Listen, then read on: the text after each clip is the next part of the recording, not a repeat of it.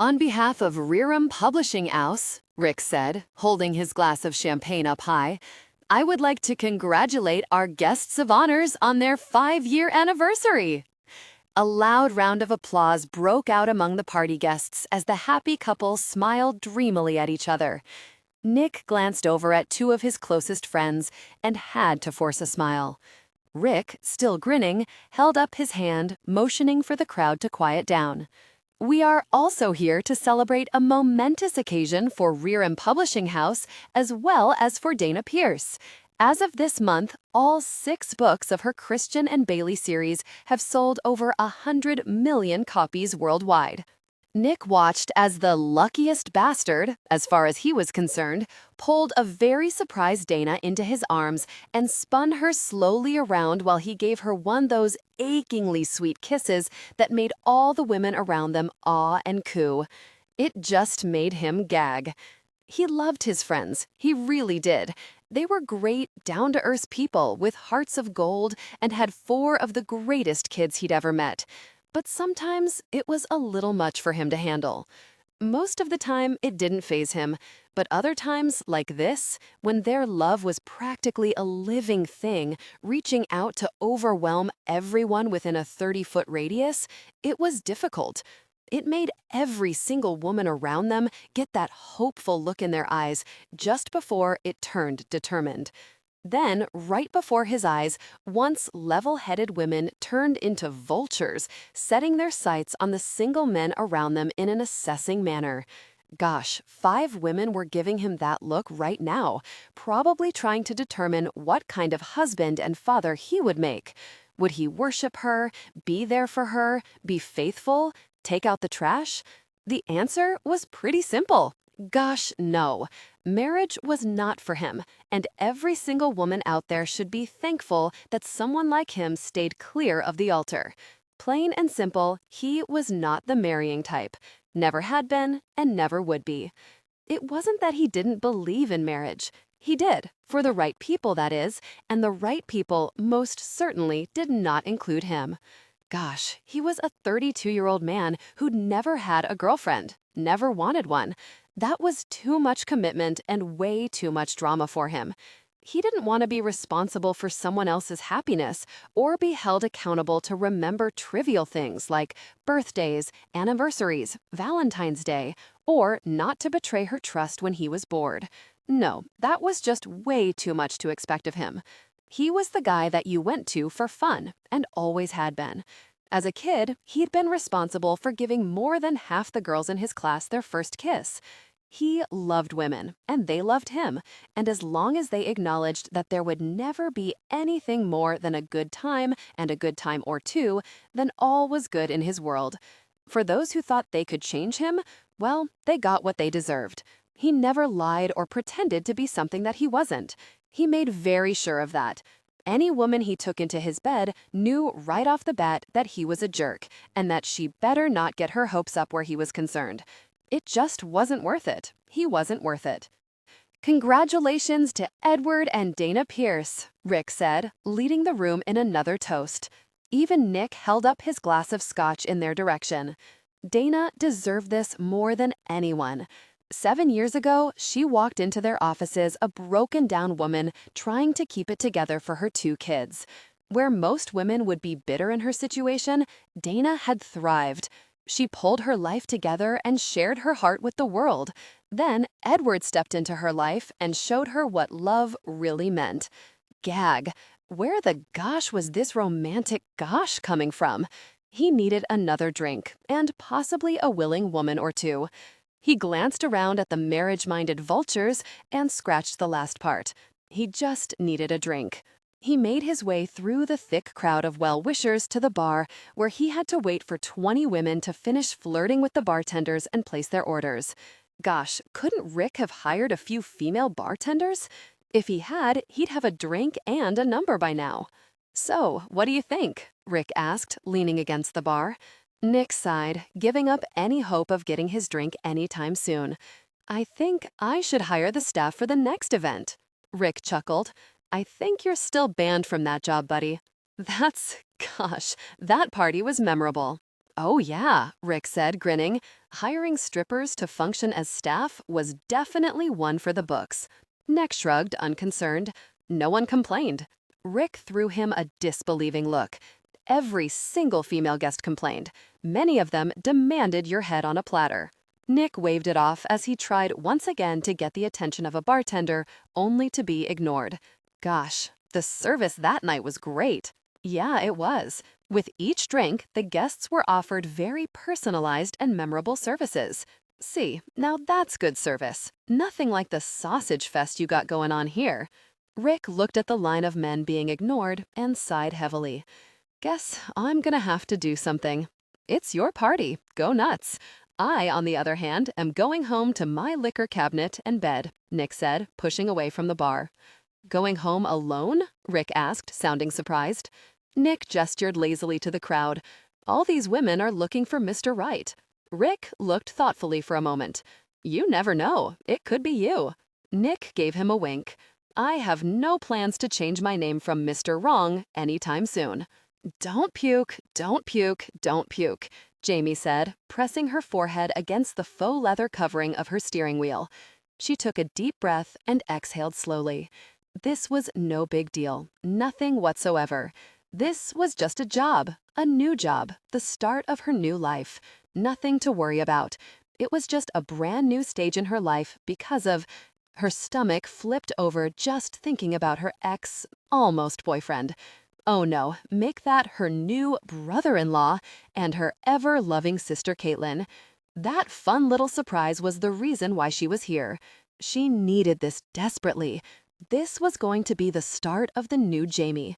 Not that she hated herself, she didn't. She just wasn't particularly in love with herself. She was too boring, too shy, too plain, and on top of that, she was pretty darn sure that she was the world's biggest pushover. Everyone knew she didn't have a backbone and had no qualms about taking advantage of that little fault. No more. That was the old Jamie. The new Jamie was going to start saying no. She was going to take charge of her life. It was the main reason she sold her internet publishing company and took this job. She needed to get out in the world, and this was the perfect opportunity. This job would force her out of her shell and into the world. I'm good, she mumbled to herself, not really sounding all too confident, but it was a start. She pushed her glasses back up her nose and did her best not to vomit. Taking one last fortifying breath, she grabbed her oversized purse, the one that really should be called a bag, and opened her door. After catching the small heel of her shoe on the floor mat and fighting her way to freedom, she opened her car door and stood up. Satisfied that she hadn't vomited or passed out, she closed her door, hit the alarm, and took a step forward, only to come to a halt and stumble backwards into the car. What the? She turned around and frowned. Of course this would happen. She somehow managed to shut her bag in the car. Her cheeks burned as the sound of laughter reached her ears. She didn't need to look back to know that they were laughing at her. Keeping her eyes and face averted so that no one would be able to identify her later and point and laugh at her, she disarmed the car alarm and removed her bag. This time, when she closed the car door, she made sure to remain a safe distance away. Clutching the purse strap tightly in her hands, she headed for the front entrance of Rerum Publishing House, praying nothing else went wrong. She kept her breathing even as she walked up the sidewalk, into the lobby, and to the elevator. She stepped inside, pressed the button for the 5th floor, and exhaled slowly. Several people in the elevator threw her curious looks, but she ignored them. She ran her sweaty palms down the front of her charcoal gray wool skirt and frowned as she inwardly groaned. Why hadn't she taken the time yesterday to try on her clothes? Oh, that's right, because Caitlin and her little trio came into the store. She'd been forced to grab the first suit off the rack that looked like it would fit, pay up, and get the heck out of there before they spotted her. It was either that or endure the fake looks of pity, rude comments, and Caitlin's little stories about how Jamie never could keep any man's attention once they met Caitlin. So yeah, she ran for it, and apparently bought a suit at least 4 sizes too big. The elevator dinged and people looked at her expectantly. It took a moment before she realized they were at the 5th floor. With an embarrassed flush and a murmured apology, she hefted her bag, her purse, and stepped out of the elevator into a beehive. "Excuse me," a woman in a much better suit than hers said in a crisp voice as she rushed past Jamie. Another murmured apology came from Jamie before she stepped back against the wall. She stayed there watching the chaos for several minutes before she broke out into a sweat. Oh God, she couldn't do this. She hurried the 3 feet back to the elevator and hit the call button, and then pressed it again and again. Where was it? She pushed her glasses back up her nose to get a better look at the elevator lights. It was on the 9th floor, and she didn't have time to wait here. Clutching her bag tightly to her body and averting her eyes to the floor, she turned and followed the exit signs to the stairwell. Halfway there, she spotted signs for the restrooms. After taking a quick glance up to confirm their location, she took another deep breath and scurried quickly through the swarm of people. She didn't release that breath until she was in the bathroom, safely locked in the end stall. After placing 5 paper barriers on the toilet, she carefully sat down, dropped her bag between her feet, and cradled her head in her hands. This had been such a huge mistake. She should have kept her company and resigned herself to being the strange woman with 20 cats that all the kids would point and laugh at in 20 years. The fact that she didn't like cats shouldn't factor into her decision. Decision made. She just needed to come up with a plan to get herself out of here. She would just have to leave the bathroom and use the stairwell to leave the building. Then she'd go home and pack up her small apartment and find some place where she could blend in and allowed cats. Maybe she'd use her new little fortune to buy a house and a new car. Wait, a house was too big for just one person. Unless, of course, cats required their own rooms, then she'd be all set. Then, after she set up her house, she'd start up another internet publishing company, and everything would be peachy.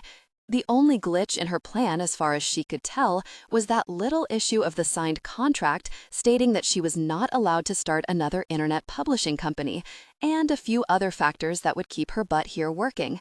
She needed an antacid or something. She looked down at her oversized purse and frowned. She wasn't the antacid-carrying type of woman, although there was a good possibility that she had a half-roll of spearmint lifesavers or a few root beer barrels somewhere in her bag. Deciding that a root beer barrel sounded great, she picked up her bag and nearly cried out in frustration as her bag tipped upside down, which normally wouldn't have been a problem, except that somehow, at some point, her bag had opened. The soft whir of the air conditioning unit was momentarily drowned out by a loud gasp and the clanking sounds as everything in her purse hit the tiled floor. "Why me?" she mumbled pathetically as she grabbed her bag and started to shove things back in.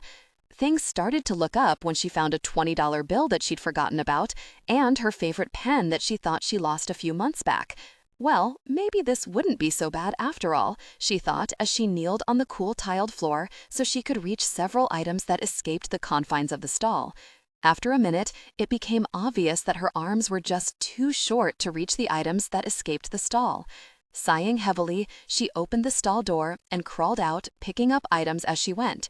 2 tampons and a quarter later, she was frowning at a pair of very large black leather shoes. Her first thought was one of sympathy for whatever woman had feet that large. That feeling slowly disappeared as her eyes traveled up a pair of men's black slacks to a very masculine jacket, shirt, and tie that, in her opinion, really looked good on the obviously fit torso.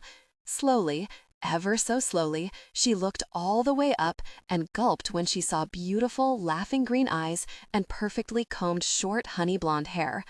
Why on earth did it have to be him? A month ago, when she came in for a meeting, he had been the reason why she nearly choked on her own tongue. It was really unfair that someone so shallow should look so gorgeous. Really, it wasn't fair. No one person should be blessed this much. He had everything going for him in life, and he knew it. It was a constant reminder to people like her that life really was unfair and was kind of sucky sometimes. His eyes lit up with amusement as he held out a tampon to her. Not just any tampon, but a purple tampon with the words "super, super heavy" written in clear, bold letters. "I believe this is yours, Miss Harris," he said, sounding close to laughing. Jamie grabbed the tampon and shoved it back into her bag as she quickly got to her feet, all while avoiding his gaze. When he tried to help her up, she took a step back. "This isn't the women's room, is it?" she asked, knowing someone up there was having a heck of a time with her today.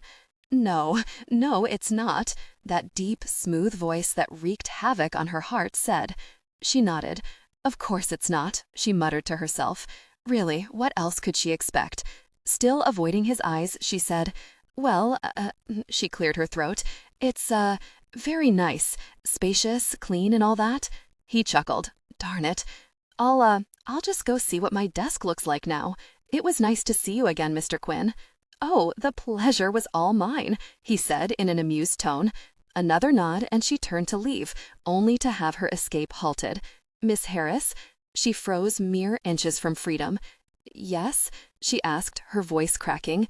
"You have a little something on the back of your skirt." Of course she did.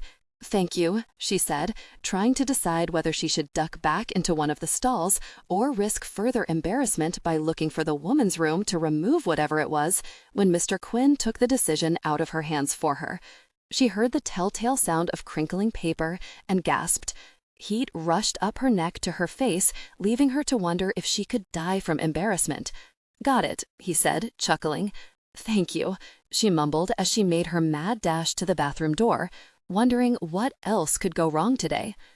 Nick was still laughing 20 minutes later as he took his seat in the conference room. Who knew hiring the little recluse would make his day? He certainly hadn't expected this little bonus. She'd certainly made his morning. Good times. "What has you in such a good mood?"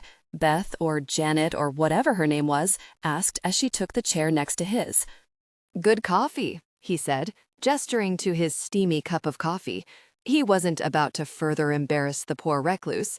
He was a jerk, yes, but a nice jerk. The poor thing was going to have a hard enough time here. He could just tell with that shy manner and frumpy clothes. There was no need to add to it. In fact, his plan was to stay away from the poor thing and sit back and watch.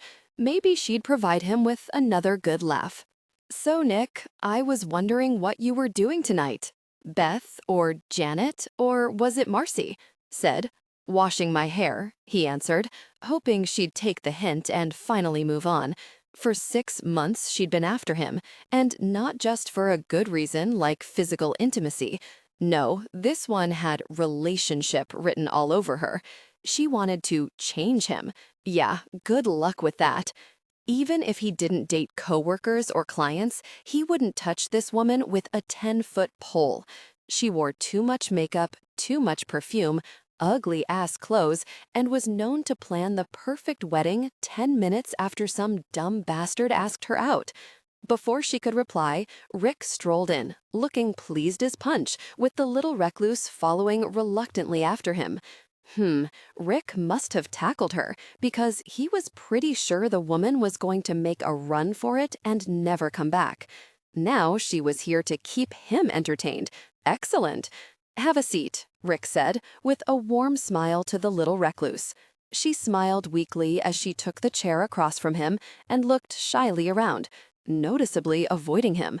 He took in her thick, too long strawberry blonde hair that was twisted into some horrible knot at the back of her head, her thick framed glasses, and ugly baggy suit. Who dressed this woman? As if she sensed his gaze, a deep red blush crept up her neck. He didn't even bother to bite back a smile. This was just too good. He liked the idea of a woman leaving him alone and providing him with entertainment. It really didn't get any better than this. Rick walked over to the chair at the head of the boardroom table and waited for everyone to sit down and settle in for the meeting. "Good morning, everyone. I hope you all enjoyed yourselves last night." There were several words of agreement before Rick continued. "Everybody did an excellent job. Edward and Dana sent their thanks this morning, as well as an insane amount of pastries and muffins. So it would be much appreciated if at some point today, all of you would stop by the break room and help us out with some of that food." Several people nodded, while most of the women murmured about diets and carbs. The only one that was silent was the little recluse, who was eyeing the doorway like it was her new best friend. No doubt she'd make a mad dash for it if she thought she could make it unseen. I've got more good news.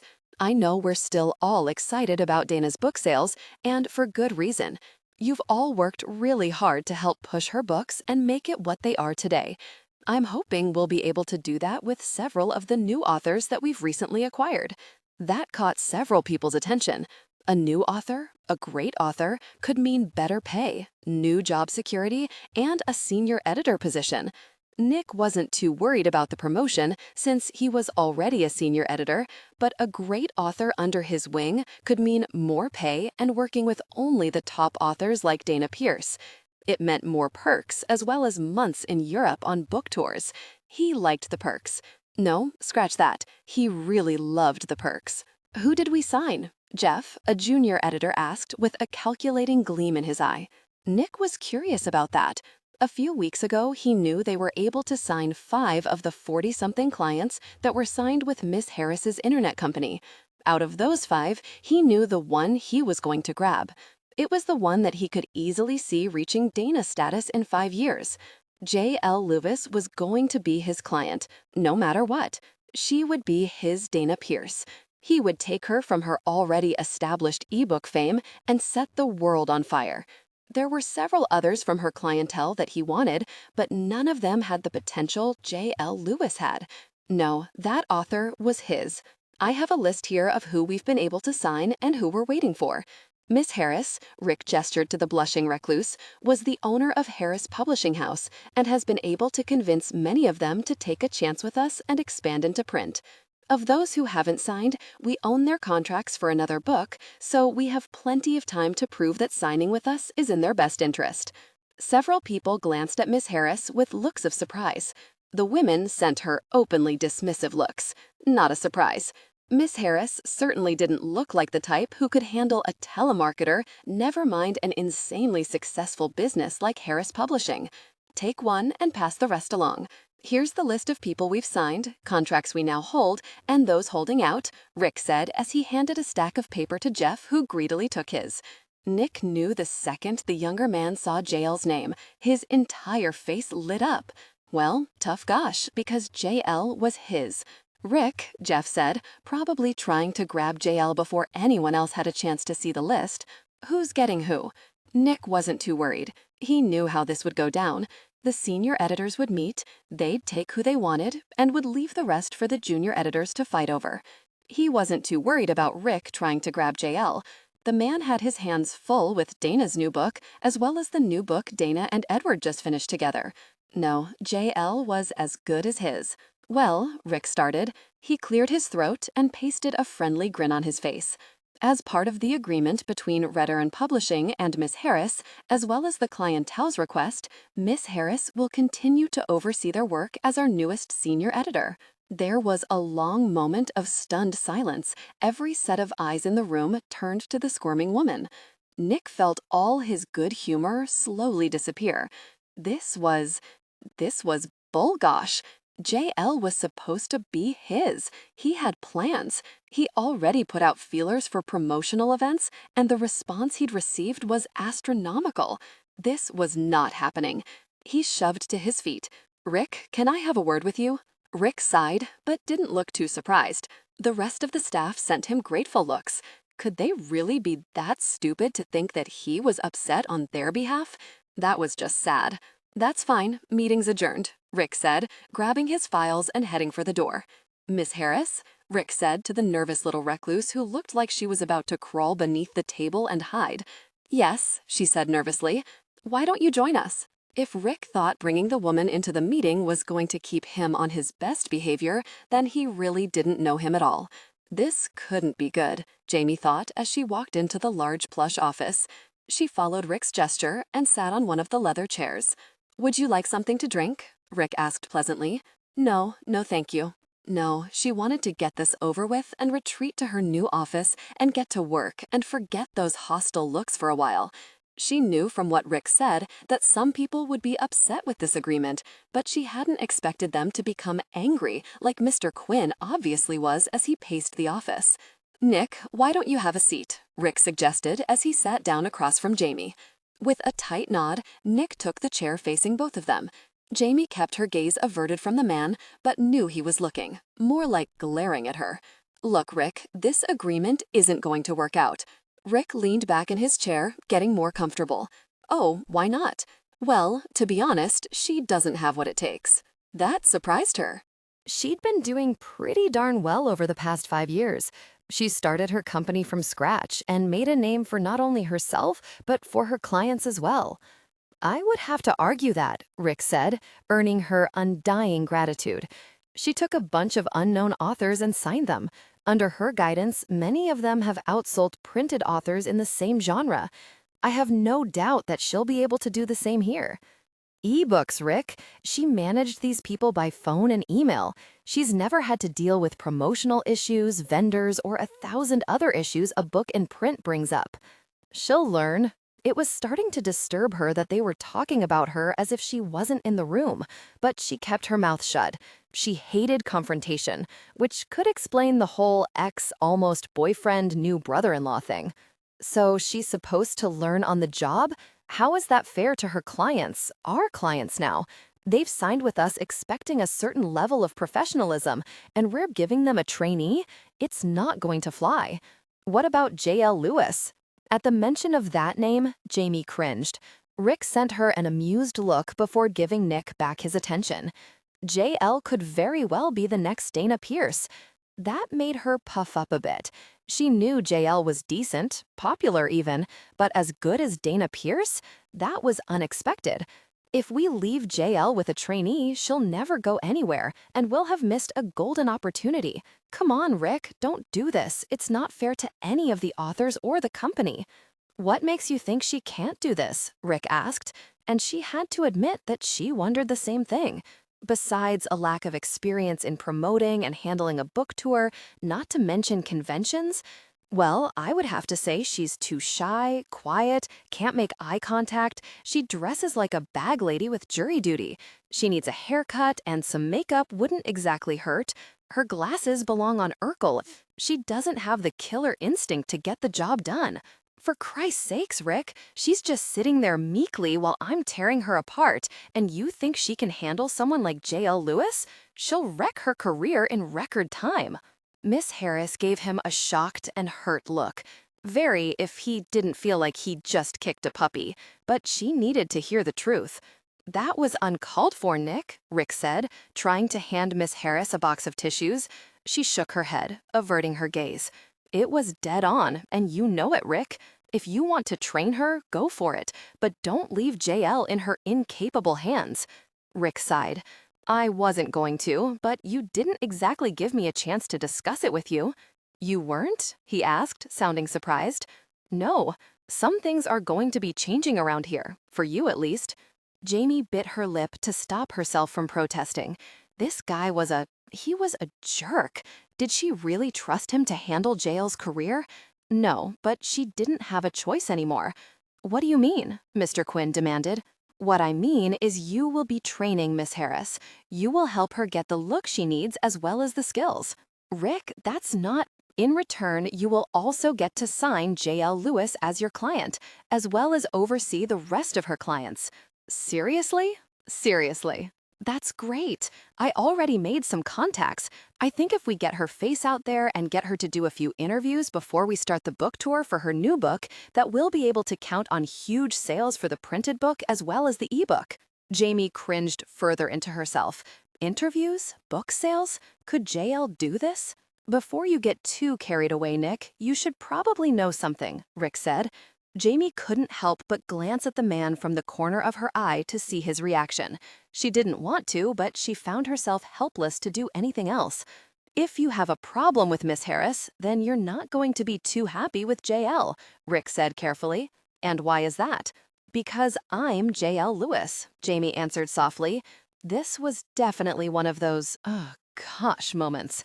He just insulted the woman he was dying to sign. Granted, he thought he was insulting the hermit standing between him, the author he wanted to sign. Hell, there was nowhere to go but forward with this one. You're J.L. Lewis? He asked, in what he knew was his most charming tone. Apparently, the little hermit didn't know that, because she only nodded. A thought occurred to him. Rick, how exactly is she supposed to represent other clients if she is busy writing and promoting her own work? She won't be. Her job here is strictly editing. She's easily one of the best editors I've ever come across. Her clients trust her, and we can work with that. They know their books will be handled by others, and they're fine with that, as long as Jamie gives their books a final look over before it goes to print. So her job here is just to give the final editorial approval before a book goes to print? Nick asked. Rick nodded. That, and to write and promote her books. You're right about her potential. I really think she'll reach Dana's level with the right help. He'd heard of pampering authors before, but this was ridiculous. They created a job for her to keep her happy? It was ridiculous to pay her as an editor when what she really was a proofreader. These authors need someone to work with. A proofreader isn't what they need. Who's going to promote their work or organize book signings? She frowned. I'm not a proofreader. No, you're not, Rick agreed. To keep her happy? Nick wasn't sure. Rick turned his attention on him. I've decided to let you have first pick. The rest of the clients I want you to assign away. What I suggest is that Miss Harris get the manuscripts right before they're ready to go to print. Nick frowned. So you're making us proofreaders? Only on these clients. It's what they want. She's known for having a sharp eye and good taste. She never takes out too much, and she has a really good knack for detail. Other than that, I want you to handle her. I need you to get her ready and start promoting her books. I want her to go on tour with a few lectures, book signings, and interviews. I want it at the same level we give Dana, but unlike Dana, we don't have to hold back because of the kids. I trust you know what to do. He caught the panicked expression on Miss Harris's face, but ignored it. He had more important things to focus on right now, like not doing a touchdown dance then and there. It would probably come off as unprofessional. He'd save it for his office. Gosh, there was so much to do. He needed to call the printers, get a decent picture on her book, set up interviews, book signings, book tours, and a convention or two wouldn't hurt. His eyes drifted towards the little recluse. First, they had to give her a makeover, nothing major. Just her hair, her eyes, makeup, and, gosh, those clothes had to go. If they could make her look more nerdish or even plainish, that would be preferable over hermit. He couldn't help his mischievous grin that seemed to make the little hermit more nervous. He knew just the women to handle this little overhaul. This was depressing, Jamie thought as they drove through a plush neighborhood. Seems things hadn't changed. She was still the world's biggest pushover or doormat. Really, labels didn't matter at the moment because her life just plain sucked. How pathetic does someone have to be to just sit there and take it politely while someone trashed everything about her? Pretty darn pathetic. Instead of putting her foot down and demanding a different agent to handle her career, she was in a car with a big jerk who wouldn't stop smiling smugly even though he was having a conversation on his cell phone. He'd been on that thing since they left Rick's office, setting up this or that. She really wished she knew where they were going. Call her crazy, but it would have been nice to have been told, correction, asked to go wherever it was they were going. She was pretty sure he hadn't said one single word to her since they left Rick's office. As soon as the door closed behind them, he attached a hands-free piece to his ear and began his marathon of calls. It wasn't until she sat down at her new desk and logged onto her computer to start editing Margot O'Malley's latest book that she realized he'd followed her. Without a word, he picked up her bag and handed it to her, gesturing for her to follow him. Well, it was just one more person to add to her list that knew she didn't have a backbone. This was just super, she thought dryly, as they pulled into a long driveway of a huge white one-story house. Finally, Mr. Quinn ended his call and got out. Obviously, he expected her to follow after him, like a puppy. Deciding against sitting in the car, mostly because it would look like she was pouting, she followed him to the front door. Where exactly are we?" she asked. He looked over his shoulder at her and ran his gaze over her, making her feel like a bug under a microscope. Finally, he looked at her face and sighed, as if it pained him to speak with her. "We're here because you need a complete overhaul, and I don't have the time to do it, so I'm going to ask a friend of mine to do it for me." Fire scorched her cheeks as embarrassment once again won over frustration. She knew she wasn't exactly a prize, but would it kill the man to sugarcoat it for her? Perhaps a few white lies here and there? "Oh," was her only response. The front door opened to reveal a man with more muscles than any one human needed. He looked Nick over and nodded his acknowledgement before turning his gaze to her and frowned. A bodyguard? What kind of friend that would help with her appearance needed a bodyguard? Then it hit her. He was bringing her to one of his many lady friends. A model, perhaps? She'd heard about him. Heck, she saw the man operate a month ago when she attended that meeting. He seemed to hit on every waitress at the restaurant. It was kind of insulting, to say the least. "Who exactly are we meeting with?" she whispered, feeling suddenly nervous under the bodyguard's glare. "Dana Pierce," Nick said casually, as if he were ordering a burger. Her brows shot up and her heart practically leapt out of her chest. He brought her to the home of Dana Pierce? Was he insane? The woman was a world-famous author and actress, and did she mention the woman had been in Maxim magazine a total of 5 times? Nope, she couldn't and wouldn't do this. Next to Dana Pierce, she would look like dog food. She turned to leave, only to have the back of her coat grabbed. In seconds, she was being dragged inside a house that had a surprisingly down-to-earth feeling to it. "Hey, let me go," she hissed. "I don't have time for this, Miss Harris," Nick said unapologetically. "Uncle Nick!" several small boys yelled excitedly. He released her, causing her to stumble. With the help of the bodyguard, she avoided going headfirst into the front door. "Thank you," she mumbled. "You're welcome, ma'am." Jamie brushed her coat down and turned around to see 2 little shirtless boys around 4 years old happily latch onto Nick's legs. An older boy, also shirtless, who looked to be around 8 or 9, hugged Nick, careful of his smaller brothers. There was no doubt that they were brothers. She would have known that instantly, even without knowing Edward and Dana Pierce had 3 sons and 1 daughter. They looked exactly alike and exactly like Edward. That was kind of interesting, considering the oldest one was not Edward Pierce's biologically son. It was kind of eerie. As discreetly as she could, she did a quick glance over the oldest boy. She remembered the incident that occurred 5 years ago with this little boy. Everyone heard about it. It was hard to turn on the television or pick up a paper or magazine for a month after it happened without seeing a reminder. A babysitter from a well-known and trusted agency had a little alcohol and drug party with a guy in this very house and left the 2 young children alone. As a result, the little boy suffered severe burns when he tried to cook food for himself and his sister.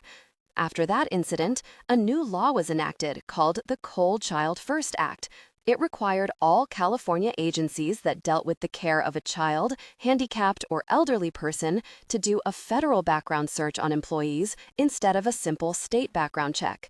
Monthly drug tests were now mandatory and the laws were tougher.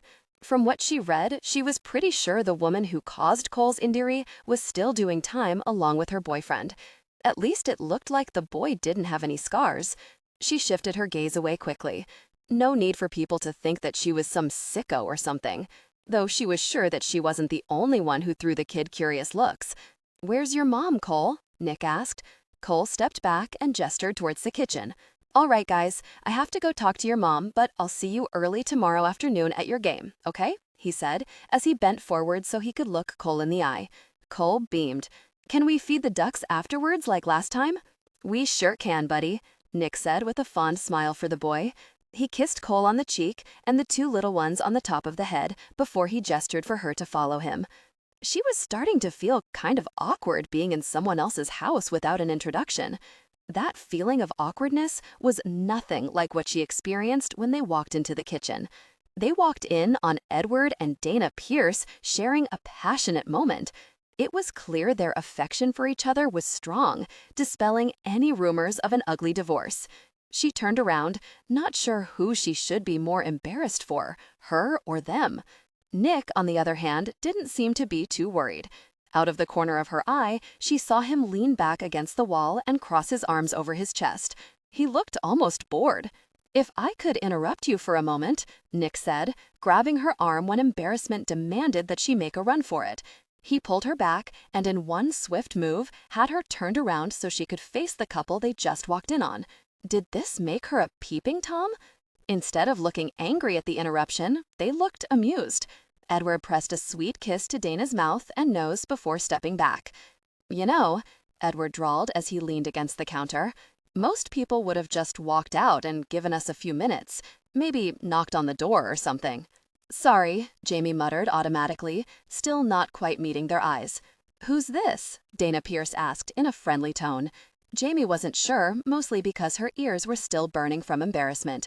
Oh, Nick said, as if she was an afterthought. This is the favor I need your help with. Does this favor have a name, or are we all supposed to follow your rude example? Honestly, Nick, sometimes I wonder why I love you so much, Dana said, stepping forward. Hey, Edward snapped. Nick grinned hugely. She rolled her eyes playfully at her husband. Don't give me that look. You know I have a soft spot for Nick. That's funny, because I have a very... Nick began, only to be cut off by Dana slapping a hand over his mouth. Dana smiled warmly as she looked at Jamie. I'm sorry that my very rude friend here is being, well, himself. I'm Dana, and this is my husband, Edward. We're very pleased to meet you. She prompted smoothly. Jamie Harris, she managed to answer. It's very nice to meet you, Jamie. Would you care for something to drink?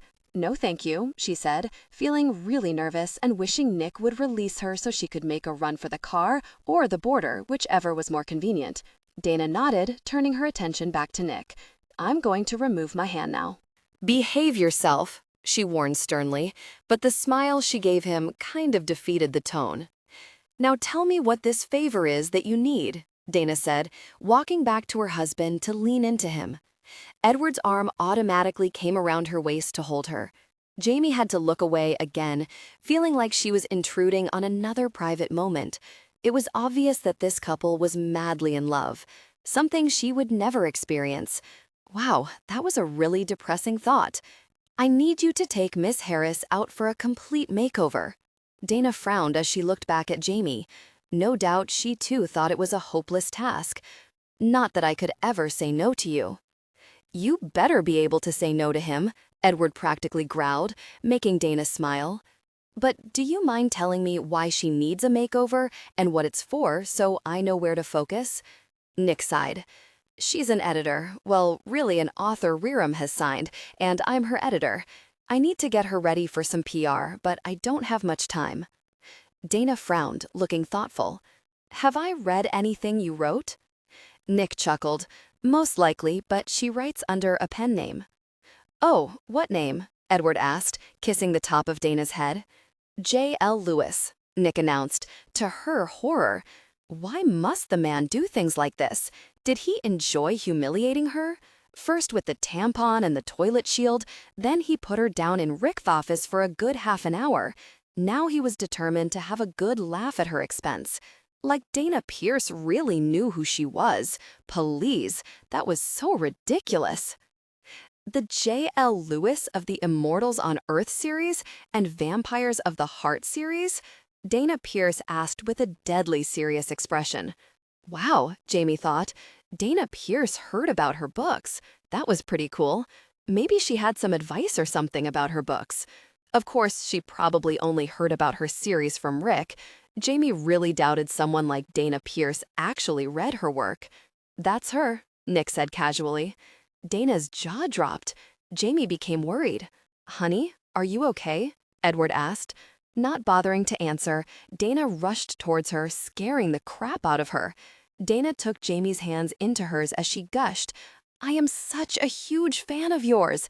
Oh my God, you have to sign something. You know, you don't have to do this, Jamie mumbled. The two women who'd practically dragged her here slowly turned around, looking horrified. I love makeovers, Amy Bennett, Edward Pierce's baby sister, gushed. Dana chuckled. She's just hoping we let her out of this. She gave Jamie a warm smile. Don't worry, this will be fun. Jamie wasn't so sure of that as she glanced past the two women towards the open floor of the upscale beauty parlor. Besides, Rerum Publishing is paying for this, so I say enjoy it, Dana said with a firm nod. Amy quickly agreed, making her fight back a smile. These two women were nothing like she expected. Never in a million years had she expected that Dana Pierce would drag through her house to her private office so that Jamie could autograph a piece of paper for her. Nor did she expect Dana to call her sister-in-law and brag rather excitedly that J.L. Lewis was in her house. That, of course, made the other woman screech and demand that no one move until she got there. Now they were embarking on what could only be described as a day of torture. The other two women argued with Nick for over an hour about what needed to be done. When Nick explained what he wanted done, she frowned along with the other two women. Even Edward Pierce looked a little confused. The way he explained it, she could have sworn he expected her to turn out nerdish. Thankfully, the other two women shot him down. When he argued, Dana enlisted the help of her 3 boys and little girl to chase a laughing Nick out of the house with water guns. The new game plan now was hair, makeup, laser eye surgery if it turned out she was a candidate, and then clothes. Jamie didn't have much hope, but didn't say anything. She knew she wasn't pretty. Caitlin was the pretty sister. Everyone always said so. Jamie was the smart one, the responsible one. It was the role she was born into and accepted it without complaint. Never once had she even considered, well, not really at least, having a makeover. What was the point? There wasn't enough makeup in the world to turn this ugly duckling into a swan. No point in wasting her money. She didn't want to waste Rerum Publishing's money either, but the two women were so excited and happy to do this with her that she couldn't bring herself to tell them it was pointless. She just hoped when this was all over that they weren't too disappointed. Nick glanced at his watch as he stepped out of the car. Gosh, he muttered as he headed for the front door. It was 8:45, and he was more than 2 hours late in picking Jamie up. Dana was going to be pissed, but there was no helping it. He just spent the last 11 hours on the phone, computer, and overseeing 5 assistants, all so he could make J.L. Lewis's introduction to the world perfect, smooth. This was the big chance he'd been waiting for, and he wasn't about to let anyone mess it up, not even J.L. Lewis herself, especially not J.L. This was his big break. This was his Dana Pierce. When he was done, everyone was going to know who J.L. was, and it would all be thanks to him. Before he got the chance to knock on the door, it was pulled open. A disheveled-looking Dana stood in the doorway with a silk pink robe wrapped around her body. Her lips were puffy and glistened from a recent kiss, and her hair was muzzed. He couldn't help but smile. "Did I interrupt something?" he asked innocently. Dana blew out an exasperated breath, sending a strand of hair out of her face. "You're late."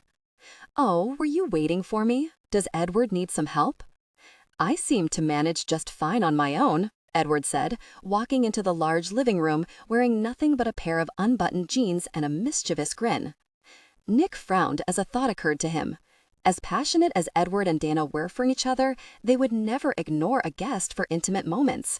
"Where's Miss Harris?" he asked. Edward wrapped an arm around his wife and pulled her back into his body. "The girls dropped her off at her car a couple of hours ago." "Very much. Why didn't someone tell me? I need to see her tonight and see how things turned out so I know how we should proceed with press releases." Dana shrugged. "We did call you, but she wanted to go home, and I don't blame her. She was really upset." Upset? Crap. The makeover hadn't helped one bit, and the little recluse was heartbroken. No doubt she thought a snip here and there and a little blush was going to perform miracles. He could have told her not to expect much, but wouldn't that have just been cruel? "She had a big shock tonight, Nick. Just leave her alone and let her get used to it, okay?" Dana, always sweet, kind, and considerate, said. If only he could listen to her, but he couldn't. He had a job to do, and that meant going over to Miss Harris's apartment and seeing how much damage control he had to do. If it was really bad, he'll have the photographer do some touch-ups after the photo shoot tomorrow. Normally, he'd invite himself in and make a nuisance of himself to mess with his friends, but tonight he had work to do. After thanking them for all their help, even though it probably hadn't done much, then again he hadn't expected much, he made his way over to Miss Harris's apartment. He wasn't entirely surprised to discover the little recluse lived in an average city neighborhood. There wasn't much to set this place apart. It looked to have a convenience store, a package store, and a small bakery that promised half-off coffee rolls every Thursday with the purchase of a large coffee. Even her building was average, a 3-level brick building with a basic security door and buzzer. There was absolutely nothing special about it. He walked up the 2 front steps and looked over the apartment listings. Not surprising that the little recluse lived on the third floor. It was out of the way and the perfect floor for a little hermit. He pressed the button marked J. Harris and waited. When no response came, he hit the buzzer again. Hello? Miss Harris's voice sounded from the raspy speakers. Miss Harris, it's Nick Quinn. You were supposed to wait for me so that we could go over your schedule for the next 4 weeks. Oh, I'm sorry, He cut her off. It's no problem, Miss Harris. We can go over it now if you'd buzz me in. It's kind of late, she responded quickly. It won't take that long, I promise. At the very least, I need to go over tomorrow's schedule. Can't we go over it tomorrow morning? She asked, sounding hopeful. He had to smile. Poor thing must be so humiliated. Well, it was best to get it over with and see what he had to work with. I'm afraid not. We're not meeting at the office, Miss Harris. I really need to speak with you. You're speaking to me now, she pointed out. Nick closed his eyes and prayed for patience. The first day wasn't over, and she was already causing him problems. He had no doubt that he could get the little recluse under his thumb. He'd use his charm, false flattery, and if that failed, which it never had, he'd just use the little fact that she was a pushover to his advantage. I prefer to speak with you in person, Miss Harris, instead of discussing Rerum publishing business in public for the entire neighborhood to hear. I'm, tired. So, this will have to wait until tomorrow. So, good night, she said. A small clicking sound followed, letting him know she turned off her intercom.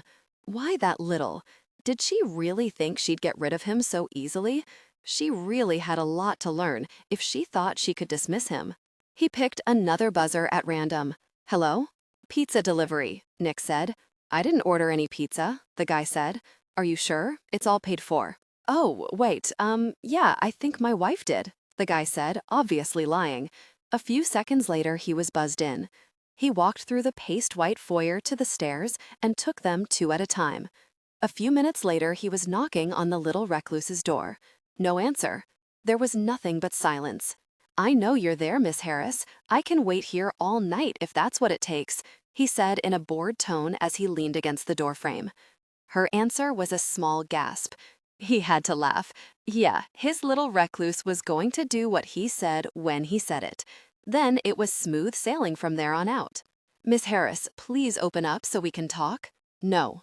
Miss Harris, I can stay here all night. Why don't you save us both some time and open up now?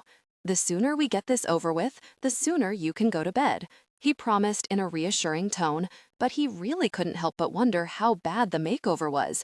Did she look like Frankenstein or a drag queen? No. Miss Harris, he said warningly. He was getting pretty aggravated now. You can stay out there as long as you want. I, for one, am going to bed. Good night, she said. She wouldn't. She did. The light beneath the door disappeared. A minute later, he heard a door shut. No doubt it was her bedroom door, so she wouldn't have to hear him. Son of a gun! He rapped on the door for a moment. Nothing. He waited another 5 minutes, feeling like an idiot. No woman ever made him wait. It was unheard of. The fact that this little recluse had pissed him off like nothing else. This isn't over. I'll be back, he said to absolutely no one. Scowling at the door one last time, he left. This was far from over. This is Jamie Harris, Jamie said in a hoarse voice, hoping she wasn't overdoing it. Hello, Miss Harris. How can I help you? One of the office assistants asked cheerfully. Could you please tell Rick that I'm going to be working from home today? I'm afraid I caught something yesterday. Miss Harris, could you hold, please? She said before she placed Jamie on hold. Jamie opened her mouth to say she couldn't hold, but didn't get the chance. She suddenly felt like a kid playing hooky from school. Maybe she should just hang up and shut her phone off. As long as she edited a few books today, they should be happy, right? She paced her small bedroom, mentally berating herself for not just hanging up. It was easy. All she had to do was press the end button and then turn off the ringer. Then she could spend the rest of the day wrapping her mind around everything and make sense out of the little surprise she had yesterday. Of course, it all could have been a fluke yesterday, brought on by a very vivid imagination. It was most likely a side effect of an overactive imagination, but 2 glasses of champagne she drank at the spa and the wishful thinking of the other woman affecting her eyesight. not to mention the laser eye surgery.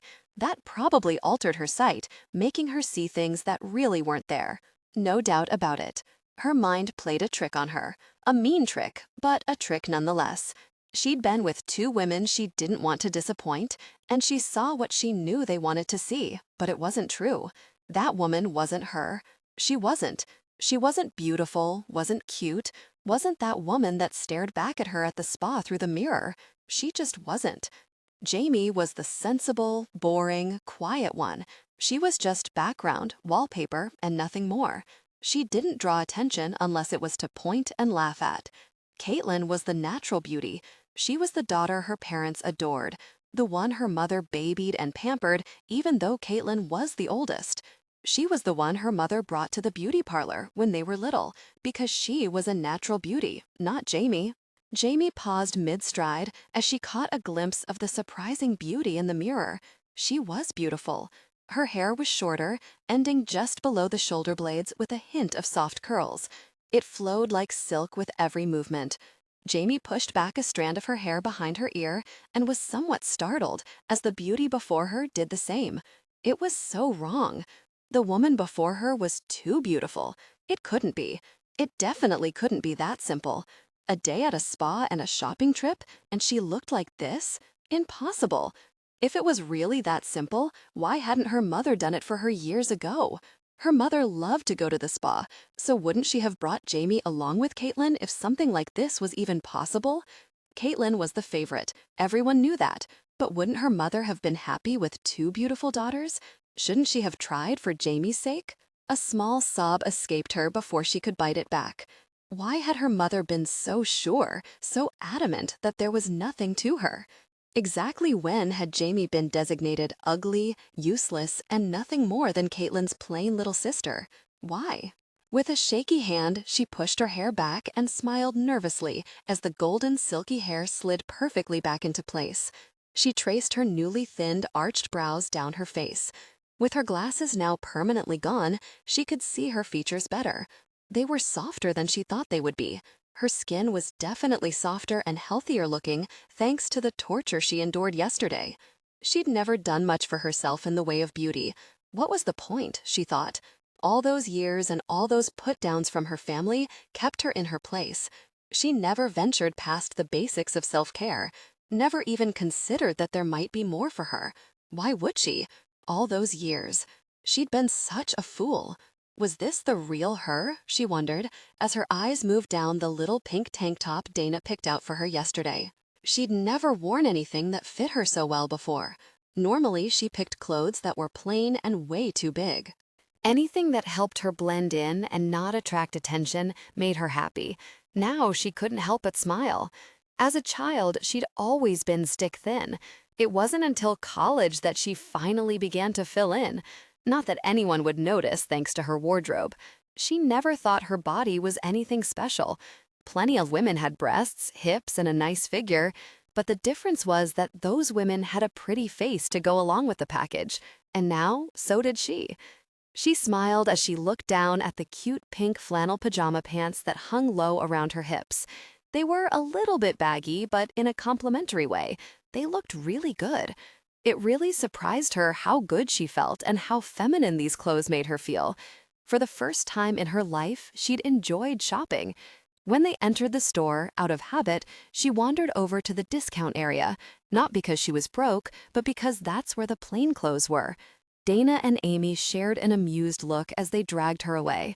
Under their guidance and direction, she bought everything from shoes to simple lingerie. Her bedroom and half her small living room were now filled with shopping bags. An excited smile tugged at her lips at the thought of going through everything and playing dress-up. She felt like such a girl today. It was exciting and scary, and she couldn't wait to get started. "Miss Harris, please hold while I transfer your call to Mr. Quinn," Jennifer suddenly announced, breaking through the Christmas morning-like euphoria Jamie had going on. That's not really necessary," Jamie hurried to say, but it was already too late. As the last word flew out of her mouth, she heard the audible click of the phone being switched to a different line. "Good morning, Miss Harris," Nick said smoothly. "I hear you're not feeling well this morning." That is, I'm..." She rambled on nervously. "You're planning on working at home today, I gather?" "Yes," she answered quickly. Then she remembered that she was supposed to be sick and cleared her throat and tried to make her throat sound all scratchy-like. "Yes." "You don't sound too good." Relieved that he was buying it, she relaxed a little. "Yeah, I think I just need a day or two to recover. I should be fine in a few days, but in the meantime, I'll just have to work here." She added a little sigh at the end to make it sound like she wasn't entirely happy with the idea of skipping the office for a few days. "I see," he said. "So, I'll see you in a few days?" It came out more of a question than she planned. She really needed to work on being firm. No wonder people walked all over her, she thought, disgusted with herself. Well, she'd fix that later today with a trip to the bookstore. She was going to buy every self-help book there was on being more affirmative. Perhaps I should stop by and see how you are. I could bring you something to eat and perhaps some tea for that sore throat of yours, and we could go over a few things," he offered. He wanted to come here? Oh, no, no, no, no. That couldn't happen. Today was her fun day. Today she was going to relax and be girly. She couldn't do that with him here. Plus, she didn't want him to burst her bubble. Right now, she felt pretty and womanly. If he looked at her and still saw the same old Jamie, it would break her. She liked this new Jamie. She wanted, no, needed to be this Jamie. That's okay. I don't want you to get sick." "Oh, but I don't mind. Why don't I swing by?" I can be there in 10 minutes. I can see how you are and we can get some work done," he said. She was cut off by the beautiful sound of someone knocking at her door. Thank gosh for annoying neighbors. No doubt Mrs. Briggs wanted to tell her to turn down the television that wasn't on, or it was Mr. Ames accusing her of stealing his mail, again. Heck, even a landlord informing her of a rent hike would be more than welcome at this moment. "I have to go. Someone's at the door, so I'll just see you at the office in a few days. Bye," she said quickly, not giving him a chance to respond, knowing he would just find some way to come by. She tossed her phone onto the couch as she made her way to the front door. At least she bought herself 2 more days before she had to listen to Nick Quinn tear into her again, she thought as she opened the door. A small whimper escaped her as she came face to chest with Nick Quinn. Oh, this was so not good. Nick didn't even bother looking at the little recluse as he swiftly backed her up. He had more important things to do, like get inside her apartment so he could assess the damage and see what needed to be done in order to make this work for him. Once he backed her into her apartment far enough, he shifted her away. She may have stumbled, he wasn't really sure or cared at the moment, and turned to shut and lock the door. Satisfied that he had her where he wanted her, he placed the new laptop on the table by the door and let out a relieved sigh. Admittedly, last night he'd been a little pissed that the little recluse wouldn't let him inside so he could do some damage control, but he went home and regrouped. He went through the itinerary he'd worked very hard yesterday to set up and added a few things, deciding that he could, in fact, be generous and allow the little recluse a few hours to console herself after her failed makeover. But that time was over. He turned around to get his first glimpse of the made-over little hermit and frowned. Where in the world had she gone now? He swore under his breath as he scanned the small, organized living room and didn't find her. "Miss Harris?" he called out. He stepped past the couch and a half-dozen shopping bags and quickly scanned the adjoining kitchen. Nope, no little recluse there. He wasn't too surprised when she didn't answer. No doubt she thought he'd eventually get bored and go away. Not a chance in the world of that happening, he thought as he looked at his watch. They needed to go over a few things, pack, get to a photo shoot, pray for a miracle, go to Cole's game, and then catch a flight to Boston. This was his chance to make his mark, and he wasn't about to mess it up. "I'm not going anywhere, Miss Harris. The sooner you get out here, the sooner we can get to work," he announced, as he put his hands on his hips in an effort to keep himself from tearing the little apartment to shreds to find her. Shaking his head in disgust, he walked back to the door and grabbed the laptop. He was pretty sure Rick never had to go through this much nonsense for Dana. The reason for that was pretty simple. Dana had been motivated to get out there and ignore her doubts and fears. She'd been trapped in a loveless marriage with a worthless person that cared more for his computer and girlfriend than he had for his family. Writing had been Dana's only means of escape, and she'd worked very hard day and night to perfect her craft, and it had paid off, not only for her, but for Wareham Publishing and definitely for Rick. Nick wanted what Rick had. He wanted to be a leader in the industry, and most importantly, he wanted to leave his mark on the world, and Miss Harris was the key. If he couldn't get her to cooperate and get in line with his plans, he would be in a lot of trouble. There was no doubt in his mind that she'd be switched to another editor if he couldn't pull this off quickly. His bosses were practically drooling at the idea of having another author of Dana Pierce's caliber, and they wouldn't tolerate mistakes. With that in mind, he knew that he had to entice the little recluse into doing what he wanted. He sat down and removed the new laptop from the bag. As it powered up, he looked around the small room. Beyond the basics, like furniture, a small television, and a computer, there really wasn't anything special about this room. The only wall decoration was a framed diploma. Other than that, there were no pictures of friends or family. No knickknacks or keepsakes to be found. Now that he really took the time to look around, the only area of the room that looked lived in was the computer area. While the rest of the room was spotless and bare, her desk was not. It was piled high with papers, probably manuscripts, books, candy bar wrappers, a jar of hard candies, and a very old mouse pad. Realization hit, and he knew how he was going to get what he wanted. This little recluse was truly that, a recluse. She was a young woman with no life or experience outside of her books or computer. That's why she'd sold her successful internet company and taken a job when she didn't need one. This little recluse wanted to experience life, to make changes and take chances. All she had to do was offer her those opportunities, and he'd have her full commitment. He placed the computer on her bare coffee table and opened up the document he'd been working on only an hour ago. "Miss Harris," he said, trying to sound casual, "I'd like to apologize for upsetting you.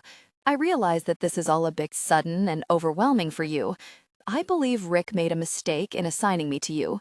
He ignored the snort of agreement that came from somewhere in the vicinity of the tan door, probably the bathroom, and continued.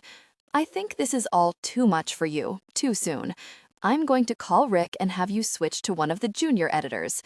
He'll make sure to keep things simple. You probably won't even have to leave the office." He paused to let his words sink in. No doubt she was feeling relieved at the reprieve. "If you don't mind, I need to make a lot of calls. I have to cancel flights, hotel rooms, conferences, book signings, and conventions." He sighed heavily for effect. "I guess I can wait for most of these calls until I get to the office, since they'll take hours. I had you booked all over the country. The one in Hawaii will be kind of tough to get out of." He paused for a few seconds to allow that to sink in. "It's really a very shame, because I think you would have really enjoyed yourself. I know touring can be a lot of work, but it's also a lot of fun," he said as he opened his email to make sure that all his travel confirmations were set. "But there's also a lot of fun, new experiences, trying new things, meeting new people. I think this could have been really good for you, but I'm not going to push you into something that you're clearly not ready for." Nick waited, watching the bathroom door like a hawk. He bit back a groan of frustration, knowing he had to remain cool and calm if this was going to work. His eyes darted back to her desk, and he couldn't help but grin when he spotted the scratch ticket. "You wouldn't happen to know the area code for Vegas, would you? I booked you there next month, and I need to let them know." "Vegas? Yeah, His words trailed off as he turned his head and found the little recluse standing in the bathroom doorway, fidgeting nervously with her fingers. She stood straight, but avoided looking at him. There were few things in life that left him speechless, and this was one of them. The drab, frumpy little recluse that he'd left with his friends was gone. In her place was a very pretty and adorable woman. She wasn't the most beautiful woman he'd ever seen. She wasn't Dana Pierce level pretty, but she was definitely striking. He ran his eyes from her newly cut silky hair over beautiful caramel eyes, cute little nose, the bottom lip that was fuller than the top, small oval chin, slender neck, her form accentuated by a baby pink top, a slender waist, nicely shaped hips, and short yet nicely shaped legs. One very important question came to mind. Why in the world had she been covering all that up? That thought was immediately followed by the realization that this new look would definitely work in his favor. Before, all he had was her work to push the name. Now he had a beautiful face to back the work. This would be easier than he thought. Where else would I be going? Her quiet voice tore him from his thoughts. He gave himself a mental shake and focused on the problem at hand, convincing her to take a chance with him. He moved to the end of the couch, gesturing to the computer on the table. "The whole itinerary is right there, if you'd like to take a look," he said casually, as if he wasn't nervous as hell. She looked close to bolting again, but curiosity clearly won out. She sat down on the couch, careful to keep her distance from him, and scrolled down the list. He knew she liked what she saw by the way she was trying to bite back a smile. "And there would be time for me to do other things?" she asked hesitantly. Oh, he had her. J.L. Lewis was his. Absolutely. "What are you doing?" Jamie quickly shifted the new laptop on her tray so that the monitor was now facing the airplane window. "Nothing," she said quickly. Nick frowned down at her. Even sitting down, he towered over her, intimidating her. She inwardly sighed, wondering when she was going to catch a break. Thankfully, and much to her delighted surprise, first-class seats really were spacious. All throughout her photo shoot and meetings this morning, she feared being squished between Nick and some unknown, probably smelly person during the 6-hour flight, but luckily the airline bumped them up to first class at the last minute. It probably had something to do with Nick flirting with the ticket woman. She wondered if he would use that lovely little talent for the rest of their flights during their tour.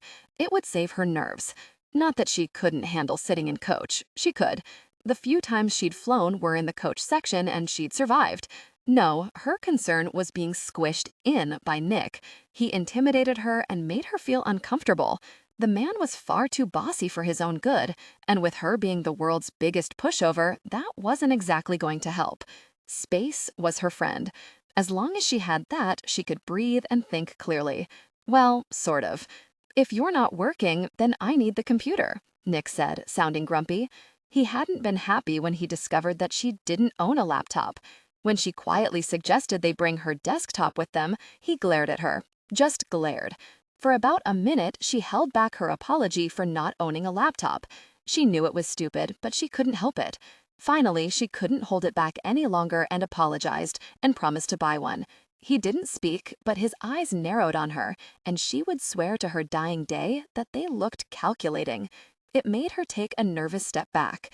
After another moment of making her squirm, which she really didn't appreciate, he told her they would share his new laptop until he could find one that met his specifications for her. She really didn't understand why they couldn't just pop into a Best Buy and pick one up, and told him that. He just shook his head and told her he'd handle it. That was fine with her. She really didn't care and was more than happy to play around with this one. It was pretty cool. For the first 10 minutes, she played around with it.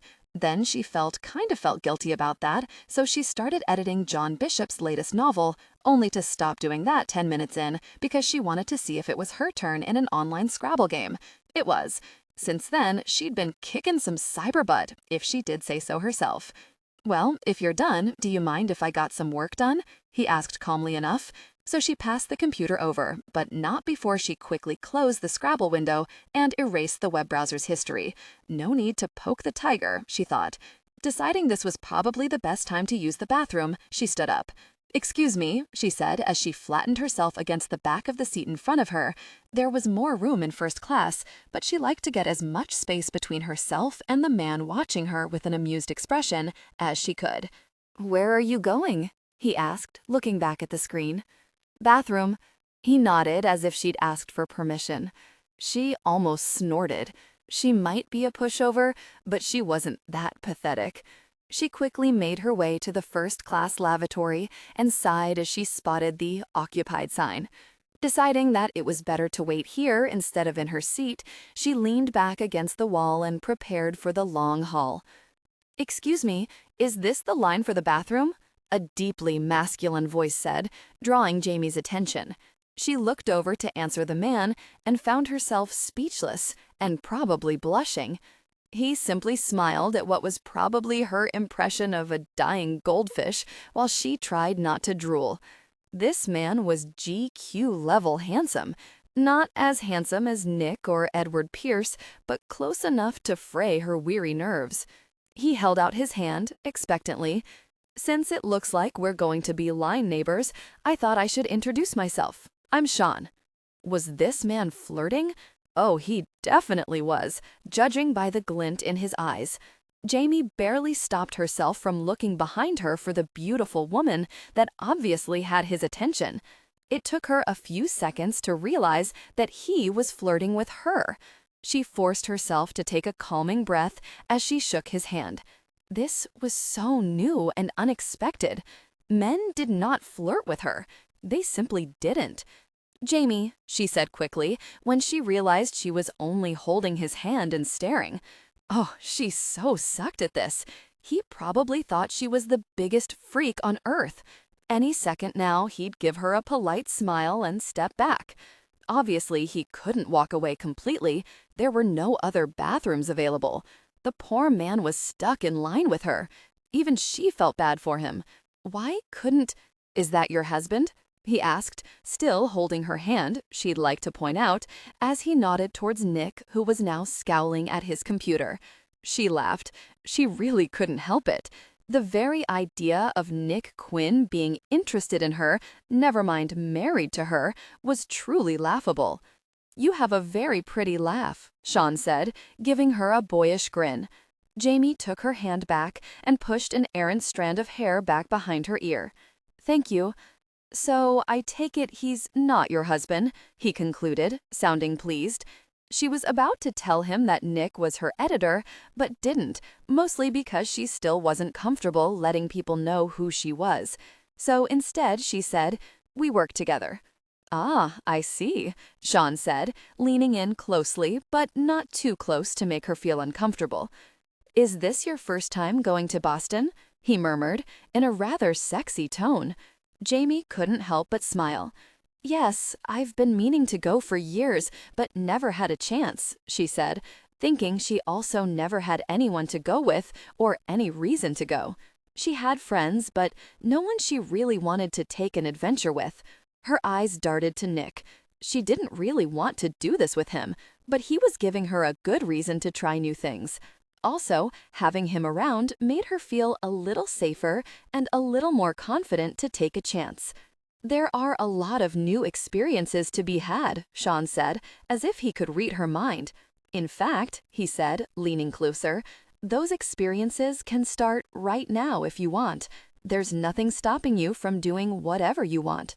She was just about to open her mouth and ask what sort of new experiences could be had on an airplane when the bathroom door opened. Jamie was barely aware of the middle-aged man smiling sheepishly as he stepped past them.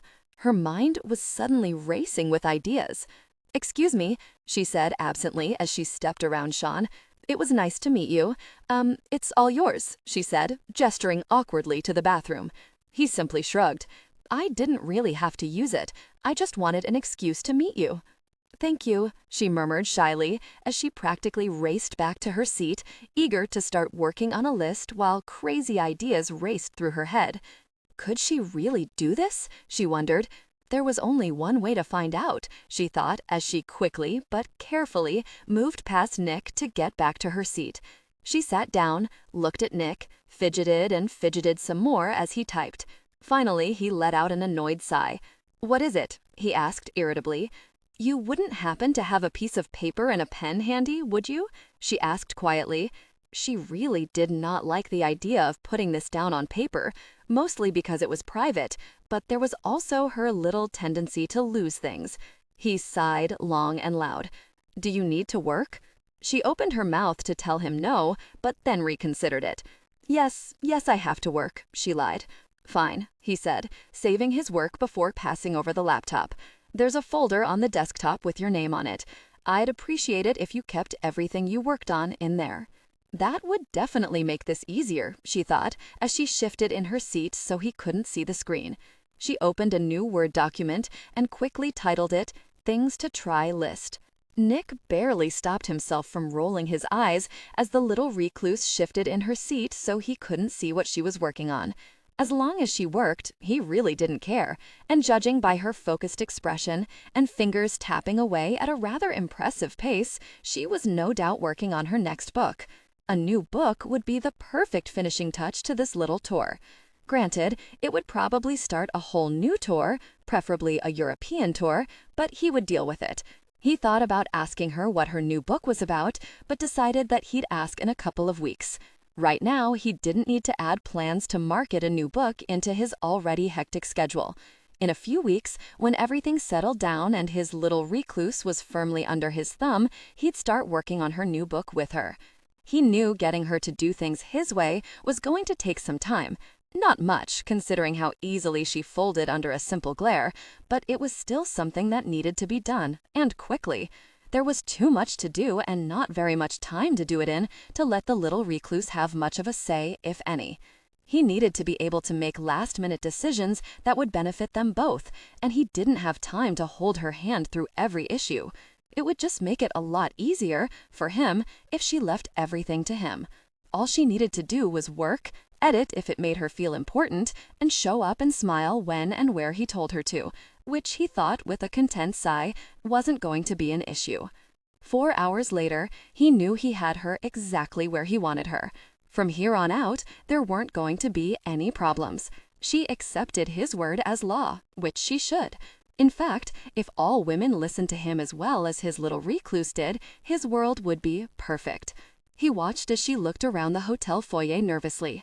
When her eyes landed on the gold ballroom's bulletin board announcing the Romance Writers' Convention the following day, with a special appearance by J.L. Lewis, he had to bite back a smile. The blush and look of surprise on her face was actually kind of cute, but it also let him know one very important thing. Jamie was easily intimidated. This was going to be so freaking easy.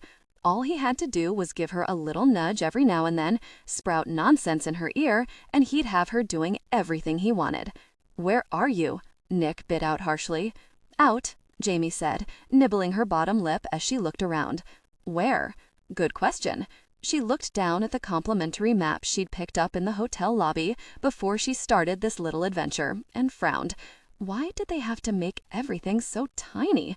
Because the map was the size of a brochure, she thought with a sigh. "Well, I'm out." "You're out?" he asked tightly.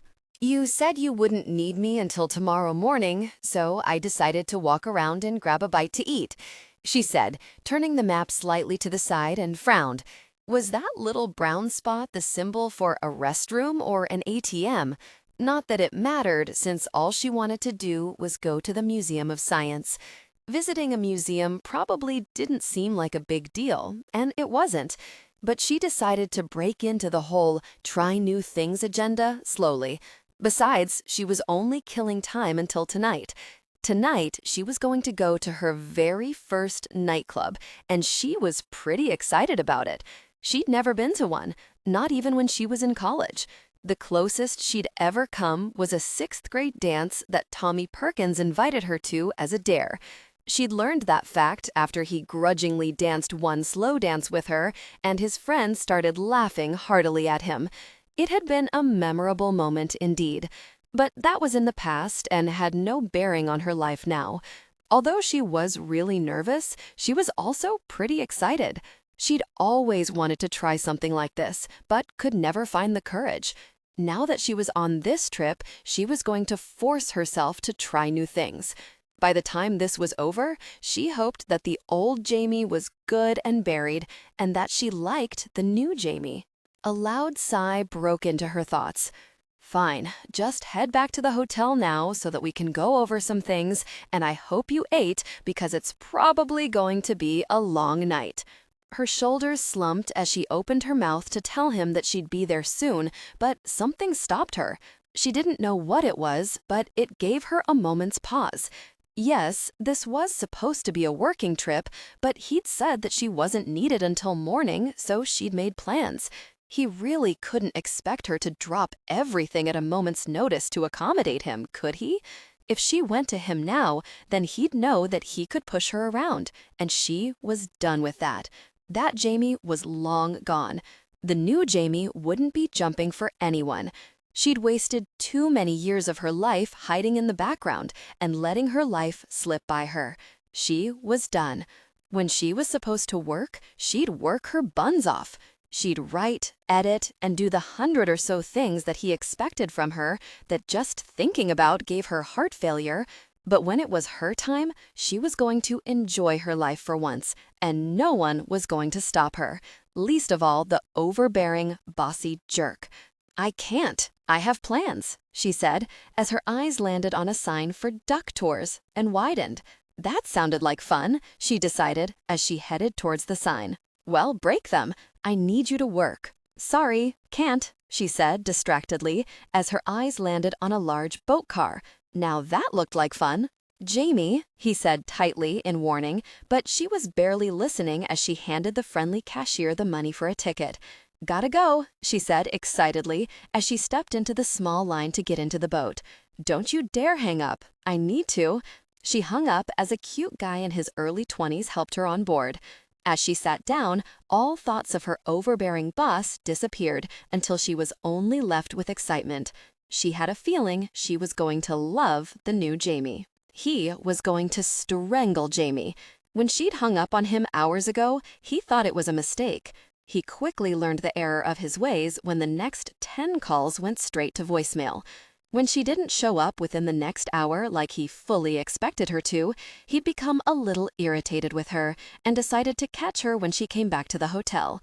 Either he was losing his hearing or she was the quietest woman in the world because she somehow managed to sneak into her room, the room next to his, shower, change, and sneak out without him knowing. Well, that wasn't entirely true. When he stepped out of the shower, he heard her door click shut. At that point, he'd been willing to forgive her for ignoring his summons and pulled on a pair of sweatpants quickly before he stepped out into the hall to knock on her door, only to catch a glimpse of her as she stepped onto the elevator, all decked out in a black cocktail dress, and further irritating him. After he got dressed, bribed the bellhop to tell him where Jamie was headed, he hunted her down to a nightclub of all places. He scanned the long line, hoping he'd find her, but he hadn't. Somehow, Jamie had gotten into the club, and he'd been forced to get into the line and wait a very long hour as he kept an eye out for Jamie. Now he had her in his sights, and it was taking everything he had not to go over there and strangle the nervous little recluse. For the past half hour, he bided his time as he watched her, hoping his really bad temper would go down. It hadn't. So he watched as she sat at the crowded bar, sipping her drink as she cast wary glances towards the dance floor. Every now and then, someone would bang into her as they signaled for the bartender, and he knew even 20 feet away that she apologized each and every time. Whenever a man approached her, the little recluse would blush bright red, mumble something, fidget in her seat, and send the guy away. Then she'd watch him walk away, frowning.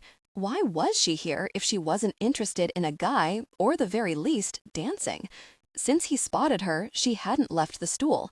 Well, that was fine with him, since it would make getting his hands around her neck a lot easier.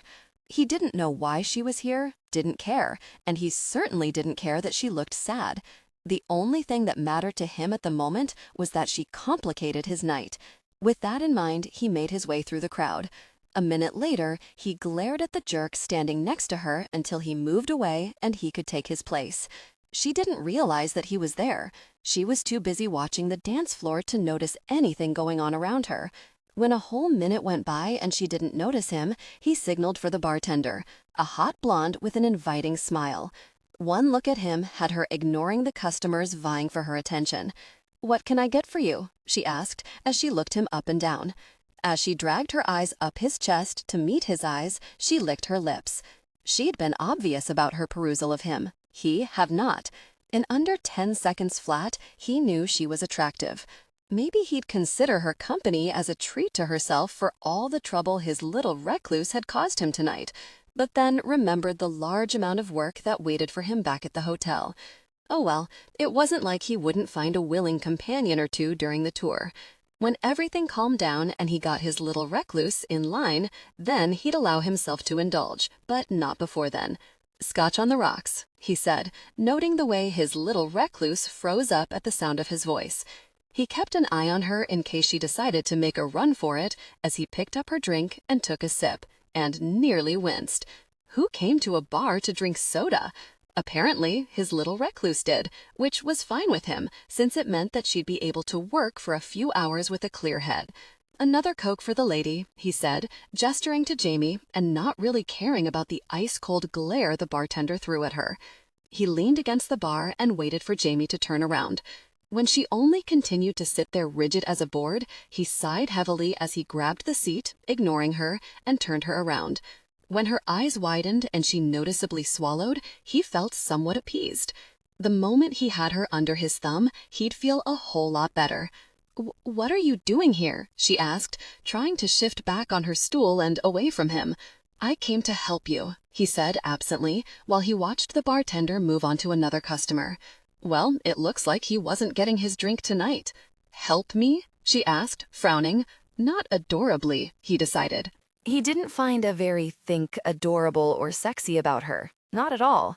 He especially didn't like the way her dress pulled up mid-thigh, giving him a glimpse of beautiful, light golden legs that probably had other men groaning. He was not one of them, and didn't care if she looked good. Really good, he decided absently a second later, as he ran his eyes over her legs one more time. He said, forcing his eyes up and over a sinfully tight, short black cocktail dress-covered body. Much better than that frumpy suit she wore the other day, he decided. "You obviously got lost on your way from your room to my room, so I came to help you," he explained tightly, mentally daring her to argue. He wasn't having it. Not tonight. He had too much to do and not enough time to do it in. If this tour was going to work, then he needed to have her on board and doing whatever he told her to do with minimal nonsense. "Okay, I'm ready to go," she said meekly as she stood and headed for the door with her shoulders slumped and her eyes on the floor. What the heck? Not that he was complaining, he wasn't, but he just hadn't expected it to be this easy. Hopefully, this would be the last little act of rebellion that he'd have to deal with from her. At least, it very well better be, he decided as he followed after her. "Oh my gosh, I love you, J.L. Lewis," a woman screamed, startling her. As discreetly as she could, she leaned to the side to see who was screaming, only to groan. A large woman wearing a homemade t-shirt with her pen name plastered on it was jumping up and down excitedly with 5 other women sporting the same shirt. Maybe it was time for a break, she thought, shooting a hopeful glance towards Nick only to see him shake his head firmly once. That's all it took for her to paste the weak smile back on her face and turn around in her chair to greet her next fan. Only an hour into this, and she wasn't sure that she could do it any longer. This was too much for her. She wasn't used to this much attention, and every time a new person stepped up for her autograph, she had to fight back a surge of panic that threatened to drop her to her knees. This wasn't her. If last night had taught her anything, it was that she couldn't handle things like this. Why the heck had she sold her business and taken this job? Because she was an idiot and thought that if she forced herself into a situation, then her survival skills would kick in and she'd be able to acclimate. It was a really stupid plan, she decided as she signed her name, barely able to register what the person in front of her was saying. When she walked away smiling, Jamie felt her shoulders slump in relief, only to tense right back up when the next person stepped up. This was a bad idea. She couldn't do this. She didn't care if they sued her and demanded that she give all the money back. She just couldn't do this. This wasn't her life, and she didn't want it to be. Not anymore, and definitely not after last night. She needed to go home to her small, lonely apartment and resign herself to the fact that she was meant to be alone forever. "Excuse me," she said, her voice shaken as she stood up and knocked her chair over. She felt her face burn as every head turned in her direction with looks of amusement and confusion. Why the heck hadn't she snuck out of her room this morning and made a run for it? She wanted to, planned to, but just as she grabbed her bag, Nick banged on her door and demanded that she get her buns going so they could prepare for this morning. But nothing, not the 3-hour lecture or the pointers that he gave her, had prepared her for this. She hoped that she'd be able to deal once she sat down at the small table covered with stacks of her books, but she'd been wrong, so wrong. The moment she stepped into the large ballroom, she felt the same discomfort she'd felt last night when she'd stepped into the club. All day yesterday and up until last night, she'd felt excited and even giddy at the prospect of trying new things. That all ended the moment she stepped into the club. Within seconds, she realized that she didn't belong, but wouldn't allow herself to leave. As she made her way to the bar, she prayed that no one would notice her, but they sure banged into her. Once she found a seat, she sat down and refused to leave. After 30 minutes, she somehow managed to grab the bartender's attention and got a drink, because by that point, she'd needed sugar, badly. All of her excitement and plans ended the moment she saw the dance floor. She'd been intrigued, even as she felt her newfound self-esteem deflate. She didn't know how to dance and was too scared to give it a try, and she wanted to so badly, but couldn't bring herself to take a risk. She was weak and as pathetic as Caitlin said, and this whole experience proved it. "Are you okay?" The older woman standing in front of her asked with grandmotherly concern that should have eased some of her panic, but it didn't. She needed to get out of here now. "Excuse me," she said, swallowing as she took a step back. I just need a drink of water." "Here you are, JL," Nick said smoothly as he handed her an ice-cold bottle of water. He picked up her chair, put an arm around her shoulders, and helped her back into her seat. She looked up at him, sending him a pleading look, but he ignored it. He flashed a smile at the woman in front of them that had the other woman blushing. "I hope you'll forgive me. I should have brought her a bottle of water an hour ago," he said charmingly to the woman, but the way he maneuvered her back into her seat both impressed and irritated her. "I'm very sorry, JL," he said with an innocent smile as he jammed his foot behind her chair to stop her from escaping again. "Thank you," she said, forcing a smile as she made a show of opening her water and taking a sip. "He's so sweet. You're so lucky to have someone like him helping you," the woman gushed, and Jamie was tempted to tell the woman that she was more than welcome when he gave her a nudge. "Thank you," she said, already guessing the reasoning behind the nudge to her side. "I don't know what I'd do without him," she said, with that forced smile, even as her brain screamed for her to do something else, run. "I'll be right here if you need me," Nick said, taking 2 steps back to lean against the wall. To anyone else, it probably sounded sweet and considerate, but she knew very well that it was a threat.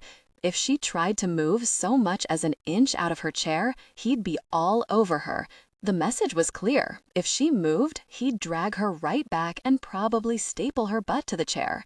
Knowing it was useless to argue, she pasted that smile back on her face and forced herself to get through the rest of the signing. For the next 8 hours, she put up with him shoving water at her as an excuse to remind her to keep her butt in the chair, forced to take pictures with fans even though the whole thing made her feel uncomfortable, and 4 denials for a bathroom break. When she told him that she was hungry and asked for a break, he handed her a stale package of crackers he'd bought out of the vending machine in the hall. By the end of the whole thing, she was mad, exhausted, humiliated, and more than done with Nick Quinn. She might be stuck doing this because of her contract, which he reminded her of 13 times throughout the day, but that didn't mean she was going to be stuck with him. "Where are you going?" he demanded as she walked past his room and headed for her own. "We need to discuss our strategy for the interviews tomorrow," he said, gesturing towards his room, but she ignored him and kept going. She grabbed her room card, jammed it into the slot on her door's electronic lock, and kept jamming it until Nick took it out of her hand with a bored sigh. "What the heck are you doing, Miss Harris?" he asked as he opened her door and handed her back the keycard. "First, I'm going to order the biggest steak this hotel has since you starved me," she said, sending him a narrowed eye glare.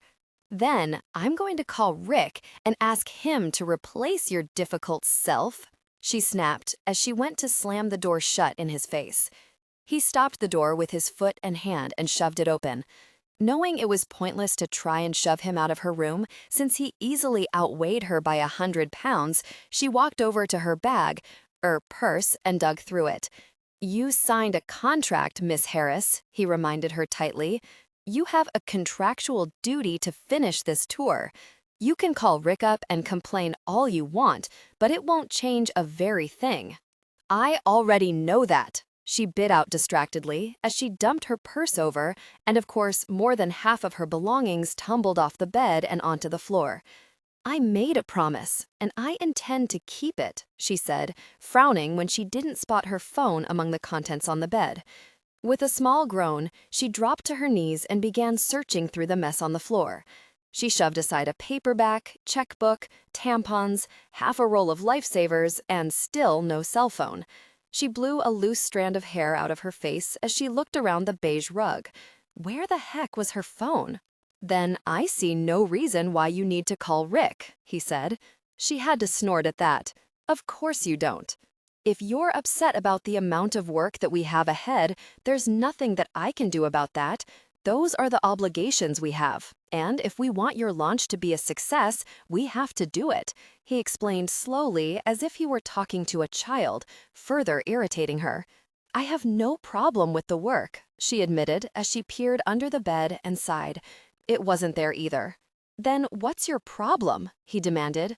You, she snapped, not even bothering to look up at him. You need me, Miss Harris, he explained, sounding annoyed. I'll guide you through this process, get you into the best venues, and make sure you're a success. Anyone from your company could do that, she pointed out, wondering where her phone had run off to. For a moment, he didn't say anything, and she was glad. It gave her a chance to focus all of her attention on finding her phone and figuring out what the heck she was going to say to Rick. She didn't want to get him in trouble, despite how much he irritated her, but she didn't see any way around it. If she didn't say something, he'd walk all over her, and that's the last thing she needed right now, especially after last night. Finally, she mumbled when she spotted the sleek black phone peeking out from the corner of the light tan couch. She reached out to grab it, only to gasp when a large tan hand swiped it up. She turned her glare up at him. You need me, he said, as he put her phone in his pocket, probably thinking that she wouldn't make a grab for it. He was right, darn it. No, I don't, she argued tightly as she came to her feet, holding her hand out expectantly. Really? He asked with a cocky arch of his brow that she didn't like, not one bit. Really? She snapped back. Then how do you expect to get through your list without my help? He asked, and judging by his smug grin, she didn't have to ask what list he was referring to. Face it, Miss Harris, you need me. This was going to be too easy, he thought, as his little recluse looked up at him through wide eyes as her mouth worked soundlessly. After her little rebellion last night, he should have realized the odd little list he'd come across late last night would be the key to getting her under his control, but he'd still been angry that she hadn't jumped when he told her to. That was fine, because now it seemed that he could offer her what she desperately needed, him. The only reason she agreed to come along on this tour was to try new things, and apparently she desperately wanted to get out there and expand on that little goal. But there was only one problem with that. She was shy, painfully so. That was the reason she didn't leave her bar stool last night, and the reason why she very near bolted every time someone said hello to her today. If the only way to get her to stay and start behaving was to go through each item on her list with her, then that's what he would do. If it meant that she would listen to him, then he'd do all the things on her list that had him rolling his eyes last night. Half the things on her list he'd done before and actually enjoyed, so that wouldn't bother him. Of course, the only way to have time to do anything on her list was to get their work done. She'd realize that and work her cute little self off and do what he told her to do. Then he'd help her get through her list, but only if she did everything that he wanted first. I don't need you to do that list, she mumbled pathetically, even as a bright red blush crept up her cheeks, painting her a liar. So you'll be able to do all of those things on your list? He asked, before adding, by yourself? She worried her bottom lip as she shifted nervously in front of him, but she didn't say anything, because they both knew the truth. Without him, she wouldn't have the courage to do anything on her list. There was a reason why she was a little recluse after all. She was too very afraid to get out there and grab life by the reins. Without him, she'd only be able to write about life instead of living it. He shook his head as he walked over to the hotel phone. "Face it, Miss Harris, you need me more than I need you." "No, I don't," she said weakly, probably some half-hearted attempt to stand up for herself, but he barely paid attention as he picked up the phone and ordered room service. When he was done, he sat down on the small love seat and relaxed as he watched the little recluse struggle to come up with a decent argument. When a minute passed and she still hadn't been able to say anything more than a mumble, he decided to take pity on her. "Why don't the two of us come to an understanding on the matter?" he suggested casually. "During this tour, I will go with you and do anything that you would like to try. In return, you will show up to book signings, interviews, conventions, and anything that I need you to do on time and say more than 2 words to your fans. You will also make yourself available when I need you." She licked her lips nervously, and he knew he had her by that little calculating expression on her face. She wanted this, badly. Not that he could blame her, he thought with a tiny ounce of pity. One look at that list, and it was more than obvious that the woman hadn't truly lived. It was actually pathetic to think that last night had been her first visit to a nightclub or a bar for that matter, since that was also on her list. He should probably feel bad for her, and if he didn't need her so very badly, he probably would. But the truth of the matter was this. This made his life easy. She would do exactly what he wanted, and in return, he'd help her with her little list.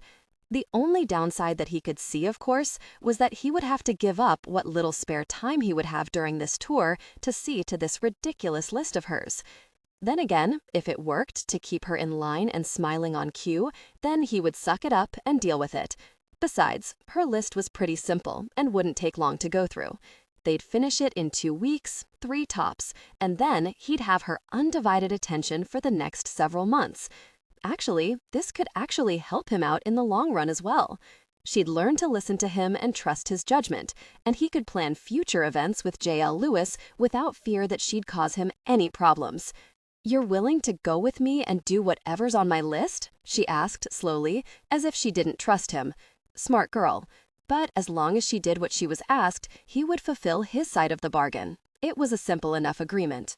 Yes, but you have to do what I ask if you want me to go with you, he clarified. Work came first, and he needed to make sure that she understood that. She nodded slowly. That sounds fair. But I'm warning you, Miss Harris, the moment you stop doing as you're asked, you're on your own with that little list of yours. Another nod. Okay then, he said, getting to his feet and gesturing towards the door. Let's get some work done. I don't remember this being on your list, Nick said accusingly as he glared down at her. It took everything Jamie had not to cower beneath that glare, but somehow she managed it. Actually, she was quite proud of herself for that little move, but that didn't exactly help with the man scowling down at her. She cleared her throat nervously. Yes, it was, she lied. His eyes practically narrowed to slits. I don't remember seeing going with you to a chocolate convention on the list.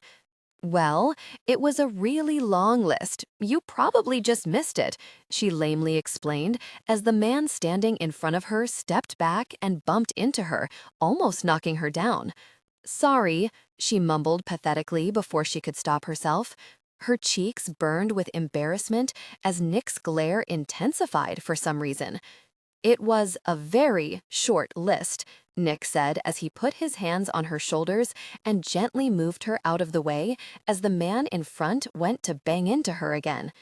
He moved her closer to his side, and she was pretty sure she'd rather be rammed into by the rather rotund man in front of her than be this close to Nick.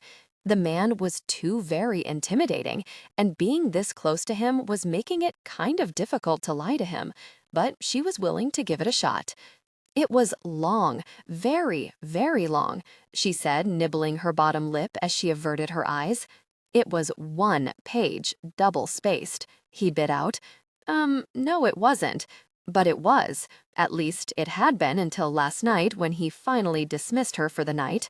After he shoved the laptop in her hands with the expectation that she was going to work for a few more hours, even though it had been well past 11 at night by that point, she revised the list a little. She'd meant to work for at least an hour, just to appease the big bully, but when she logged onto the computer and started to work, all she could think about was her list and all the new possibilities that went along with their new agreement. Even though she fully planned on doing the things on her list, things that she'd been sure she could handle on her own, she was now going to venture out and do everything that she'd always wanted to do, but was always too chicken to even try. For 3.5 hours, she'd added things that she'd only dreamed of doing until she passed out at her hotel room desk. She was pretty sure she'd covered everything, but if she hadn't, she knew she could always add it later. Well, she hoped at least. Judging by the disgruntled look Nick was sending her, she realized that she may have to find a way to sneak a few things onto the list, because right now she had a sneaking suspicion that he wasn't going to be happy when he found out that the list went from 1 page to 10 or 20 or so. Then again, this chocolate convention hadn't been on the list at all, but she'd overheard one of her fans talking about it earlier and mentally added it to the list. Nick had assumed that she'd want to try to go to the nightclub again tonight and had been shocked when she told him what she really wanted to do. She'd hit a nightclub again soon, especially if she had him by her side, but tonight she was all about the chocolate. Seriously, what kind of woman would be able to pass up a convention center filled with chocolate from all over the world? Okay, granted, she'd almost passed it up, but only because she always felt like an oddball whenever she went to any event by herself. But then she remembered that she didn't have to. While she was on this tour, she had her own personal tag-along buddy, a buddy that would help her do all those things that she'd always dreamed about doing but didn't have the guts to try. "Exactly how many items are on the list now, Miss Harris?" he demanded as they moved forward in the line to enter the convention. She nearly rolled her eyes at the Miss Harris. She knew they weren't friends and knew this agreement had nothing to do with friendship and everything to do with getting what they both want, but if he continued to call her Miss Harris, other people would question why a handsome man was spending time with her. They'd probably assume she paid him, and she really didn't think she could deal with any more unwanted attention. "The name is Jamie, and I have no idea how many items are on the list," she whispered, ignoring her burning cheeks. He sighed heavily as he grabbed her arm and practically dragged her along the moving line. "I suppose it would make things easier if we were on a first-name basis," he grudgingly agreed as they paid for their tickets. She considered paying for his ticket since he was doing her a favor, but then remembered that he wouldn't allow her to order a hot fudge sundae last night after dinner because he considered it an interruption, so she didn't feel bad when he had to dish out $20 to get in. Once the man in front of her headed to the right and she could see what waited for her, she gasped. It was just so darn beautiful. There were booths filled with chocolate, and everywhere she looked, she saw signs for free samples. She'd probably have a stomachache later, but she didn't care. It would be worth it. "Okay, so go grab a few pieces of chocolate and let's get out of here," Nick said, gesturing for her to move her buns.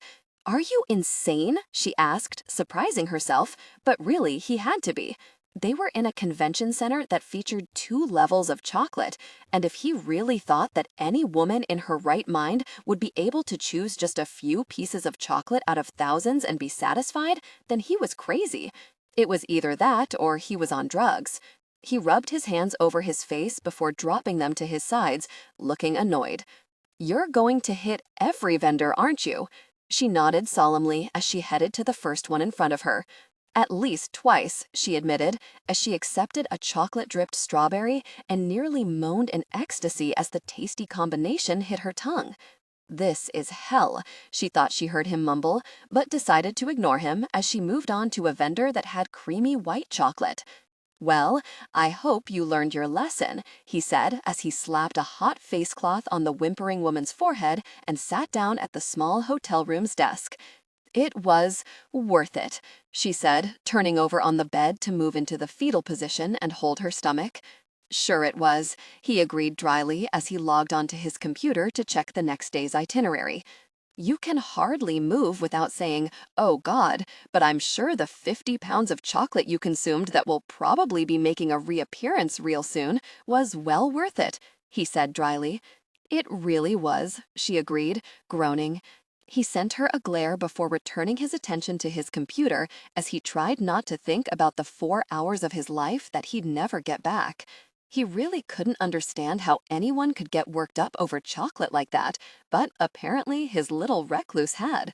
She dragged him from vendor to vendor to vendor until he considered strangling her cute little neck. Finally, when he didn't think he could take another minute of someone shoving chocolate in his face, she grabbed her stomach and muttered 5 of the sweetest words he'd ever heard. "I don't feel so good." Thankful that the hell was finally over, he practically dragged her out of the convention, ignoring her sad little attempts to break free and go indulge in more free samples, threw her in a taxi, and hauled her back to the hotel where he fully planned on getting at least 3 hours of work out of her. He held up his end of the bargain, and he fully expected her to do the same. Speaking of the agreement, he opened her folder, clicked on her to-do list, and nearly swore when he saw the insane number of pages she'd added. After sending her one last glare that she ignored because she was squeezing her eyes shut while mumbling, "Ow, ow, owie," he returned his focus on the list that would no doubt make his life a living hell. He really thought that if she had another convention on the very list, that he was going to reprimand her. What the hell? He hadn't seen this coming, but hey, if this was what she wanted, he could do it. At least she'd made the list interesting, he thought, as he went through each item as he tried to figure out which ones they could manage to do while on this tour and the ones that were impossible. By the time he was done going through it, he had a newfound respect for the little recluse. He'd never thought the woman whimpering on his bed would be interested in some of the more interesting things, but he couldn't deny that the list pleased him. This definitely just got a lot more interesting. "Faster!" Jamie practically squealed in his ear.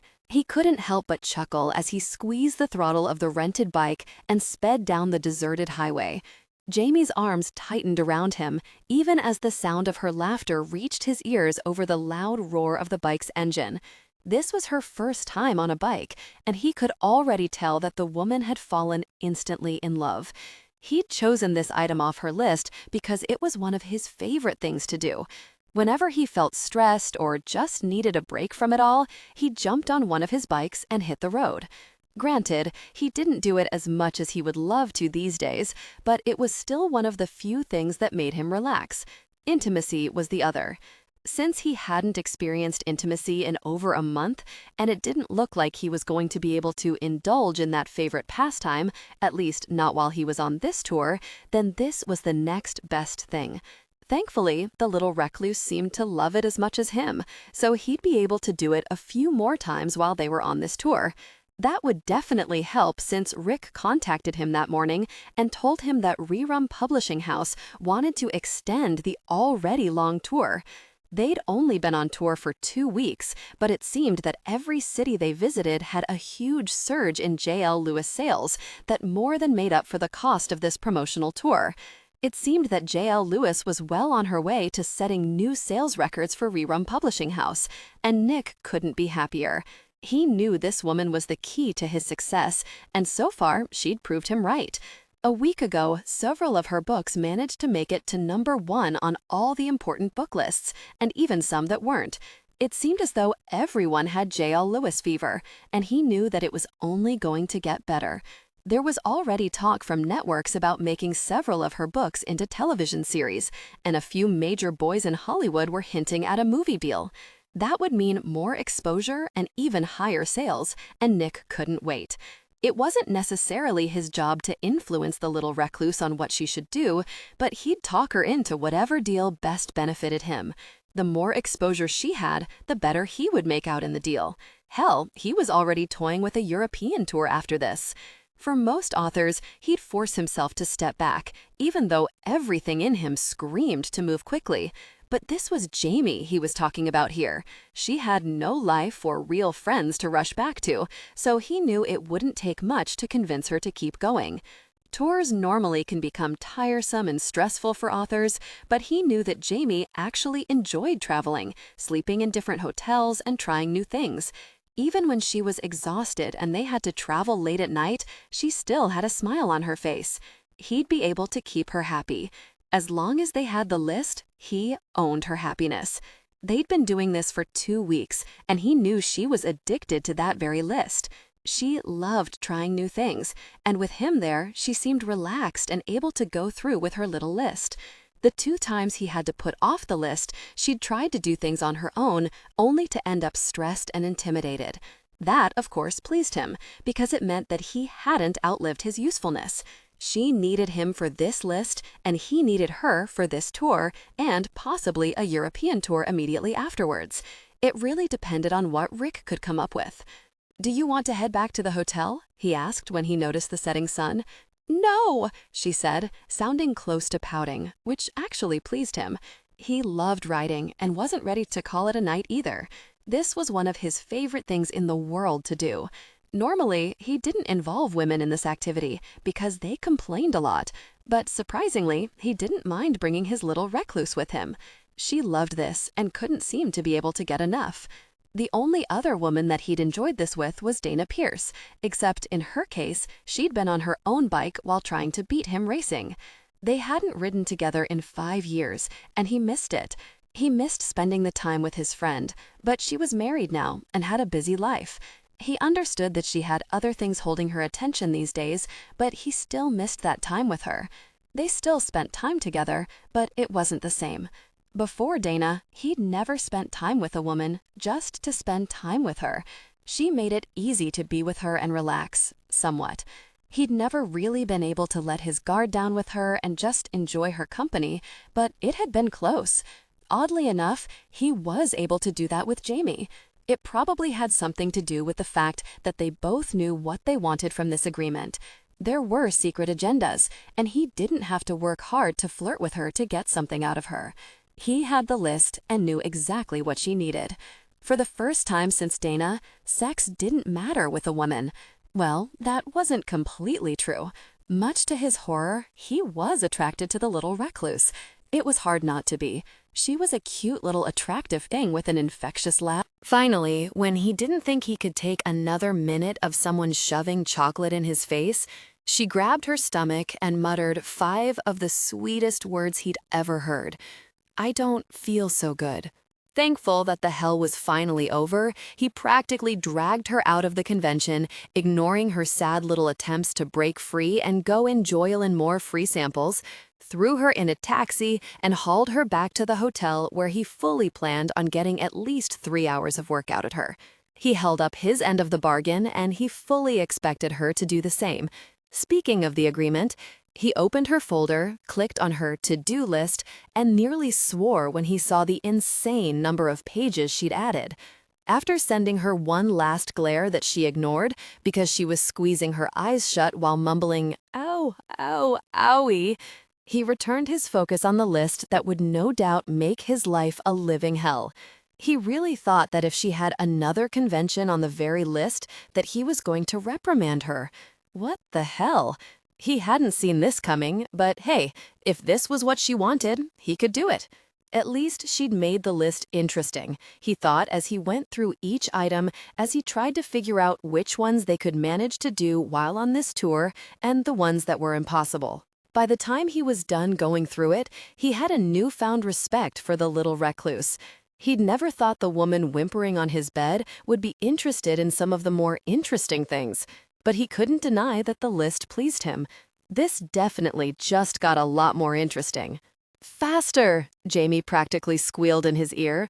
He couldn't help but chuckle as he squeezed the throttle of the rented bike and sped down the deserted highway. Jamie's arms tightened around him, even as the sound of her laughter reached his ears over the loud roar of the bike's engine. This was her first time on a bike, and he could already tell that the woman had fallen instantly in love. He'd chosen this item off her list because it was one of his favorite things to do. Whenever he felt stressed or just needed a break from it all, he jumped on one of his bikes and hit the road. Granted, he didn't do it as much as he would love to these days, but it was still one of the few things that made him relax. Intimacy was the other. Since he hadn't experienced intimacy in over a month, and it didn't look like he was going to be able to indulge in that favorite pastime, at least not while he was on this tour, then this was the next best thing. Thankfully, the little recluse seemed to love it as much as him, so he'd be able to do it a few more times while they were on this tour. That would definitely help since Rick contacted him that morning and told him that Rerum Publishing House wanted to extend the already long tour. They'd only been on tour for 2 weeks, but it seemed that every city they visited had a huge surge in J.L. Lewis sales that more than made up for the cost of this promotional tour.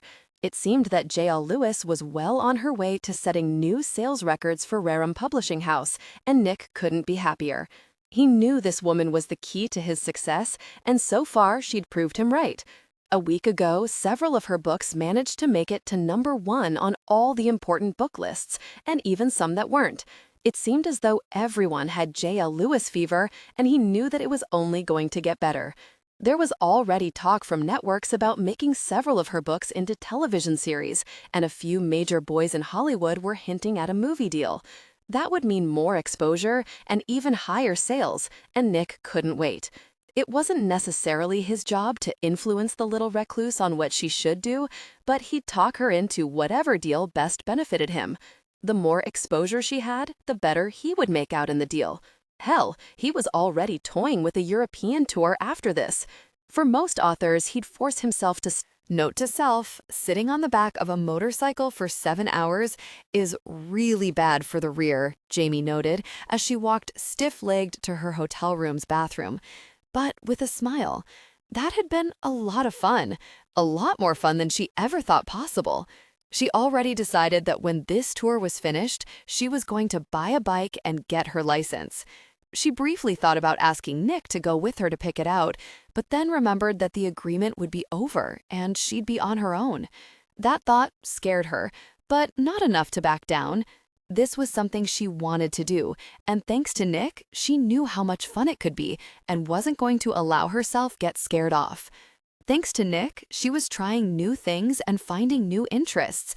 Having him accompanying her made her feel relaxed and safe. With him around, she didn't stand out.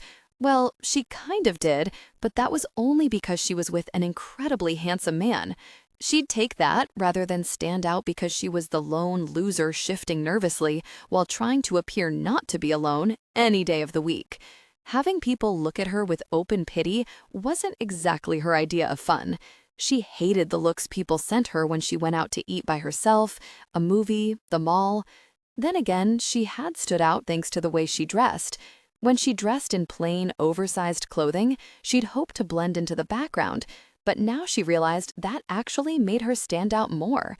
With her hair shortened and her new clothes, she actually blended in a lot better. But she still wasn't comfortable doing most of the things on her list on her own. She was deathly afraid that she'd embarrass herself or screw something up. It made it a lot easier to try new things with Nick. She'd never met anyone more comfortable in his own skin, and she never had to worry about being too nervous to try something when he was around. It also didn't hurt that he'd done a lot of things that she wanted to try, so it was just a matter of him showing her how to do something. With Nick around, it was like having her own personal tutor on life, a tutor that was also a slave driver. From the moment she woke up until the moment he declared that she had free time, he worked her to the bone. If they weren't going over possible interview questions, the proper way to give an interview, what not to say, working on her books, or editing someone else's book, they were traveling.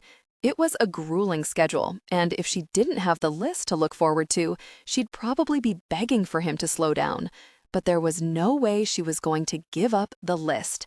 Thanks to Nick, she was trying new things and loving it. She was starting to feel more comfortable and eager to try new things, other things that he wouldn't be able to help her with. There was another aspect of her life that she'd always ignored. Well, not so much as ignored as never finding anyone interested.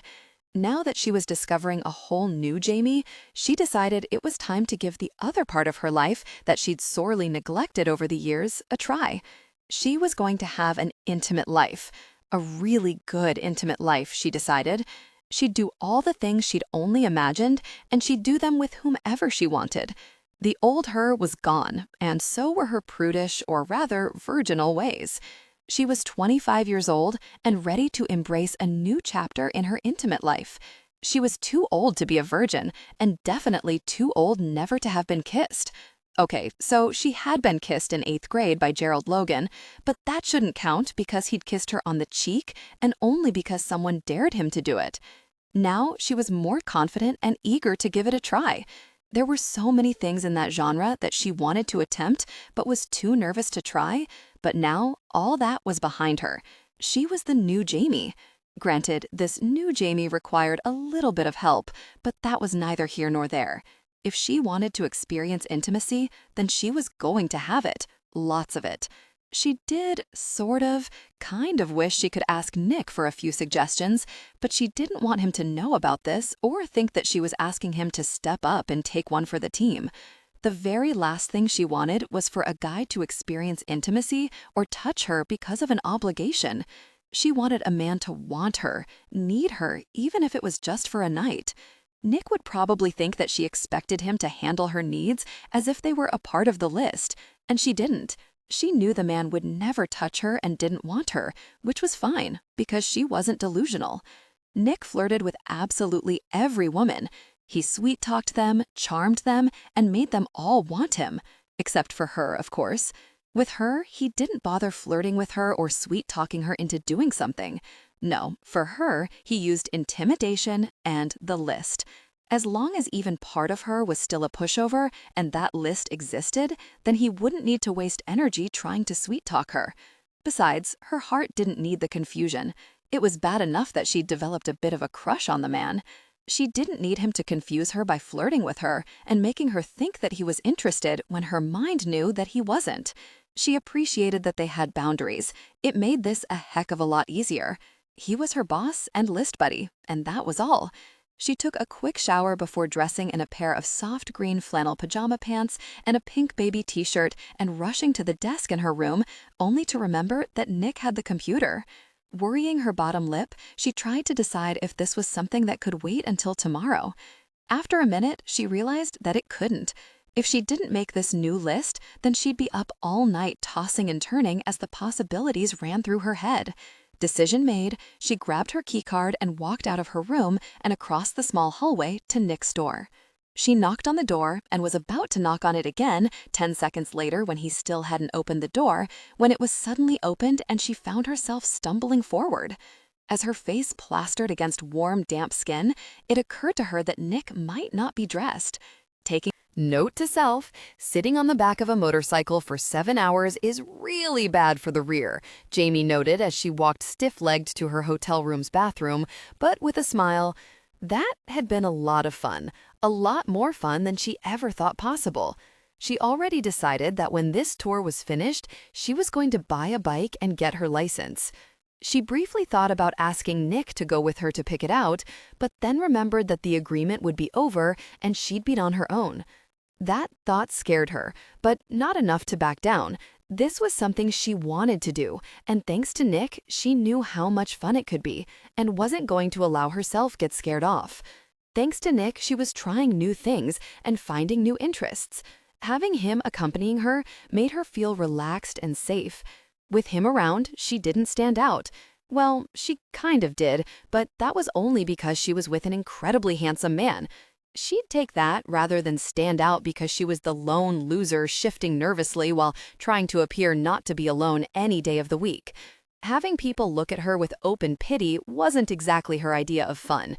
She hated the looks people sent her when she went out to eat by herself, a movie, the mall.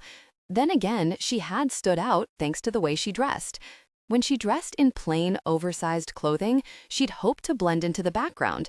But now she realized that actually made her stand out more. With her hair shortened and her new clothes, she actually blended in a lot better, but she still wasn't comfortable doing most of the things on her list on her own. She was deathly afraid that she'd embarrass herself or screw something up. It made it a lot easier to try new things with Nick. She'd never met anyone more comfortable in his own skin, and she never had to worry about being too nervous to try something when he was around. It also didn't hurt that he'd done a lot of things that she wanted to try, so it was just a matter of him showing her how to do something.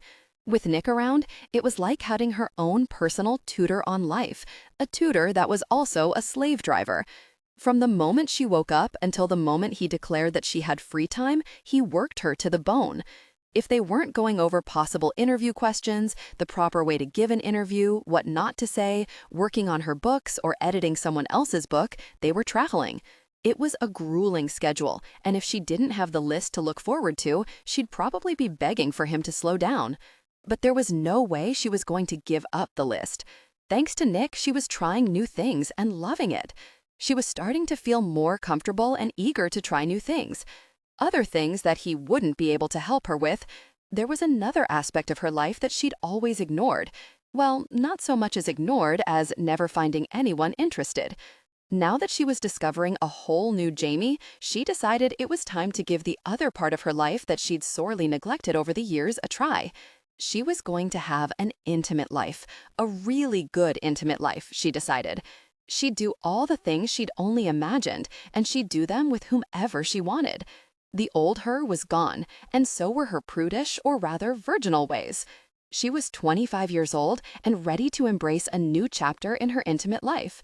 She was too old to be a virgin and definitely too old never to have been kissed. Okay, so she had been kissed in 8th grade by Gerald Logan, but that shouldn't count because he'd kissed her on the cheek, and only because someone dared him to do it. Now she was more confident and eager to give it a try. There were so many things in that genre that she wanted to attempt but was too nervous to try, but now all that was behind her. She was the new Jamie. Granted, this new Jamie required a little bit of help, but that was neither here nor there. If she wanted to experience intimacy, then she was going to have it, lots of it. She did kind of wish she could ask Nick for a few suggestions, but she didn't want him to know about this or think that she was asking him to step up and take one for the team. The very last thing she wanted was for a guy to experience intimacy or touch her because of an obligation. She wanted a man to want her, need her even if it was just for a night. Nick would probably think that she expected him to handle her needs as if they were a part of the list, and she didn't. She knew the man would never touch her and didn't want her, which was fine, because she wasn't delusional. Nick flirted with absolutely every woman. He sweet-talked them, charmed them, and made them all want him. Except for her, of course. Best bet to find a man to kiss is at a bar or club. Buy attractive lingerie, nothing flannel. Have intimacy, lots and lots of intimacy. Have intimacy in a car. Have intimacy in a pool or ocean. They shared a passionate moment in an elevator or stairwell. After the tour ends, she would use her newfound understanding of intimacy to deepen her connection with her boyfriend. Probably should find a boyfriend. That list seemed reasonable, she decided, as she saved the file and got ready for bed. Tomorrow, she'd start working on her new list, by herself. "We're running behind," Nick said when his little recluse practically ran out of the elevators towards him. "I know, I'm sorry," she said, even as she dropped her suitcase and large duffel bag by his feet. "I'll be right back," she said, rushing off towards the hotel's small convenience store and leaving him standing there like an idiot. The only thing that saved her from a good throttling was the fact that she was in the store and back out in under 60 seconds with a small brown paper bag clutched tightly to her chest. Deciding that he had a pretty good idea of what it was, and in no way wanting to invite her to discuss her womanly problems with him, he said nothing as she shoved the bag in her duffel bag and stood up, not quite meeting his eyes. "I'm ready," she said, blushing a darker red than he'd ever seen on her. Deciding to take pity on the poor thing, he gestured for her to walk ahead of him while he threw his laptop bag over his shoulder and grabbed his bag. He wasn't exactly surprised when she didn't say a single word during the taxi ride to the train station. Poor thing was easily embarrassed, he thought with pity as they picked up their tickets and then waited for the train. Still, she didn't utter a single word. After about 30 minutes, his sympathy was coming to an end. Being embarrassed was one thing. Being mortified to this level was unhealthy and not normal. He considered explaining to her that she didn't need to be embarrassed about that sort of thing around him, since he'd been raised by a half-dozen strippers, who were really hookers, who danced every now and then, but decided against it. His past was nobody's business. When the train finally arrived and they were ushered onto the train, he very near sighed with relief. He'd pull his computer out and get some work done while his little recluse got over this, and she really needed to get the hell over it. They were going to be working together for several more months to come and really didn't need this mess every month. "I'm sorry, sir. The seats have been overbooked. I'm afraid we only have one seat available. One of you is going to have to stand," the conductor said with a "what are you going to do" shrug. If they hadn't already checked their bags, they'd be getting the hell off the train and hauling ass to the airport, but they couldn't. The airport in South Carolina was a good 2 hours away from their hotel, while the train station was only 10 minutes away. They'd lose too much time switching now and would miss the book signing. With a sigh, he gestured for Jamie to take the seat while he went and found a spot to stand near the bathroom. She looked like she was going to argue when he sent her a glare that told her to sit her cute little self down before he made her. After a slight hesitation, she nodded and sat down in the aisle seat. He was just resigning himself to cramped legs and boredom when he spotted a middle-aged man sporting the door-to-door salesman look pause in front of her. While Jamie was looking out the window, the man was looking at her, looking rather pleased as he quickly slipped his wedding ring off his finger and into his pants. Nick watched as the man ran his fingers through his hair and straightened his tie before approaching Jamie and gesturing to the seat next to her with his train ticket. Oversold train, he thought angrily. He was going to have a word with Beth or whatever the hell her name was in transportation, he told himself, as he watched the jerk strike up a conversation with the little recluse. She really was a naive little thing, he decided, as he watched the jerk charm her. When she smiled and let out a small laugh that seemed to please the man and make him really angry, he decided to intervene. Clearly, she was in over her head, and he was helping her. It had nothing to do with the fact that she'd given away one of the smile and laughs so easily to the jerk when he had to work his ass off to earn one. It didn't. She was his responsibility, and therefore it was his job to make sure that no one but him took advantage of her. With that in mind, he walked over to her. "Up," he said, gesturing for her to stand. When she only stared up at him, looking adorably confused, he grabbed her hand and gave it a quick tug. Once she was on her feet, he moved in and sat down, throwing the jerk a smug grin as he gave Jamie's hand another little tug that had her falling on his lap. He ignored her surprised gasp as he righted her on his lap and got comfortable. "What are you doing?" she whispered, as another beautiful blush crept up her neck. It made him wonder if she blushed during intimate moments. Before the thought left his mind, he was shifting her again and trying not to notice how warm and soft her form felt. Hell, he really needed some intimacy. "Getting comfortable in our seat. Why?" he asked as he closed his eyes and settled in for the ride. She shifted again, but didn't say anything, and neither did the guy next to him. He really didn't expect to fall asleep, so when he was suddenly jolted awake when the train came to a stop, he was surprised. He was even more surprised to find his little recluse fast asleep in his arms. She was curled up quite nicely in his arms with her head resting on his shoulder. "Lucky fellow," the guy next to him muttered as he stood up and squeezed past him. Ignoring him and how good Jamie felt in his arms, he gently shook her awake. When she mumbled something and tried to turn over in his arms, he gave her another shake that thankfully did the trick. She slowly opened her eyes, looked at him sleepily for a moment before she blinked. He watched in fascination as her eyes widened, almost comically, a split second before she bolted from his lap. As much as he hated to admit this, she'd felt very good in his arms, and he didn't like that one very bit. He was a man who liked his space and didn't need a very thing from anyone. Intimacy didn't count. That was just a way to work out stress and find physical satisfaction. He sure as hell didn't hold any of the women after he had been intimate with them. If a woman entertained him in bed, he'd consider her for a second intimate encounter, but nothing more than that. Then again, if she'd been too needy, brought any drama to the bed, or displeased him in any way, he was out the door before she was done calling out.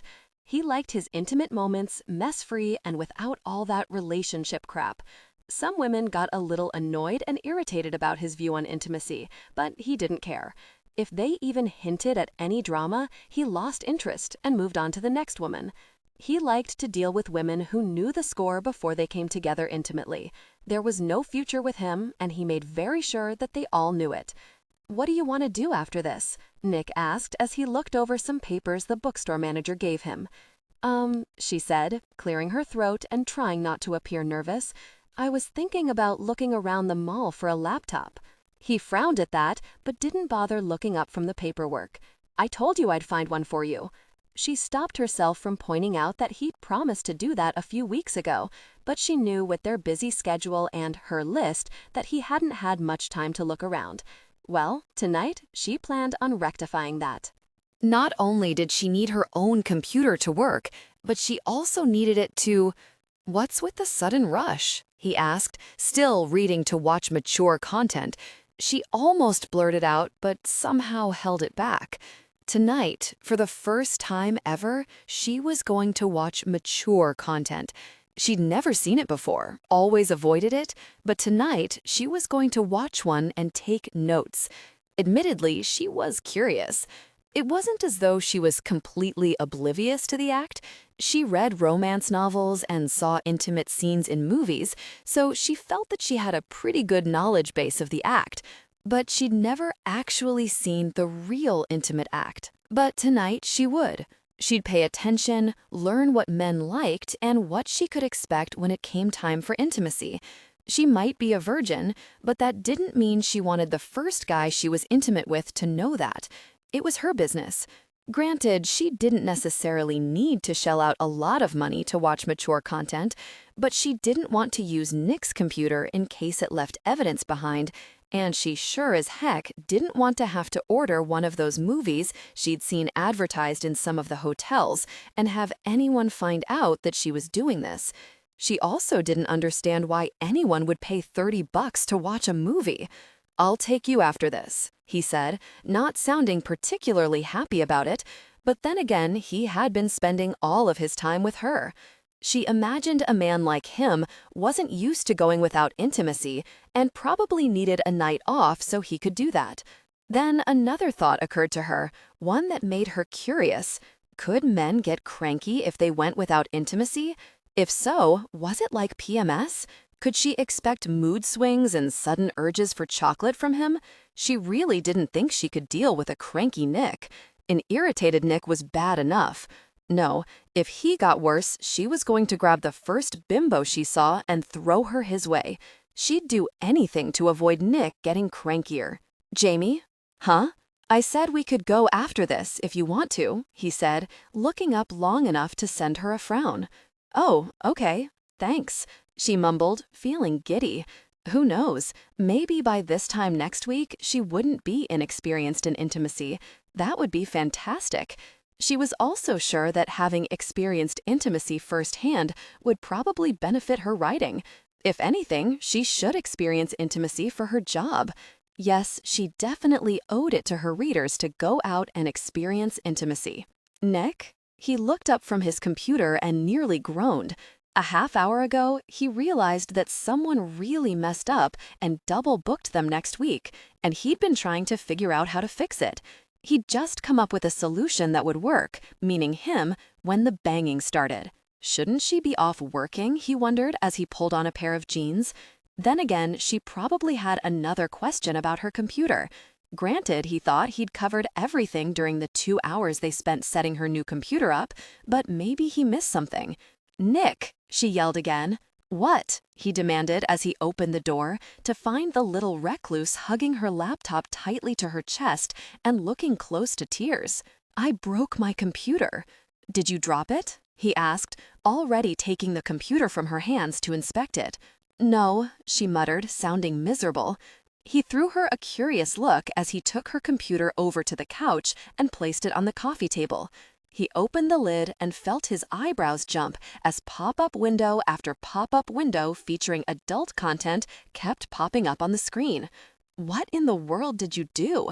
he asked, already having a pretty good idea that she'd downloaded a virus. "Research," she mumbled pathetically. "What?" he asked absently as he did his best to stop the attack. She mumbled something that he didn't quite understand. "What was that?" he asked as he opened and ran the anti-malware program he'd installed only hours ago. "I said I was watching adult content for research," she said, shocking him greatly. "You were watching adult videos?" he snapped. "What in the world kind of research requires you to watch adult videos?" he demanded as he stood up and walked over to his computer, half afraid that she'd done something to his computer. "That's personal," she said, trying to sound firm, but the woman just didn't have a clue how to pull it off.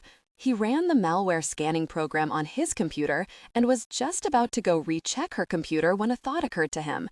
This morning, he spotted a peculiar file in her folder, and at the time hadn't thought much about it, but now he did. He clicked the file open and received his second shock of the night as he quickly read through the list. "What are you doing?" Jamie asked, sounding nervous, and for good reason. Goodness gracious, was she serious? He looked over the list again as dread shot through him. Yes, she was. She'd made a list, started to do the items on the list, and was curious. He'd bet everything he had that brown bag she'd hugged to her chest this morning hadn't been tampons. His very own recluse had bought condoms and was now watching adult videos. She wanted to try new things. Indeed, he'd encouraged her to try new things so that he had something to hold over her head, and now it seemed as though she'd taken it one step further. His little recluse was getting ready to start a little personal revolution. For a moment, he wondered how she planned on approaching him about helping her out with this, but then realized that she hadn't planned on approaching him at all. She didn't want his help. For everything else, he was fine, but he wasn't good enough for this. No, for this, his little recluse planned on approaching a strange man and trusting him not to hurt. He glared up at her as she shifted nervously in front of her computer as she wrung her hands together. Although she was an attractive person now, he'd decided that she was off limits. He also had a firm rule about intimate relationships with virgins. He didn't. Virgins were too much work, too much drama, and he didn't care enough to introduce them to intimacy patiently. When he was intimate, he sought his own satisfaction. He didn't really care about anything else, and he certainly didn't care about making things perfect for a woman. He ensured their pleasure, and that was enough in his book. It was the main reason he decided not to act on his attraction to the little recluse, even though he thought she was developing a bit of a crush on him. And he knew he could have pursued intimacy with her within seconds if he wanted. But gosh, she really didn't want him. She wanted a stranger. And that was not the reason why he surged to his feet and suddenly found himself glaring down at her. It wasn't. He was concerned for her because she was doing something stupid. That was all. "Are you out of your freaking mind?" he snapped, grabbing her by her arms and giving her a rough shake. "Do you have any idea what could happen to you by going around and letting some guy take advantage of you?"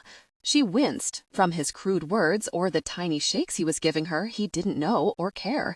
Didn't she realize she could catch something, get pregnant, or worse, go home with some jerk that got his thrills by beating women severely? Didn't she realize how stupid this was? "That's why I was doing research, you jerk," she snapped back, surprising them both by the expression on her face. "I don't know anything about intimacy and have no one I can ask," she said, getting good and mad as she pulled her arms back only to give him a good shove. "I'm sick of not knowing. I want to experience intimacy. I want to know what it feels like to be intimately connected with a man. And if I want to be intimate with 1,000 men, then that's my business, buddy," she said, giving him a good shove. "And if you don't like it then that's too darn bad," she said, giving him a final shove that knocked him back onto his rear on the edge of the bed. She turned to grab her computer and storm off when he found himself saying something he knew he'd regret. "I'll teach you." Was it possible to die from mortification? Jamie was pretty sure she was about to find out. Did he just offer her sympathy? Intimacy? Admittedly, she didn't know much about intimacy, but she didn't think she wanted some guy being intimate with her because he felt bad for her. She wanted what the heroines in her books got from their men: blinding passion and desire. She wanted a man who couldn't keep his hands off of her, not a man who was willing to take one for the team. She cleared her throat uncomfortably. No thanks, I'll just stick to videos and books. His eyes narrowed on her as he got to his feet. I meant, he bit out tightly, that I'd help you, not that I would sleep with you, Jamie. Oh, she said, thinking it over before asking, why? Why what? He snapped, looking agitated as he walked over to her computer to check something. Why do you care? I need you healthy and whole to do this tour, Jamie, he explained, keeping it short and sweet. But she got the point. He was only offering to help her for his job, not because he cared. It was foolish, but she couldn't help but feel a little hurt and disappointed that he didn't care. Maybe that was for the best, she decided. If they kept a professional distance, she'd feel more comfortable about asking him questions. If they were friends, she'd feel a little awkward and embarrassed with some of the questions that she was dying to ask. Okay, where do we start? She asked brightly, ignoring his scowl as he gestured for her to sit on the couch. Trying to hide her nerves, she quickly sat down, at the far corner of the small sofa. Nick sent her a questioning look, but said nothing as he turned the television on and went to the pay-per-view menu. When he scrolled down a list of titles that could only belong to mature content films, she gasped and lunged for the remote. What in the world are you doing? She demanded as she did her best to steal the remote away from him before he could do something that would embarrass them both. I'm helping you go through your list, he said, holding the remote just out of reach as he selected a movie. Oh my God, she gasped. They'll know. Who? He asked, frowning. Everyone. That I watched a mature content film? He asked, frowning. Yes, she hissed as she shot a nervous look at the door, half expecting someone to break down the door to yell at them. No one's going to care as long as I pay for it, and besides, no one will know you watched it, Jamie. This isn't your room, he pointed out. Oh, she mumbled, thinking it over and realizing that he was right. As long as no one said anything, no one would have to know that she'd watched this with him. Maybe it would be for the best to have him help her with this. Just the learning and asking questions part. For the rest, she'd find a willing man who wanted her, which she hoped wouldn't be too difficult because she was really ready for intimacy soon. Well, if they were going to do this, then they needed to do it right, she thought as she rushed out of the room. Where are you going? To get my notebook, she yelled over her shoulder as she opened the door and ran out. You're kidding, right? Nick shot a look over at his little recluse as she scribbled something else down on her notebook and couldn't help but sigh. She hadn't been kidding after all. 15 minutes into the movie and the woman hadn't stopped writing for more than a second. Doesn't that hurt? She suddenly asked. He followed her gaze to the television and nearly groaned when he realized what she was asking. No, it doesn't, he said tightly, shifting on the couch, again, which sadly had nothing to do with the scene playing in the movie and everything to do with the little recluse sitting by his side taking notes. It doesn't hurt during that action? She asked, looking entranced with the action as he struggled not to imagine Jamie in such a position in front of him. What in the world had he been thinking to offer to help her with this? He really was an idiot. Any other man would have shoved the woman out the door, but instead of doing that, he'd offered to teach her about intimacy. Now he was stuck sitting here sporting a strong physical reaction and wishing greatly that he hadn't offered to put himself through this difficult situation. Why is she moaning when he's not even touching her? She asked, sounding curious.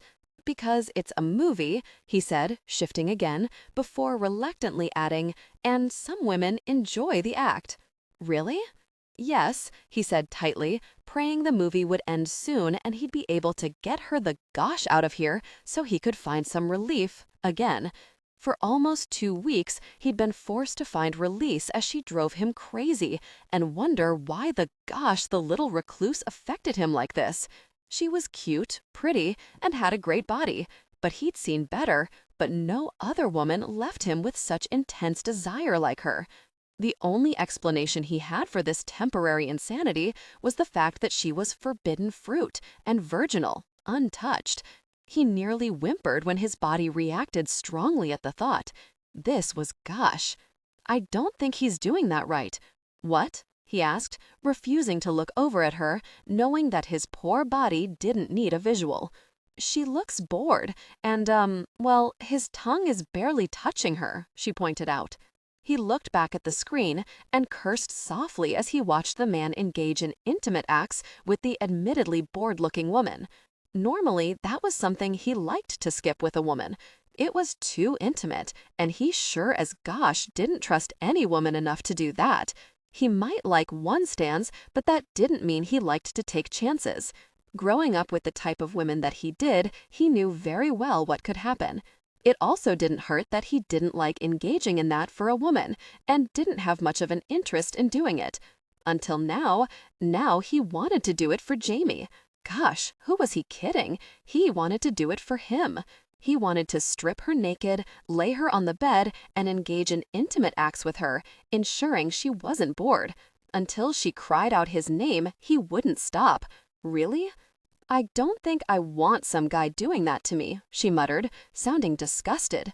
He just barely stopped himself from telling her that he very well was going to do it to her, and she very well was going to like it when he remembered that he was going through a momentary lapse of sanity. She was a shy little recluse who didn't know the game and was so far from his type that it wasn't even funny. He liked his women practiced, who knew what they wanted in bed and most importantly how to give him what he wanted. Jamie didn't know gosh and was going to be completely dependent on whatever guy she took to bed to introduce her to sex. Why the idea of being the one to teach Jamie how really had his poor body reacting, he would never know. But he wished like gosh that it would stop. He rubbed his hands over his damp face and had to wonder when he broke out into a sweat. Probably about the same time he thought about Jamie's intimate presence, he thought, shifting again. Wait, why is he putting his... Whatever she said was lost on him as his eyes shot to the screen. He felt his eyebrows arch impossibly higher as he dove for the remote. Wait, I wanted to see that, Jamie grumbled, but he didn't care. A man could only take so much. It's time for bed, he blurted out as he swiped up a magazine off the bureau and held it discreetly in front of his obvious arousal. What? Jamie asked, shooting a nervous look between him and the bed. The fact that she didn't look excited over the idea did not piss him off. It didn't. I meant that I'm tired, and that we're going to have to call it a night, he explained tightly. Oh, she mumbled, shoulders slouching as she stood up, hugging her notebook to her chest as she headed for the door, only to pause halfway there and worry her bottom lip. You're still going to help me, right? She asked softly as she stared down at her feet, and he just barely stopped himself from going over to her and taking her into his arms. He was not a hugger. Variet, yes, he gritted out, knowing that the sooner he helped her find intimacy, the better. No, scratch that. The sooner he found intimacy, the better. Maybe he should head downstairs to the hotel bar and pick up a woman. No, he couldn't do that, since there was absolutely no way that he was going to last that long. The very woman had him panting and ready to burst, and she hadn't even touched him. Are you okay? She asked, moving to take a step closer as she ran her eyes over him with obvious concern. Great. Fine. Never been better, he said quickly, as he ushered her towards the door, making sure to keep the magazine firmly in place. I'll look over your computer and get it back to you tomorrow, he said, opening the door and pretty much shutting it her face. Okay, good night. He thought he heard her mutter, but didn't really care. He dropped the magazine, reached down and undid his pants, and sought release as he quickly made his way to the bathroom. He slapped his hand flat against the wall above the toilet, closed his eyes, and thought about Jamie's face. Never in his life had been this turned on by one woman, and he sure as gosh never pictured a woman's face while he found release. Now he couldn't help but moan as the image of her sweet face caused his body to react intensely. He didn't even finish before his legs threatened to give out and a long groan escaped him. Jamie, he heard himself growl in ecstasy. He dropped his hand away and flushed the toilet, panting harder than if he'd just done 30 minutes on the treadmill, and stumbled back from the toilet, wondering what the gosh was happening to him. She shouldn't be affecting him like this. He didn't want her. Okay, that was gosh. He shouldn't want her. She was his responsibility and definitely not his type, but he couldn't help but like the idea of holding her in his arms or kissing her, something he didn't usually like but did to encourage intimacy. With Jamie, he just wanted to kiss her, just to kiss the little recluse. His arms actually ached from the urge just to hold her. This was so very wrong. If he didn't need J.L. Lewis so very much, he'd either walk away or engage intimately with her to get it out of his system.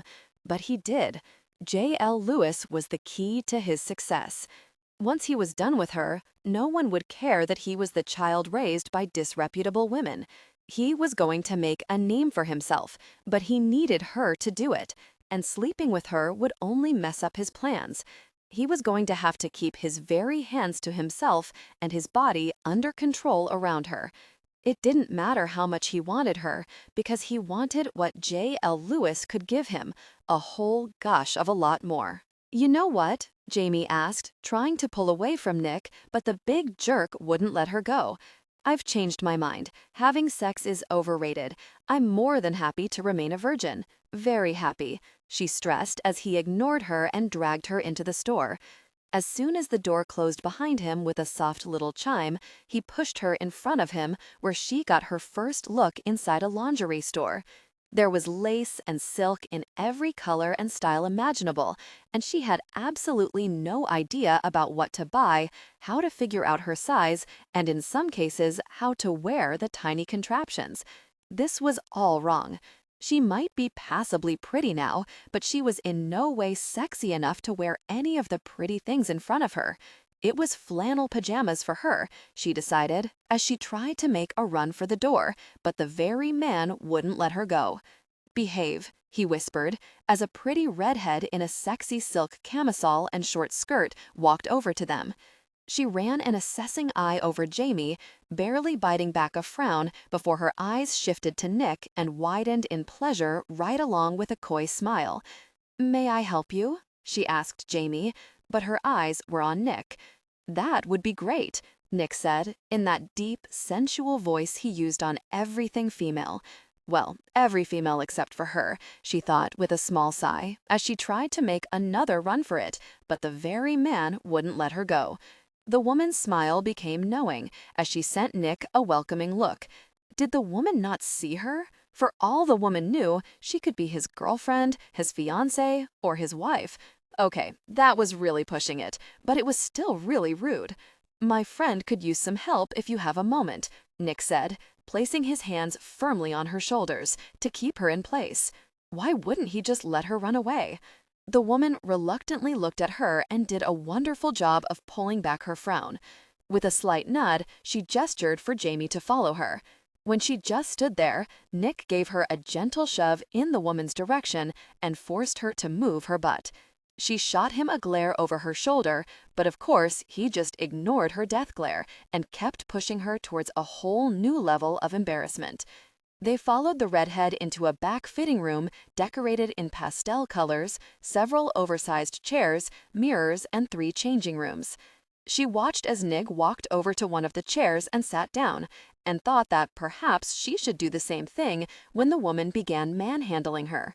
"Hey," Jamie gasped when the woman wrapped a measuring tape around her chest. Before she could shove the woman's hands away, she measured her stomach, hips, and one thigh, leaving her blushing and irritated. Of course, she decided to take her irritation out on Nick by sending him a glare, but he was already busy reading a magazine, so she gave up scowling and tried to figure out how she was going to get out of this. Apparently, she wasn't. "What are you interested in?" the saleswoman asked. Jamie opened her mouth to tell her anything flannel when Nick answered for her. "Soft colors, and nothing too bold," he said in a bored tone. "Virginal?" the woman asked, making Jamie gasp. How the gosh did she know? "Yes," Nick said in that same bored tone as he continued to read. "I'll see what I have," the woman said, throwing Nick one last look of longing before she reluctantly left the room. Jamie opened her mouth to tell the man that if he was bored, then he could very well go wait in the car while she did this. But the saleswoman chose that moment to walk back into the room, carrying a huge selection of silk and lace. Something about the woman's flushed cheeks told her that she probably ran around the store and grabbed anything and everything so that she could come back to ogle Nick. For his part, Nick just sat there thumbing through a magazine on fashion. "Try these on, and we'll see what we have to work with," the woman said, shoving several items in Jamie's hands and absently gesturing for her to go change. Knowing there was probably no way to get out of this now, Jamie accepted her fate and walked to the first changing room. She wasn't too surprised when she saw the saleswoman sit down in the chair next to Nick. Resigning herself to being ignored, she walked into the changing room and decided just to get this over with. The sooner she picked out what she liked, the faster she could put this nightmare behind her. The first one was white silk with lace trimming. It seemed harmless enough, so she quickly undressed, leaving her underwear on, and tried on the beautiful nightie.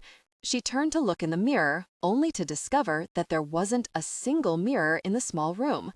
Well, that was kind of dumb, she thought, as she wondered how she was supposed to know what it looked like. Have you tried something on yet? Nick asked, sounding impatient, which was a little shocking since he was usually cool as a cucumber whenever a woman was around. Again, not when it was just her. She didn't seem to count. "Yes, but there isn't a mirror in here," she explained, looking down at herself and twisting and turning as she tried to see if it looked okay. There was a long-suffering sigh that she knew all too well. "Use the mirrors out here," Nick said. Well, more like ordered. "With you out there?" she asked, worrying her bottom lip nervously. "Of course. How else am I supposed to help you if I don't see what you're wearing?" he pointed out, and she just barely stopped herself from reminding him that she didn't, in fact, want his opinion about this. In fact, she specifically told him that she didn't want his help with this matter. As soon as they finished the interview with the local paper, she'd told him that she was going to Walmart to pick out some lingerie. For a moment, he'd only been able to stare down at her in that intense way that made her self-conscious and fight the urge to apologize to him. When the urge to apologize to him became too much, he grumbled something, grabbed her arm, and practically dragged her to their rental car. "I'm waiting, Jamie," he reminded her, and she was about to refuse when it occurred to her that having a man like Nick help her pick out sexy lingerie would probably cut out half the stress. She wouldn't have to worry if it made her look fat or frumpy because Nick would tell her. He would never hold anything back because he was afraid that he'd hurt her feelings because he didn't care. How that was a good thing, she wasn't sure, but it was an advantage, one she'd be foolish to ignore. Taking a deep breath and praying that she didn't do something like pass out, she opened the door and walked out of the room. She looked over at Nick to find him taking his time from looking up from his magazine. When he did, he placed the magazine on his lap as he ran an assessing eye over her. He gestured for her to turn around, and with a little sigh of annoyance, she did just that, only to come to a sudden halt when she spotted herself in the mirror. Wow, the nightie looked so beautiful and delicate. It put her breasts and figure on display without being obscene. It was really rather pretty, sweet, and sexy all at once. Nick cleared his throat. "It looks nice. Why don't you try on another one?" he suggested, as she looked back to find him grabbing another magazine and ignoring the one on his lap. Apparently, he lost his interest in fashion, and the saleswoman wanted to kill her if that glare was any indication. Frowning, she returned to the dressing room. 10 nighties later, they were walking out the door, and the very stubborn man was holding her bags firmly in front of him so that she couldn't take them and carry them. Every time she went to grab her bags, he stepped away, glaring down at her as if she'd slapped him or something. Finally, she gave up and was content to ride in silence as he drove them back to the hotel. "What's on the agenda tonight?" he asked as he pulled onto the highway. "I thought I'd have a drink in the hotel bar and find a man to kiss," she said casually, shooting him a sideways look and noting the way the back of his knuckles were turning white as he clenched the steering wheel tightly. She was just about to ask him what was wrong when her cell phone rang.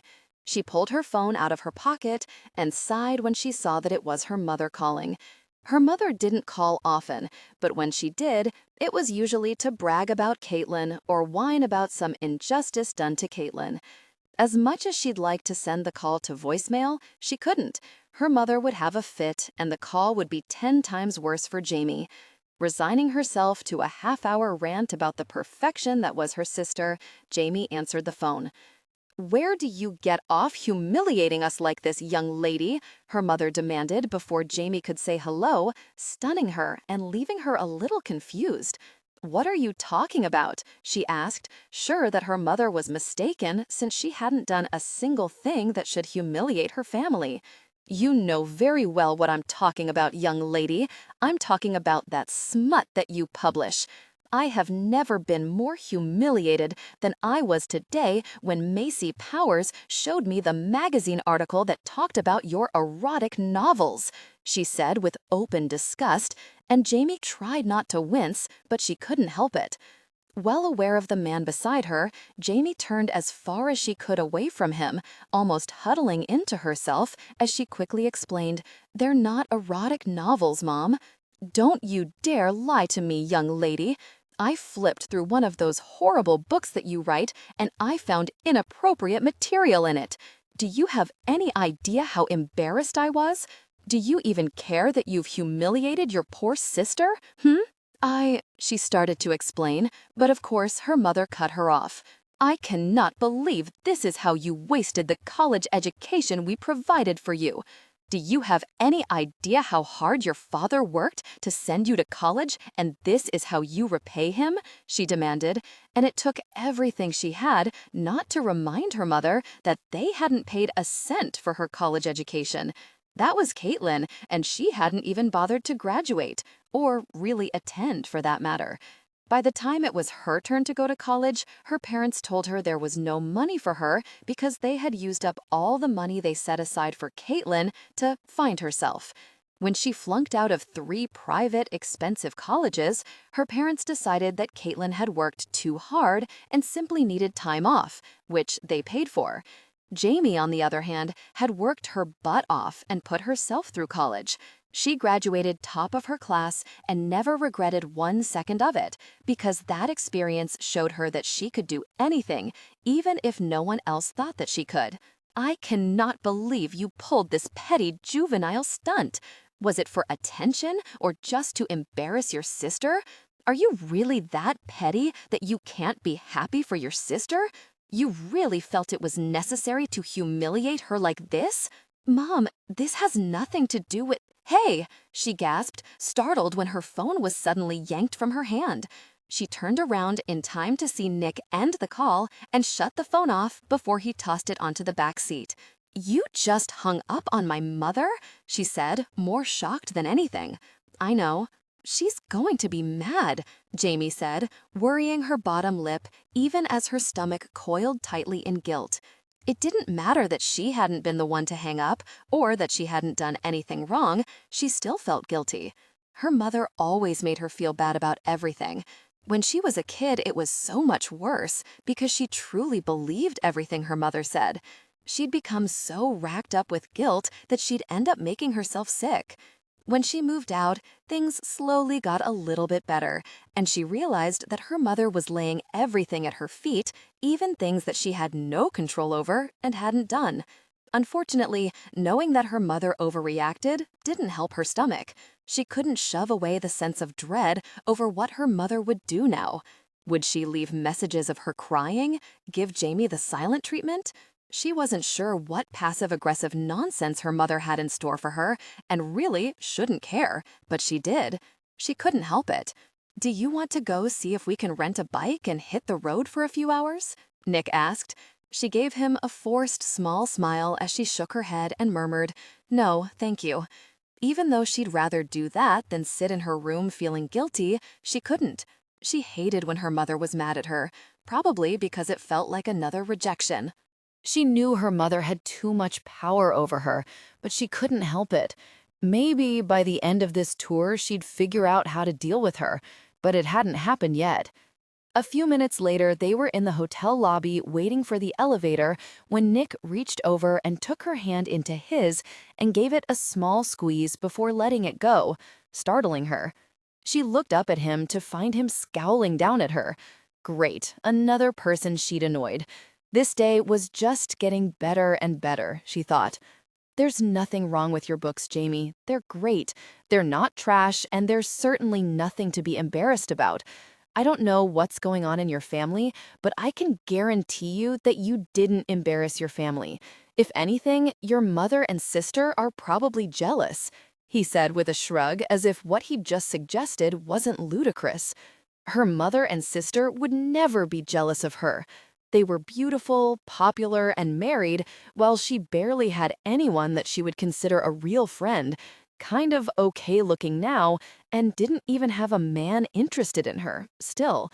Why do you think they're jealous? She found herself asking. Nick simply shrugged as he gestured for her to step into the elevator before him. I know women, he simply said, and she found that she couldn't really argue that point, but sadly, it didn't really clear the matter up for her. Meaning, she prompted when he didn't add anything else. Meaning, he said as he pressed the button for the 5th floor, that she wouldn't be making a huge deal out of this if she wasn't jealous. For whatever reason, your mother and sister are too petty to be happy for you. They're upset about the amount of attention that you're getting, so they're trying to tear you down a bit to make themselves feel better, Nick said, stepping out of the elevator next to her as she thought that over. Was it possible, she wondered, as she walked past Nick's door and pulled out her keycard. It did seem that they acted this way every time anything good happened for her. They also went well out of their way to make her feel bad for it and did whatever they could to shine the light back on themselves. Not that she cared. She really didn't like attention, especially all the attention that she was receiving on this tour. The only reason she was sticking it out and not running for the hills was her contract and the list. Well, both lists. Thanks to this tour, she was trying new things and learning about herself. She'd worked really hard to get to this point, and maybe, just maybe, it was time to stop allowing her family to make her feel like garbage. Maybe she should. Her thoughts kind of drifted off as her brain registered the feel of Nick's mouth on hers. As she tried to figure out what was happening, he reached up and gently cupped her face in his large hands. His lips moved tenderly against hers, and she couldn't help but relax against him. The kiss was tender, sweet, and did funny things to her stomach, and it was also perfect. She honestly could not have hoped for a better first kiss. He pressed one last kiss against her lips before pulling back. She opened her mouth to say something, only to find her mouth covered with his again, this time with a pained groan that had her toes curling. Don't let them bring you down, Jamie, he whispered against her lips before pulling back. What was that for? She asked in a daze as she fought against the urge to throw herself at him for another kiss. Now you don't have to worry about going out tonight for a kiss.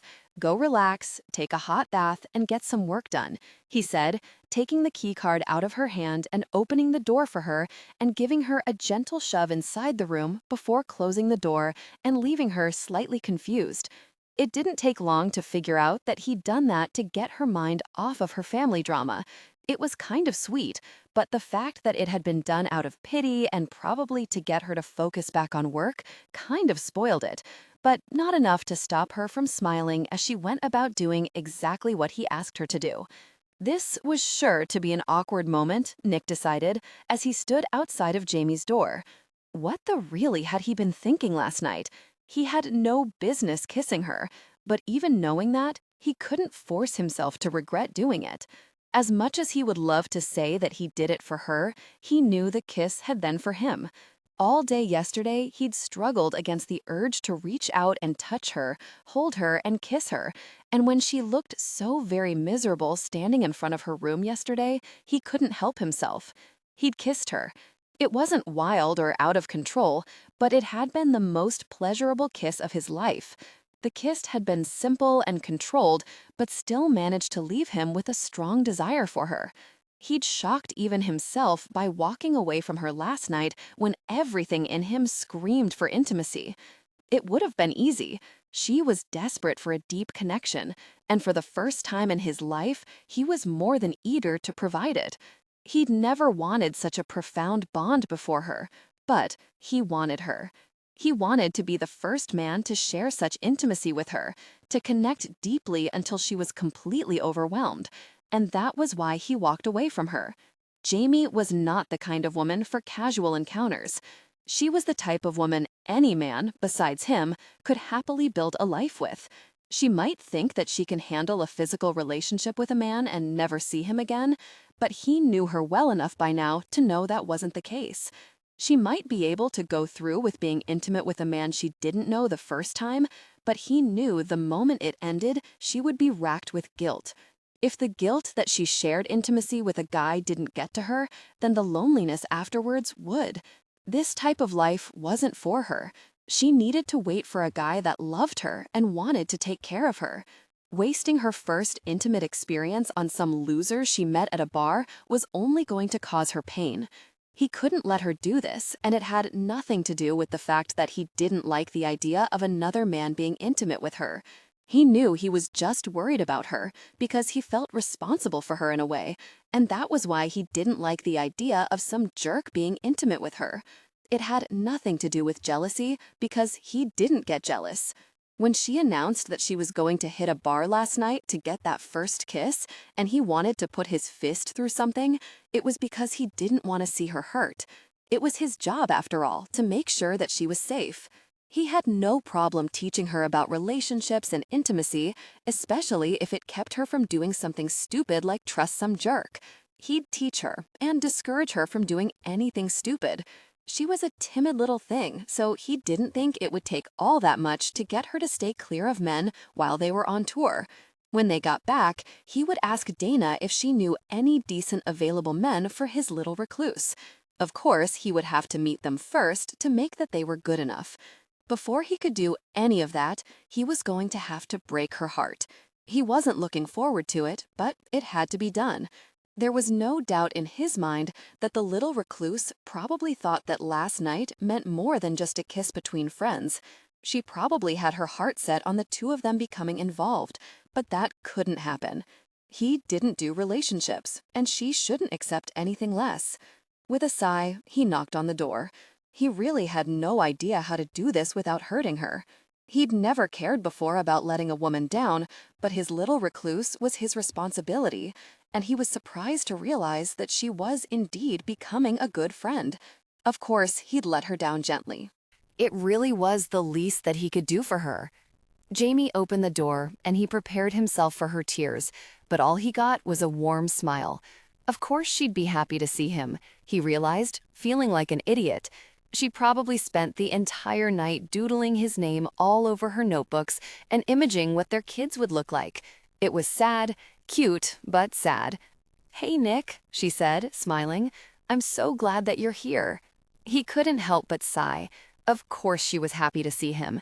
Maybe it would be best to quickly explain that last night's kiss had meant nothing. Sure, he'd be destroying all her hopes and dreams, but it was for the best. "I'm starving," she said, walking past him as she pulled the door shut behind her. "I was just about to head downstairs and grab something to eat.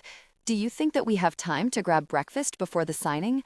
she asked as she headed for the elevator. "I think we should talk about something first," he said quietly as he tried to think of a way to break it to her without breaking her heart. Sadly, he just didn't see any way around it. He was going to break her heart, but he'd do it quickly.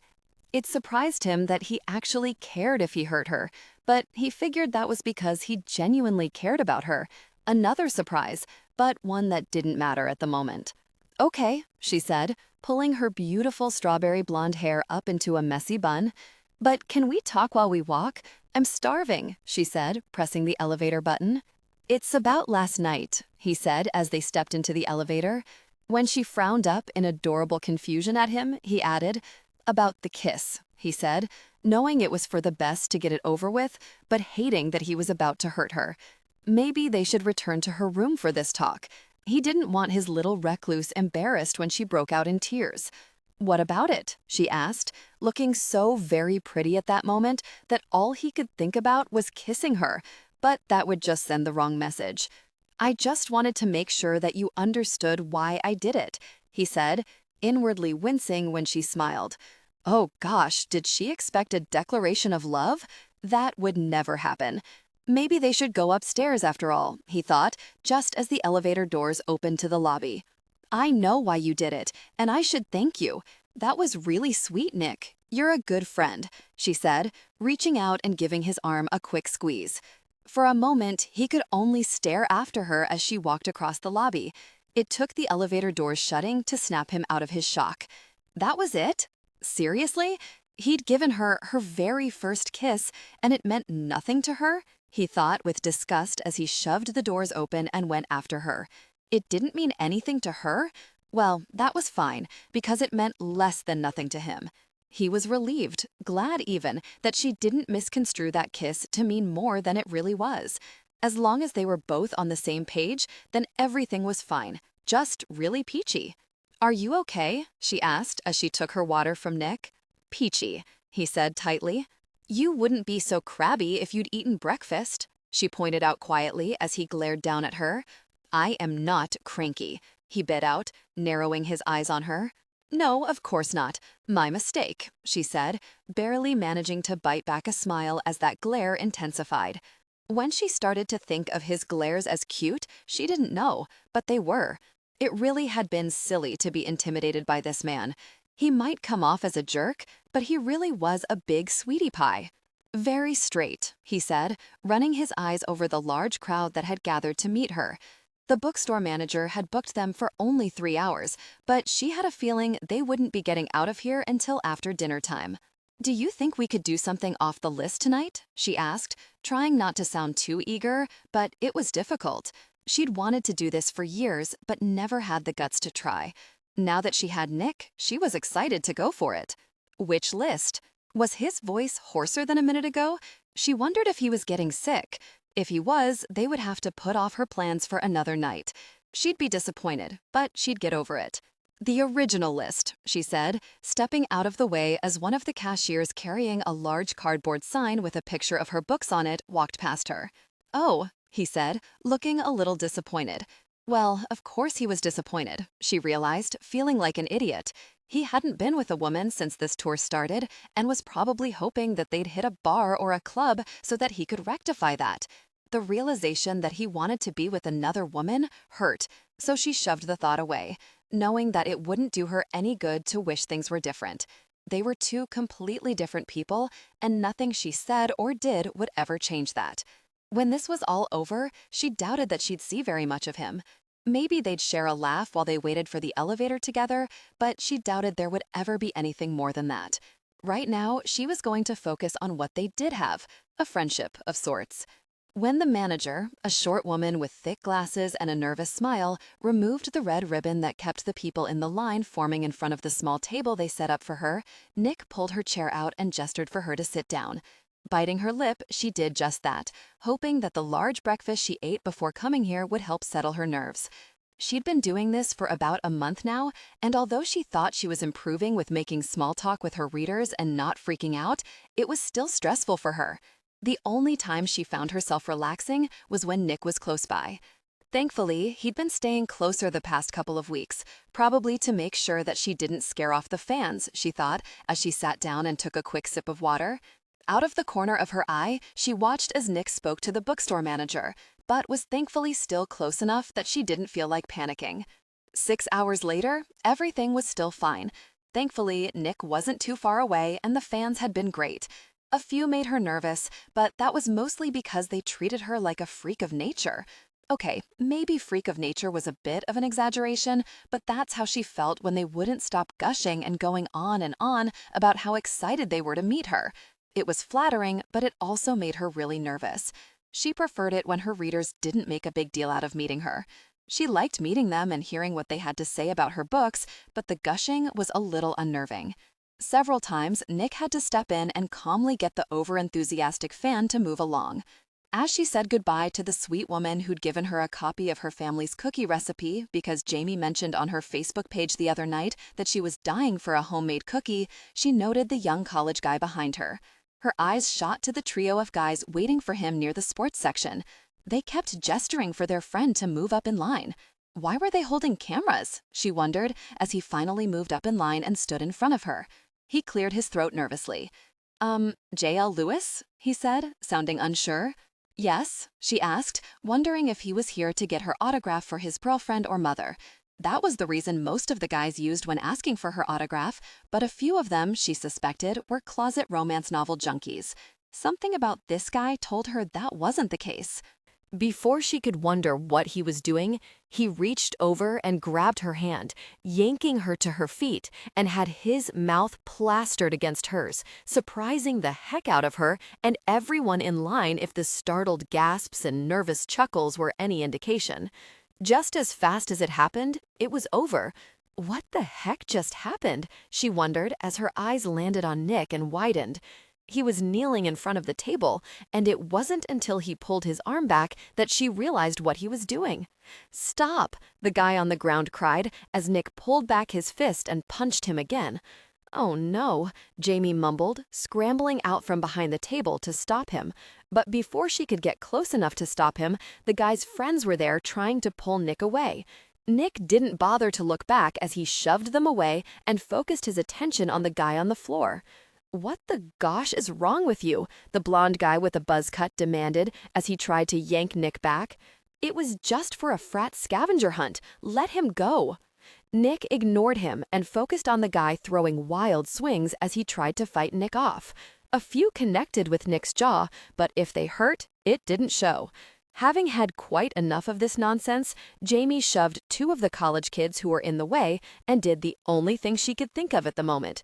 She launched herself onto Nick's back. "Get the gosh off of me," he snapped, trying to gently shrug her off, even as he moved to punch the guy again.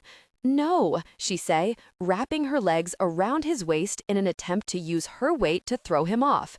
"Jamie," he snapped, pausing mid-punch to try and shrug her off again, but she wouldn't budge. The guy on the floor took the opportunity to make a run for it, with his friends not far behind him. With a growl of frustration, Nick got to his feet to go after them, but apparently he refused to do it with her still on his back. "Get off." "No, get the gosh off my back so that I can go kick him." "You already did," she pointed out, and then added, "He left bloody and crying. Is that not good enough for you?" He paused briefly and shook his head as he reached back to pull her off, but she refused to let go. "Jamie," he growled out in warning.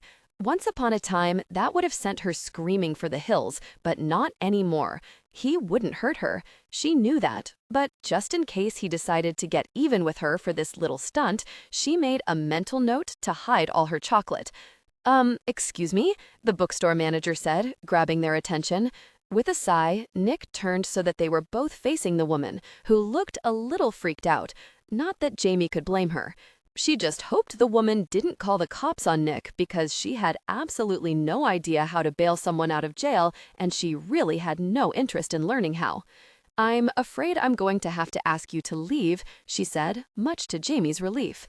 She really hadn't liked the idea of Nick becoming some guy's special friend for the night. "Go. Away." Nick bit out tightly, but the very woman refused to leave. At least she was on the other side of the door, he decided. Otherwise, he'd be tempted to strangle his little recluse. "You can't still be mad," she said in exasperation. "I eventually got off your back." He paused mid-sip of his beer and glared at the door. "You didn't get the gosh off my back until I was in front of your door," he snapped. I had to make sure that you wouldn't do anything stupid, she pointed out, and he barely stopped himself from storming over to his door, ripping it open, and kissing the gosh out of her. Now that would have been stupid. Perhaps not as stupid as attacking some dumb kid in front of a group of J.L. Lewis's fans at a signing, he thought with a groan. What in the gosh had he been thinking? He'd never lost it like that, and certainly never over a woman. Several of the women he'd taken out over the years received attention from other men, and he hadn't cared at all. He didn't get jealous, never cared enough to. But today, he'd been ready to kill the little jerk. For any other client, he would have simply pulled her away and signaled for either store security to handle the guy or the manager. There was no way he would have taken a chance screwing up his career for anyone. He'd worked too very hard to get where he was and wasn't about to let anyone come between him and what he wanted. Of course, all his plans went to gosh the moment he saw another man kiss her. All he could think of at the time was that another man was touching his little recluse. Even as he grabbed the guy, he knew what he was doing, and that it could very well be the end of his career. But he hadn't given a very. All that mattered was taking care of Jamie, and if he hadn't been so furious at the time, the realization would have probably worried him like it did now. "Are you going to let me in?" she asked, sighing heavily with annoyance and sounding so very cute that he had to stop himself from smiling. "No." There was a brief pause before she said, "If you do, I'll tell you about the new book I'm writing and the big surprise," she said brightly, probably hoping to lure him into letting her in and pestering him. "I don't care," he said, surprising even himself. As her editor, he should care. The woman's books were a gold mine, and he'd be an idiot not to find out what she was working on so he could prepare an advertising campaign. But at the moment, he simply didn't care. The only thing he cared about at the moment was getting his head clear, perhaps getting drunk as he tried to figure out how to explain this whole thing to Rick in the morning when he called up to chew Nick out for the pictures that were no doubt already making the rounds on the internet. "You're really not coming out of there?" she asked, sounding disappointed. "No." "Are you sure?" "Yes." "Fine," she said, sighing unhappily. "I guess I'll just go without you." He didn't bother responding as he took a sip of his beer. She could go out on her own for one night. She'd be more than fine. Besides, he doubted that she was doing anything dangerous. Knowing his little recluse, she was probably getting around to the little karaoke item on her to-do list that had made him want to cry. Actually, if she was hitting a karaoke bar, then he definitely wasn't going with her, he decided, taking another sip of his beer. "Okay, but if you need me, I'll be at Extreme Tattoo on Elm Street. I'll be back later," she said brightly, as he choked on his beer. "What do you think of that one?" she asked, pointing to a skull with snakes coming out of its eyes to make Nick laugh, but the man only glared down at her. He'd been doing it for the past hour. Well, actually, for the first 20 minutes, he argued against her going through with this, but this was something that she wanted to do and wouldn't let anyone talk her out of. For years, she toyed with the idea of getting a tattoo, but her family's disapproving attitude and her inability to stick up for herself held her back. After the phone call from her mother, she decided that she was done letting her family's expectations, needs, and wants dictate her life. This was her life, and she was going to start really living it. It also didn't hurt that over the past month, she'd learned to take chances and enjoy her life. Before this tour, she only dreamed of doing things like riding on a motorcycle or trying out paintball, but now that she did them, she couldn't help but want to do all of those other things that she'd been curious about over the years. She was still nervous. Not that she'd admit that to Nick, but she was glad that he came with her tonight. She only wished that he'd lighten up a bit. "This is permanent, Jamie," he reminded her again. "That's the whole point, Nick," she said, walking over to the picture of the tribal tattoo that she'd chosen 10 minutes ago. It was black, intricate, and beautiful, and she couldn't wait to have it on her body. "I really think that you should take some time and think this over," he said, as he ran his eyes over the artwork on the wall. "I've been thinking about doing this for years, Nick. It's not like I'm making some drunken, impulsive decision," she pointed out. "Then what would one more week hurt?" he asked, still not looking at her. She'd noticed, since he opened his door to try and stop her from doing this, that he wouldn't look her in the eye, or at her face for that matter. She didn't know what was wrong and wasn't going to stress herself out trying to figure it out. "Are you ready?" the tattoo artist, named Brett, asked as he gestured for her to come with him. She didn't even hesitate when she said yes and followed after him. She ignored Nick's muttered curses and focused on getting something she'd always wanted. This was going to be great. "Ow! Owie!" Jamie cried out, but thankfully didn't move. It was bad enough that she was going through with this asinine plan. She didn't need a really messed up tattoo on top of everything.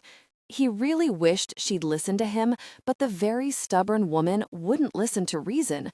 Tattoos on women were tacky, and he hated the idea of her marring her body with one.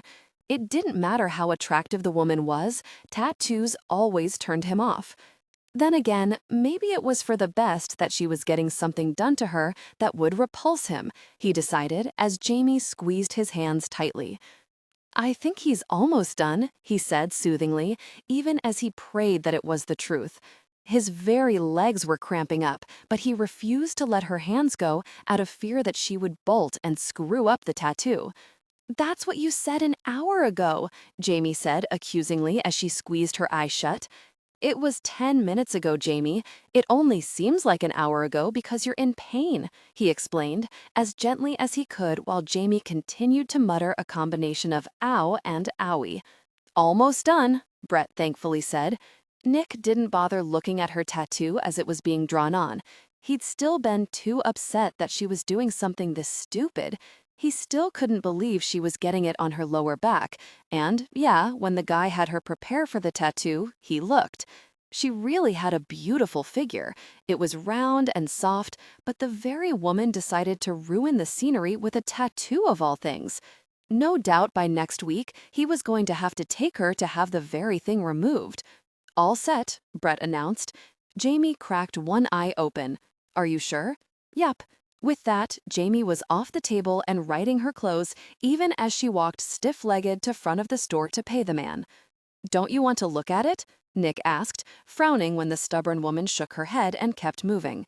With a sigh, he followed after her, making a mental note to pick up chocolate on the way to the hotel, since there was no doubt that she was going to need it. "What now?" he asked wearily, as he opened his door and found his little recluse shifting nervously in front of him in a baby blue t-shirt and another pair of those very flannel pants that he shouldn't find attractive, but did. "I can't get the bandage off. It's been more than 2 hours and I'm supposed to wash it now with a little bit of antibacterial soap," she said, "and gently wipe it, but I can't reach the top corners of the bandage." Pinching the bridge of his nose as he wondered when this horrible day would end, he stepped to the side and allowed her to come in. The sooner he got this over with, the sooner she'd leave and he could return to staring at the television as he tried not to think of all the difficulties that waited for him tomorrow. "Where do you want to do this?" she asked, looking around the small hotel room. "Get on the bed, Jamie," he said, gesturing lazily towards the double bed. "Oh, okay," she said nervously, as she put the soap and tube of ointment she'd been carrying onto the edge of the bed and carefully laid across the bed on her stomach. When she didn't move her shirt and pants out of the way so that he could get to the tattoo, he resigned himself to the task. He paused by the bed and pulled his shirt off over his head before it got ruined by the ointment. "I have to move your clothes out of the way," he explained, even as he reached for her t-shirt. Thankfully, she had enough sense not to argue and even raised up a bit to help him with the task. He pushed it up until it reached her underarms and then reached for her flannel pajama pants, careful not to touch the bandage and hurt her. When his fingers brushed against her surprisingly firm figure, he had to take a deep breath to get his breathing under control. He was supposed to be doing her a favor, not ogling her, he reminded himself, as he pulled her pants and undergarments down, revealing more of her lower back. He paused at the sight. "What?" Jamie asked, moving to turn over, but he stopped her by placing a hand on her back to keep her right where she was. "Nothing. I'm going to take the bandage off now. Try not to move," he said, reaching for the corner of the large white gauze pad as he prepared himself for the splash of cold water that the tattoo would douse his desire for her. 5 minutes later, the bandage was removed and his very desire for her grew intense. Of course it would turn him on if it was on his little recluse, he thought dryly, as he gently cleaned the black tattoo that he couldn't help imagine tracing with his finger. As soon as it was clean, he applied the ointment that would protect it and washed his hands. By the time he stepped out of his bathroom, he expected to find Jamie dressed and scrambling for the door. But instead, he found her right where he left her. Wondering what was wrong, since his little recluse, by all rights, should have yanked her clothes back in place the second he announced that he was done, he walked over to her and couldn't help but smile when her cute little snores reached his ears. He considered waking her up and sending her to her room, but then decided against that. The poor thing was exhausted and probably wouldn't have the energy to walk back to her room. At least that's what he told himself, as he gripped the bottom of her pant legs and carefully pulled them off her. He then ensured she was comfortably covered and frowned down at her shirt. With the ointment on her back, her shirt would stick to her new tattoo, and he wasn't sure if that would damage the tattoo. Plus, the guy told her to leave it exposed to air whenever she could. Not knowing what else to do, he reached down and worked her shirt off, careful not to wake her or roll her onto her back. When that was done, he turned up the heat, changed into sleepwear, and joined her on the bed, anticipating a long night of restraint as the object of his desire lay less than 6 inches away, practically naked. As he started to doze off, battling a strong physical response, he couldn't help but wonder if this was hell. As she slowly woke up, she couldn't help but wonder why she was naked. Then Brett's instructions from the night before ran through her head, and she remembered that she planned on sleeping in the buff for the first time in her life to save her tattoo from being ruined. It had also been on her list, well, the mental portion of her list, to try out, and she had to admit that it wasn't all that bad. She could totally see why people slept like this. Of course, when she moved to turn over, all rational thought left her brain as her eyes landed on Nick, no, correction, a half-naked Nick. She felt her eyes widen in appreciation at the sight that he made. When her eyes landed on his normally styled and neat blonde hair, she couldn't help but smile. The mused look looked really good on him. It gave him that sexy bad boy look with a touch of sweetness that she found endearing. She ran her eyes over his handsome face, down his neck, over his well-defined biceps, chest, and abs, only to land on his gray boxer briefs, and stayed there. As much as she'd love to look away at the moment, she couldn't. This was her first up-close look of that area. Granted, it was covered by his underwear, but that wasn't stopping her from getting an eyeful at the moment. Wow. Were all men that well endowed? She wondered as she watched in utter fascination as the form beneath his underwear grew more prominent, straining against the material. For a moment, she laid there, helpless to move or even breathe. Actually, now that she saw one, well, part of one up close and personal, she was a little frightened. There was no way she felt ready for that kind of intimacy. It seemed physically impossible, and it helped her realize that she really wasn't ready for sex.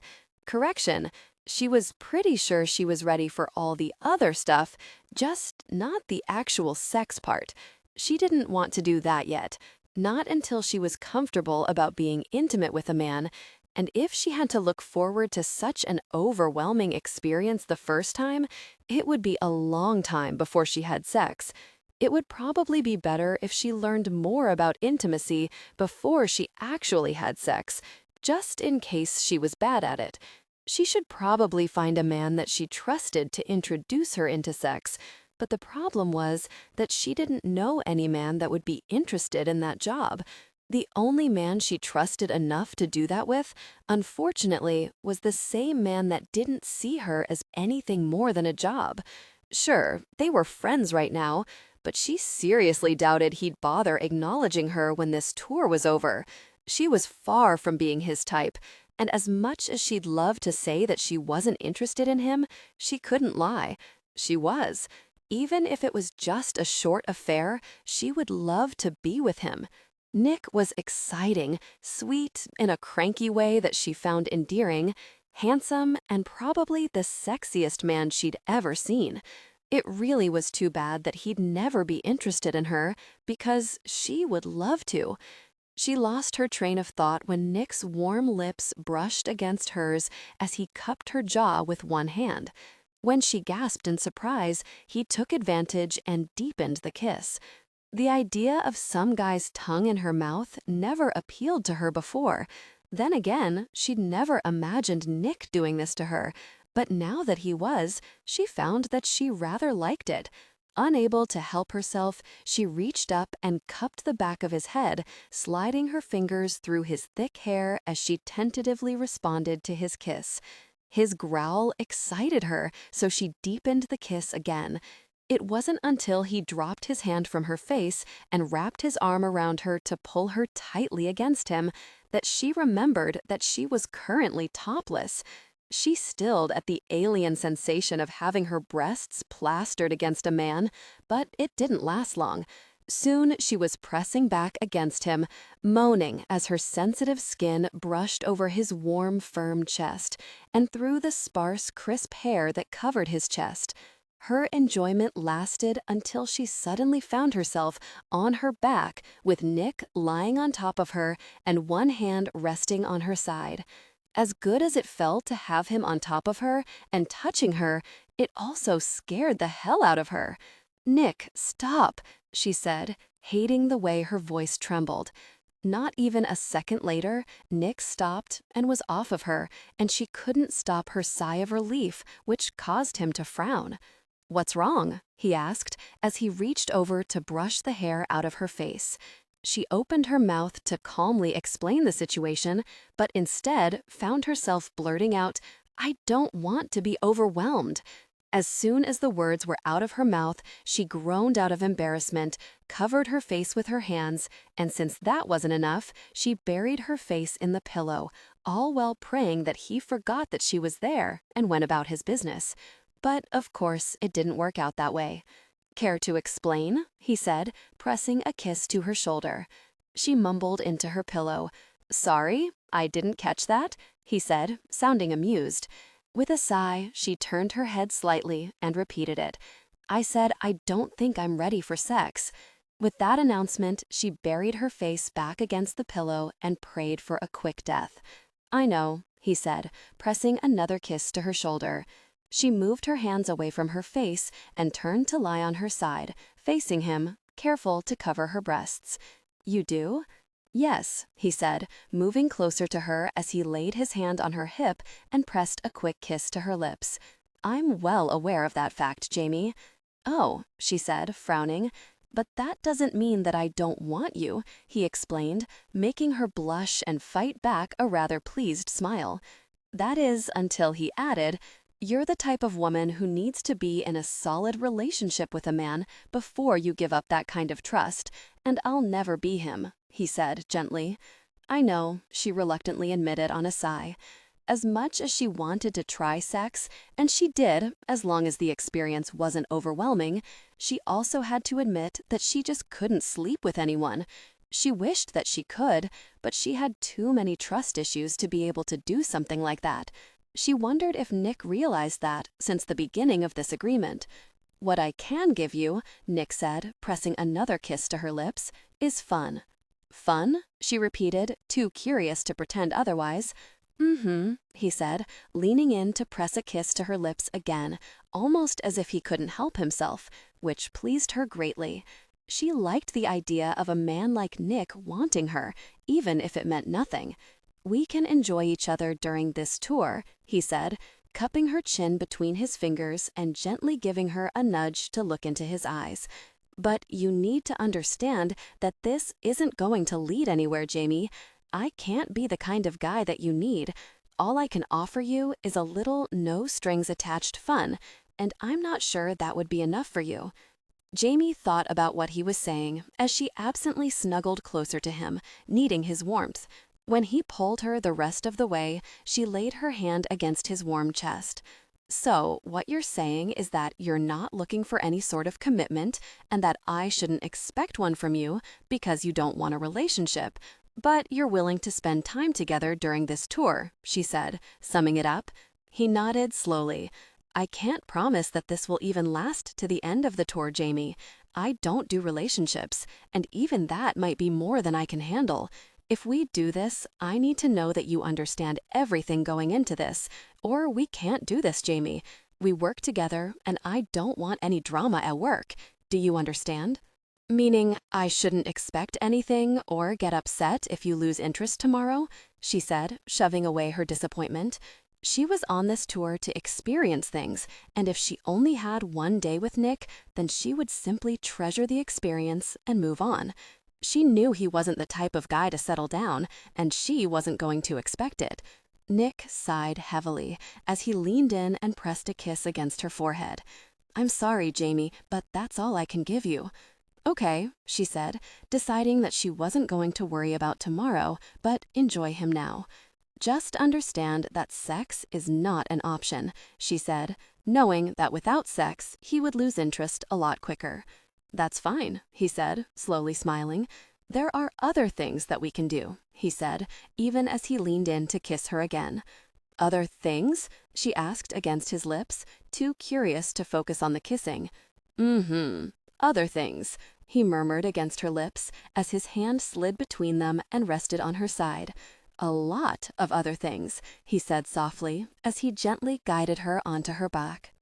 But no sex, she reminded him, even as her body trembled. No sex, he repeated smoothly as he leaned in and kissed her again. Lying on her back like this, she felt exposed and had to grab the floral comforter to stop herself from covering herself up. She'd never been very comfortable with her body, and having a man like Nick, who'd probably been with more beautiful women and probably found her lacking, made her even more nervous. "Beautiful," Nick said, as he teasingly traced his fingers up and down her stomach. It was only then that she realized that he'd stopped kissing her. Worrying her bottom lip, she glanced to the left to find him kneeling by her side as he ran hungry eyes over her body. The way he looked at her made her feel warm and helped ease some of the tension out of her body. Tension broke. They gave in to desire, connecting deeply. After their night, she was left feeling a little used and unsure, but then she reminded herself that it would be stupid to expect anything else. This just might be their only experience together, and she wasn't going to wreck that by feeling anything but the pleasure he'd just given her. Although she really hoped they shared intimacy again, she thought with a content little sigh as she began her search for her clothes and apparently a washcloth. "Aren't you cold?" Nick asked through clenched teeth as the jerk standing next to him checked Jamie out instead of the airport's arrival board like he should be doing. He sent Jamie's sexy tattoo another glare. Why in the gosh was she walking around with her jeans low on her hips and her shirt ending just below her upper body like that? She should only be wearing those types of things when he was around, which brought him right back to why he was upset. After their intimate moments this morning, he should have grown bored immediately, especially when he realized that was all he would ever get from her. They could share intimate moments for months, and she would probably never allow him full intimacy. Jamie was a good girl, whether she wanted to be or not. Sharing intimate moments with him was one thing, but losing her virginity to him was quite another. Even knowing there was no chance in gosh to experience full intimacy, he couldn't stop thinking about her. He wanted to touch her and bring her to peak pleasure again, but this time while she screamed his name, and he sure as gosh wanted her to touch him again. It had been the first intimate touch he'd received since he was a kid, and undoubtedly the best. He'd never reached such a peak in his life and knew that if she ever fully engaged in that desire, it would probably kill him. "No," Jamie said, looking around and not bothering to look back at him, which was probably a good thing since he couldn't seem to tear his eyes away from her tattoo and backside. "It's warm in here, and we're going to Georgia, so I doubt I'll be cold." He sent a glare at her backside before he forced himself to look away. "Too much sunlight isn't good for your tattoo," he reminded her. hoping she'd just take the very hint and cover up before he had to break the jaw of the person practically drooling next to him. What in the gosh was wrong with this jerk checking Jamie out when she was clearly with him? Maybe the jerk didn't know that Jamie was with him, he decided, since the very woman was a good 5 feet in front of him instead of by his side where she belonged. He threw the person a glare as he stepped up to Jamie's side and threw his arm around her shoulders. Jamie threw him a curious look but didn't say anything. Smart woman. Right now he was torn between kissing the gosh out of her and giving her a playful tap on her backside. This was all her fault. He shouldn't be feeling like this. In fact, he hated feeling like this. Instead of standing here with her, he should have followed through with the brush-off he'd automatically started this morning, and right now he should be flirting with the hot stewardess that kept shooting him welcoming glances. What in the gosh was wrong with him? "Are you still cranky?" he bit out, even though he was feeling very cranky at the moment. "Uh-huh," she said, as she looked around the busy airport until her eyes landed on the small cafe. "Well, while you're doing whatever it is that you're doing, I'm going to get something to drink and eat while we wait to board." Before he could stop the very woman, she was stepping out from beneath his arm and heading over to the cafe. He, of course, took note of every guy that stopped what they were doing to stare at her. That was her they were all staring at, and he wasn't having it.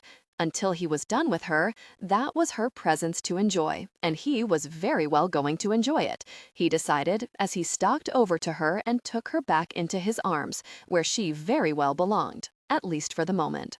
"Where are you going?" Nick asked as she headed towards the front exit of the large convention center. She gestured towards the door where most of the fans were heading. "To grab a taxi and head back to the hotel," she said, frowning since he was the one that said they were ready to leave. Nick gestured towards the back exit of the building. "The RNL was so pleased by this year's turnout that they decided to treat you to a limo for the night," Nick explained as they walked towards the back exit. Jamie wondered if this was going to be the moment he chose to clear the air between them. Even though she'd already figured it out for herself, it would be nice to hear it from him. It wouldn't be the first time she heard the rejection speech, but it would probably be the most painful one. She wasn't looking forward to hearing it, but she knew this morning that it was possible that this little love affair of theirs wouldn't last throughout the day. She already had her experience with him, and she wasn't going to ruin it by being sad about it ending before it really begun. "Here we are," Nick said, gesturing to a sleek black limousine parked less than 10 feet from the door. Jamie sent the driver, an older man with short brown hair, a polite smile as she accepted his help into the limo. Once she was inside, she of course had to look around since it was her first time in the back of one of these things. There was a lot more room than she thought there would be. There was plenty of room to seat 8 adults comfortably, a flat-screen television, and even a minibar in the sidewall. Being given the kiss off by Nick would definitely be memorable, she thought with a frown, as she watched a black divider suddenly slide up, cutting off her view of the front seat and the driver. Privacy was probably for the best. She'd really hate to have anyone witness this. "Come here," Nick suddenly said, drawing her attention from the mini cans of Coke to the back seat where he was lounging as he pulled his tie loose. When she hesitated, he reached over and grabbed her hand and gave it a little yank until she was up and somehow found herself close to him. "Much better," Nick said, sounding pleased as he pushed her hair away from her neck as he leaned in. Her eyes closed of their own accord when his mouth landed on her neck and his hands moved over her. What's going on?" she asked, wondering if perhaps she'd misread his crankiness. She did seem to make him especially cranky lately. He chuckled against her neck, and holy heck did that feel good. "What does it look like I'm doing?" he asked teasingly as he readjusted her close to him. She said, licking her lips as she tilted her head back to give him more room to work. "Confusing the heck out of me. What exactly are you confused about?" he asked, pulling her closer and moving intimately against her. The move robbed her of the ability to speak, so she had to content herself with just grabbing onto his shoulders and holding on for dear life when he did it again. Nothing?" she said, not really sure what the question was, or more importantly, what the answer should be. Not that it mattered, she decided a moment later as their intimacy deepened. Tension broke. They gave in to desire, connecting deeply. "Everything is canceled," Nick announced as he tossed his cell phone on top of his open suitcase. "The signing and the interviews have all been canceled thanks to this storm," he explained unnecessarily. The truth was, Jamie hadn't been looking forward to braving this weather, and for the past hour had been contemplating faking her own death to get out of it. She didn't know what was worse, the thunder and lightning, the buckets of water was being poured down from the sky, or the hail that occasionally snapped against the hotel window. The only thing she knew for certain was that she didn't want to go out in it. One good thing came out of this horrible day. She got a day off. Granted, she couldn't do anything fun. They'd be stuck in their hotel rooms all day. If it got too boring, she could always grab her laptop and head downstairs to the bar and have lunch. She had been planning to hit a bar tonight since they hadn't had the chance to, and she was dying to try it and not chicken out like she had at the club. With Nick by her side, it should be a lot easier. Speaking of Nick, she looked up from the file she was working on to run an appreciative eye over the man as he sorted through folders on the desk. Maybe they could use this time to try out a few more things. After the incident in the limo last night, they hadn't had a moment to rest, relax, or more importantly, at least to her, to deepen their connection. Thanks to him, she'd been up half the night filled with desire. Of course, she used those hours wisely and got some work done. She finished editing a novel, finished her chapter early in her secret little project, and finished 3 chapters of her latest Vampire of the Heart novel. Now that she had some time, she would like nothing better than to... "I guess we'll use this time to get some work done," Nick announced, bursting her bubble as she watched him loosen his tie and sit down behind the desk without looking her way. "Fine," she grumbled, knowing she was pouting, but not caring. She moved to sit on the small couch, but decided that if she wasn't expected to leave this hotel room, then she wasn't going to stay in this pretty but uncomfortable suite. "I'm going to change into something more comfortable to work in then," she said, heading for the door connecting their rooms and eager to change into her flannel pajamas and order a hot fudge sundae from room service. Nick didn't say anything as she left the room, and she didn't expect him to. When he was working, it was pretty much impossible to distract him. Maybe she'd head downstairs to the bar now instead of waiting for lunch. She walked over to her bag to grab her flannel pajamas when the light pink and baby blue shopping bag that she'd forgotten about caught her eye. Worrying her bottom lip, she shot a look over her shoulder at the closed door and then back to the bag. Could she really do this? Curious to see if she could make Nick lose his cool, she decided that yes, she really could. With an excited little giggle, she grabbed the bag and ran into the bathroom. When Jamie walked into the room, he didn't bother looking up from his computer. He needed to figure out a few backup plans just in case this bad weather followed them on their tour. He was just about to ask Jamie how she felt about hitting Texas when a flash of white caught his eyes. Not really thinking much of it, he looked up and nearly choked on his tongue at the sight before him. Before his mind fully registered the fact that Jamie was wearing the short white silk and lace number that had captivated him at the store, he was getting to his feet and tearing off his tie and shirt. When she bent over in front of him to pick something off the coffee table, he stumbled when he got his first look at her. If he hadn't already been filled with desire, that would have done it. "Come here," he bit out, uncaring that he was barking orders at her or that she was still new at all of this. He wanted her, and he was very well going to be with her. He could have kissed her when she did exactly what he asked without any hesitation.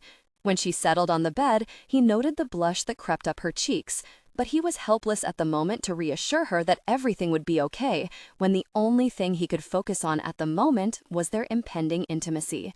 He toed off his shoes and prepared himself, uncaring that his clothes were going to get wrinkled. Passion peaked, came together intimately, deeply connected. The moment he reached his peak, he realized that they wouldn't be getting any work done today. The realization would have normally annoyed him, but today it only pleased him. We shared intimacy, eyes darkened. Afterwards, breathless. We shared intimacy, eyes darkened. Afterwards, breathless. So when she offered, all he could do was lie there dumbly and nod like an idiot. He didn't even question her need to work undercover as she did it. Truth be told, watching the shape of her head move beneath the pale green sheet as she'd focused on him turned him on even more. Just then, she decided to up her game, and he had to stop himself from arching his back and silently demanding more intimacy. When she continued her ministrations, he felt himself relax. That is, until she stopped, again, and shifted around. Jamie mumbled something, but he was too focused on the intense physical sensation to pay attention. When she resumed her actions, only to stop, he had enough. He really couldn't take any more and wondered why she hated him so very much to torture him like this. When he pulled the sheet away, he received his second surprise for the day. She had one hand intimately placed as she frowned down at her phone. "I can't tell if I'm doing this right," she mumbled as she stared at her phone. With a shaky hand, he reached out and took the phone away from her and nearly groaned when he realized that his little recluse was watching an instructional video on her phone. The fact that she wanted to please him touched him in a way nothing else had. In that moment, it didn't matter that she had him in such an intense state of arousal. All that mattered was his little recluse. He tossed the phone to the side and reached out and cupped her face. "Anything you want to do will please me, Jamie. You don't need that," he said, struggling to beg her not to continue with the start and stop torture. He didn't want to hurt her in any way, and he sure didn't want to make her feel bad. He would lie there for the rest of the night while she tortured him, if that's what she needed. "Okay," she said, sighing as she straightened her shoulders and set back to work. This time, she took pity on him and didn't stop. Actually, she didn't stop until he reached his peak and begged her to stop. When she finally concluded their intimate moment with a small little pout, he couldn't help but laugh as he pulled her into his arms and kissed her. She snuggled contently in his arms. As he drifted off, he couldn't imagine a more perfect way to end the day. "Where have you been?" Nick asked when Jamie showed up with only 2 minutes to spare. "Nothing," she said, shifting nervously as she looked everywhere but at him. He narrowed his eyes on his little recluse as she shifted nervously as she hugged that large bag she dared to call a purse tightly against her chest. "I asked you where you've been, not what you've been up to," he pointed out as they stepped to the side as one of the cameramen rushed past them. "Oh, she mumbled, but didn't really answer him. He knew she was nervous about doing her first on-camera interview and really didn't expect much at the moment. He had hoped that he'd have time to calm her down. In fact, he'd planned on pulling her into one of the dressing rooms and doing everything he could to help her relax, but the very woman had made other plans this morning and told him that she'd meet him here, which brought up an interesting question. What had she been up to? Judging by the way she was shifting with nervous energy, avoiding making eye contact, and hugging her bag in a death grip, he was afraid he knew exactly what the little recluse had been up to. With a sigh, he snatched the bag away from her and opened it, ignoring her protests as he pulled out 5 large bars of Belgium chocolate and glared down at his little recluse. "You promised that you'd avoid sugar this morning," he said accusingly as he shoved the chocolate back in the bag and held it away from her. She swallowed nervously as she reached for it. "You don't understand. I need it." He shook his head even as he grabbed her hand and led her deeper into the studio. "No, what you need to do is get your cute little self into makeup and then do this interview." When Jamie gasped in outrage, he couldn't help but smile. "But I need it. Please, Nick. Chocolate soothes me." He threw her a disbelieving look over his shoulder, but didn't slow his pace as he continued to drag her over to makeup. "You're like the Energizer Bunny when you have chocolate, Jamie. If you want some chocolate, you'll have to get through this interview. Otherwise, I'm throwing it out," he threatened, knowing that if he took her chocolate anywhere near a trash can, that she'd probably try to kill him. "You wouldn't dare," she hissed out, and he didn't bother to answer her as he maneuvered her around a group of people and planted her in a tall chair. "Here she is," he announced to Margaret, the makeup specialist, who'd been hitting on him since he showed up an hour ago to make sure that everything was set up for Jamie's interview. "Thanks, Nick. You're such a sweetie," Margaret said, placing her hand on his arm and giving it a little squeeze as she sent him another inviting smile. His eyes shot over to Jamie to see how she was reacting to the other woman's obvious come-on, but the very woman was still sending the bag in his hands looks of longing. Did he want her jealous? No, not really, but some kind of reaction would be nice, since he couldn't help but want to kill every jerk that got within speaking distance of her. He felt his lips twitch as Jamie tried to discreetly reach out and take the bag from his hand. "This is just getting sad," he said, sighing as he moved the bag further away. She looked up at him with sad puppy dog eyes as her lower lip began to quiver, and he just barely stopped himself from chuckling, which she probably wouldn't appreciate.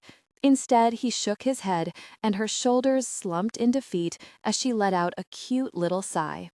"Miss Harris," one of the production assistants said in greeting as she approached Jamie, "my name is Carla. Is there anything I can get you?" Jamie immediately perked up. "Yes, is there any chance that I could get some chocolate? It helps settle my nerves," his little recluse said, lying her adorable self off. Carla smiled. "I believe we can arrange that." "No," Nick said, cutting the woman off before she did something they'd all regret later. "No chocolate for her whatsoever," he said, earning a killing glare from Jamie, but he didn't care. Chocolate was Jamie's drug of choice, and unfortunately for her, she didn't seem to handle the sugar very well. She got wired, then cranky, then sleepy, and when she woke up from her chocolate-induced nap, he usually had to wrestle more chocolate out of the addict's grasp before she could make it to the toilet-hugging phase, which was probably his least favorite of the phases. "Then can I have a Coke, please?" she asked, sounding hopeful. "Sugar and caffeine? No, that would never work." "She'll have a water," he said, thankful that the assistant knew better than to listen to Jamie. When Jamie sulked in her chair, he of course ignored her, even as he made a mental note to order a huge ice cream sundae for her later. The woman was a little sugar addict, and thankfully could be bought easily. Actually, now that he thought of it, he should probably hunt down something sweet to give her once her interview is over. He could give her the chocolate in her handbag, but judging by the looks she was shooting the bag, the little junkie had already reached her limit for the day. "So what do you say, Nick?" Margaret asked, making him realize that he'd missed everything she said while he'd been smiling like a fool at his little recluse. He asked, barely able to take his eyes away from Jamie as Margaret fussed with Jamie's hair and makeup. "She wanted to know if you'd like to go over to her house after this so that she could cook for you," Jamie explained casually, not sounding upset at all, but judging by the hurt expression on her face, she didn't like the idea one bit. Why that made him happy he didn't know, but it was nice to know that he wasn't the only one that got jealous. "Actually," Jamie said brightly as she sat straighter in her chair, "why don't the two of you go discuss your dinner plans?" she said smoothly as she reached out and snagged her bag out of his hand. His eyes narrowed on her as he felt a tick start beneath his left eye. "You'd sell me out like that? Over chocolate?" he said with obvious disgust. She shrugged as she held the bag tightly to her chest and let out another cute little sigh. "It's Belgium chocolate," she said, as if that explained everything. That explained nothing. It also annoyed him that she clearly chose chocolate over him. He reached over and tore the bag away from her, earning a little gasp of horror that he refused to find adorably sexy. "Just for that, you aren't getting this chocolate back until tomorrow." But, she stuttered, reaching for it, but he simply stepped back. When she realized that she wasn't getting it back, she went back to slumping in her chair. He thought he heard her mutter, "Big jerk," but he decided to ignore it since that was most likely the chocolate withdrawal talking. "Are you busy tonight, Nick?" Margaret asked, as if the little odd conversation hadn't just happened. Then again, she was probably used to weird conversations in this line of work. He should take the woman up on her invitation. She wouldn't drive him crazy or have him drooling after her like some kid. In fact, he was pretty sure he'd be intimate with her within 2 minutes of walking through her front door. But unfortunately for him, the thought of touching her left him cold. The only woman he wanted was coming down from a sugar high and would probably require some babying later tonight when the stomachache hit. What the gosh happened to him when he'd rather spend the night cuddling a cranky woman than being intimate with a willing one? That's a very sweet offer, but unfortunately, we have to work tonight and then catch an early flight in the morning," he said, giving the woman his most charming smile and hoping it was enough. "Maybe next time you're in town," she said, giving him that coy smile that promised intimacy. Since this thing with Jamie would be over by the next time he swung through Virginia for work, he didn't see any reason why he shouldn't accept. "That sounds like a great idea, sweetheart. How about you give me your number so I can give you a call the next time I'm in the area," he said, forcing his eyes away from his little recluse as he told himself that he had no reason to feel guilty. He never felt guilty for living his life, and he sure as gosh wasn't about to start now. "We're ready for you, Miss Harris," one of the assistants said, gesturing for her to join Andrew Jameson, the show's host, on stage. She decided not to keep her promise to Nick and hunt him down for last-minute advice, since he'd just given her the kiss-off and joined Andrew on stage. Out of the corner of her eyes, she saw Nick try to discreetly gesture for her to walk over to him, but she ignored him and plastered what she hoped was a friendly smile on her face and sat down in the small leather chair next to Andrew. The man was mid-30s, handsome, and the look he gave her slightly appeased the hurt Nick had caused not even 20 minutes ago. She still couldn't believe that he'd hurt her like that. She knew that they'd never have a lifetime together, but the last few days had been wonderful, especially yesterday when they spent all day in his bed. But apparently she'd been wrong. Well, she'd enjoyed it, but obviously he had not. If he had, he wouldn't have been making plans to meet up with another woman right in front of her. The least he could have done was taken her aside beforehand and given her the brush off. Finding out like that hadn't exactly been pleasant. "It's so nice to meet you, Miss Harris," Andrew said warmly as he reached over to take one of her hands into both of his. "It's nice to meet you too, Mr. Jameson," she said, easily returning the smile. "Please call me Andrew. From what I gather, this is your first on-camera interview. Just relax and pretend the camera's not there and you'll be fine. I'm also assuming that you would prefer to be called J.L. Lewis during the interview?" he asked, still holding her hand, she might note. She risked a quick glance over to where she'd last seen Nick and was a little surprised to find him glaring at their hands. Considering he'd just basically made plans to be intimate with another woman, she thought he had a gosh of a nerve to look annoyed that another man was touching her. After this, they were going back to a strictly professional relationship. She didn't even want help with her list. And come to think of it, maybe it was time just to bite the bullet and be intimate. It sure as gosh would stop her from pining after him, and it would help shred a little more of the old Jamie away for good. "If you're ready?" Andrew asked, reluctantly releasing her hand as he sat back in his chair. Was she? Yes, she was, and not only for this interview. It was probably childish, but tonight, when she found a man to be intimate with, she was going to make very sure that Nick knew that she was doing it. Not that he'd care, since he'd probably be being intimate with another woman and couldn't care less that she moved on. And she had. It was just a few days, nothing major. She could move on just as easily as he had. "Thank you for joining us this evening," Andrew said, letting her know that they'd begun recording the interview. "Thank you for having me," she returned easily, surprising herself. Maybe this wouldn't be so bad afterwards. After a few minutes of basic questions, he moved smoothly into her personal life. "So tell me, is there a Mr. Lewis in the picture?" With a soft chuckle, she shook her head. "No, I'm not married yet." "Is there any special man in your life?" he asked, and she wondered if that was interest she noted in his expression. She couldn't help watching Nick out of the corner of her eye as she answered, "No, there's no special man in my life." The area Nick stood in was dark, but she could have sworn he made a move to come closer, but stopped himself at the last moment. Wishful thinking on her part, she realized. "I wanted to tell you how profoundly sorry I was about the news that came out this morning. I'm sure it was a bit of a shock that your family came forward and shared the rather personal information. I'm actually flattered that you chose KJK to share your thoughts on the matter," Andrew said, confusing the gosh out of her. "I'm sorry, I'm afraid that I don't know what you're talking about," she admitted. He frowned at the admission as he sent someone to the side a questioning look. Seconds later, a young man wearing large headphones came halfway onto the stage and handed Andrew a thick newspaper before quickly scurrying away. "I'm sorry, I thought you knew," he said, sounding truly sorry as he handed the newspaper over to her. Dread filled her stomach as she reached over and accepted the newspaper. When her eyes landed on the large black print stamped across the top, she felt the air in her lungs rush out of her as if she'd been hit with a 2x4. "You didn't know about this?" Andrew asked. "No," she said hollowly as she ran her eyes over the article title once again.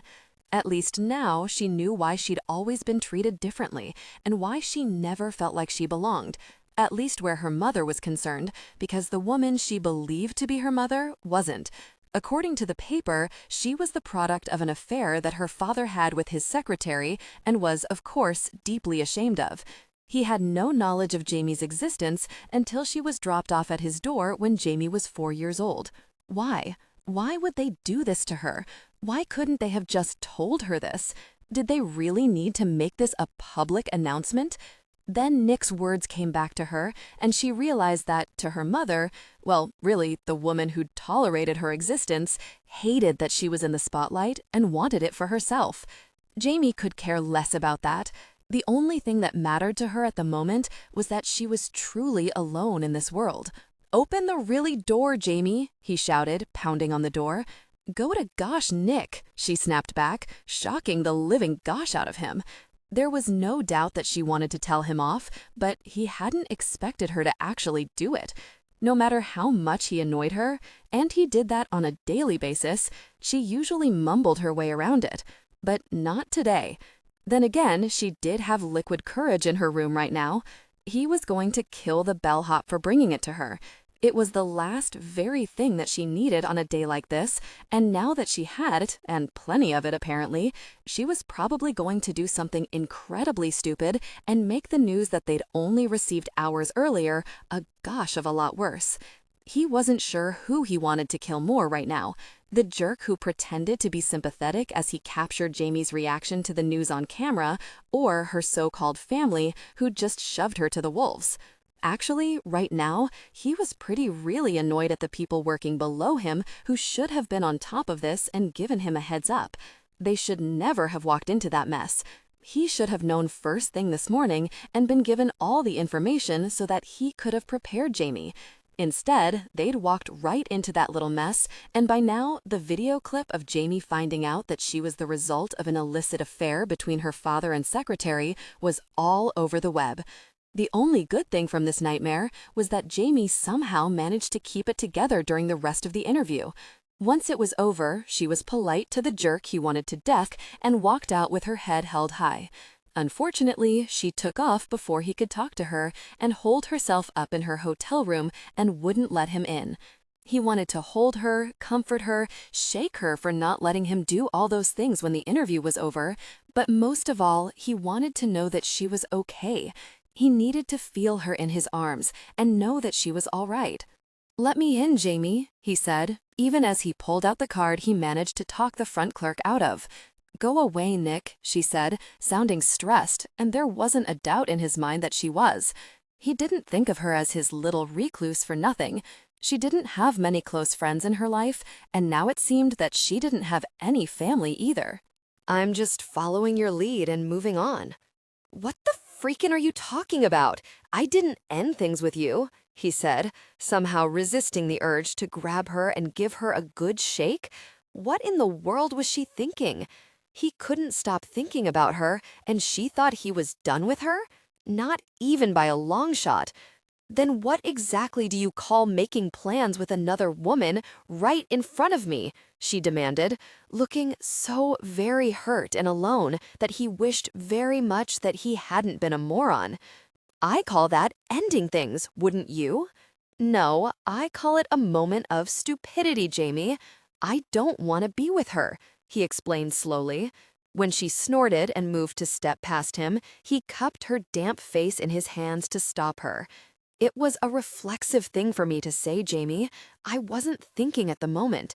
Since I knew the next time I came here, this tour would be over, I didn't think much about making a promise that I didn't plan to keep. Trust me, if I wanted her, I wouldn't be here. I threw her number away as soon as I was done talking to her. Why didn't you go home with her tonight? She asked so softly that he nearly missed it. Because she wasn't you, Jamie, he said, leaning down to brush his lips against hers to offer some comfort. Of course, the second his lips touched hers, he needed more from her, needed her. He knew it was the same for her. Whatever this thing was between them, it left them helpless to fight it. Simply touching her and kissing her never seemed to be enough. He could never seem to get close enough to her and always wanted more. Tension broke. They gave in to desire, connecting deeply. Their touch became intimate, and the passion between them was overwhelming. She felt so good and so very perfect. When she wrapped her legs around his waist, he didn't even question it. He just went with it, even as his brain screamed for him to back the freakin' off and give her space. She was upset, and for good reason, and he knew that he should back off. She wasn't thinking clearly, but he wanted her so very badly that he couldn't think straight. That always happened around her. As they drew closer, he prayed that she wouldn't regret this later, but he just had to be sure. "Is this what you want?" he asked against her lips, pressing intimately against her core and nearly groaning in pleasure as warmth coated him. "Yes," she hissed out as she wrapped her arms around his shoulders and deepened the kiss until he couldn't take any more, and they came together. He let out a deep groan as he swallowed her small cry. Once they were intimately joined, he forced himself to stop. It didn't matter that this was the most intense connection he'd ever experienced. The only thing at the moment that mattered was his little recluse. He had to make it good for her, and judging by the way her body went rigid, he knew that she wasn't enjoying this nearly as much as he was. Maintaining a gentle pace was one of the hardest things he'd ever done, but for her, he suffered through it as he slowly kissed her back to the point where she needed this, needed him. When she moved intimately against him, he knew she was ready. He slowly shifted, groaning at the intense sensation, and rejoined her. Their connection was gentle and profound. It was the most intimate experience of his life. He'd never been with a woman like this. Never.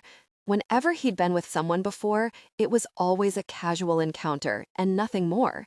He'd also never been with a woman without protection, and that thought was just registering in his mind when he felt her tighten around him. Instinctively, he wrapped his arms around her to hold her tightly against him. When she reached her peak around him, he lost control, and with 3 deep, powerful movements, he was joining her, barely holding back a frustrated exclamation at the biggest mistake of his life, and silently praying that this didn't come back and cause problems later. When the last wave of sensation tore through him, he rolled over onto his back and pulled a panting Jamie with him.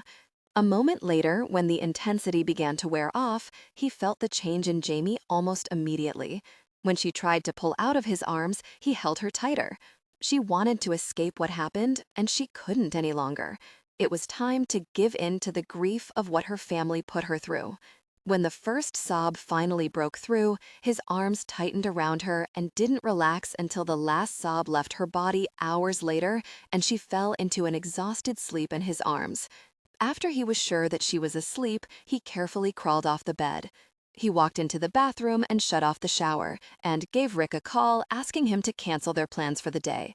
Rick didn't need to ask why, and for that, Nick was grateful.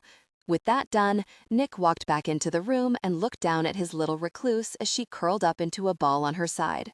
He bent to grab his shirt, only to discover that he didn't want to leave her.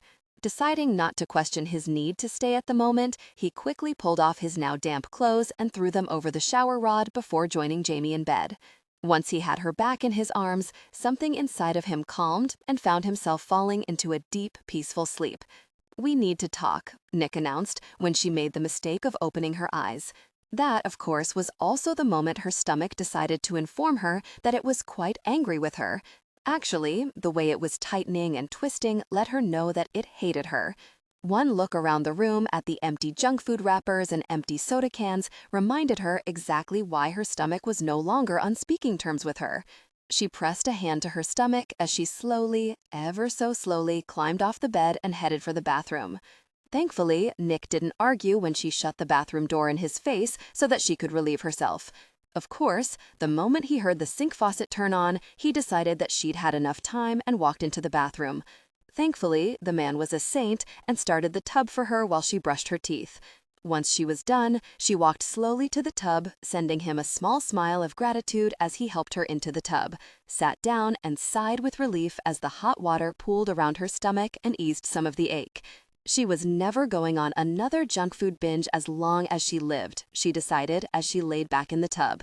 When Nick handed her a bottle of water, she had to stop herself from asking for a Coke since she knew that would probably earn her a glare, so she accepted her water and took a small sip, praying it wouldn't set off her already too sensitive stomach.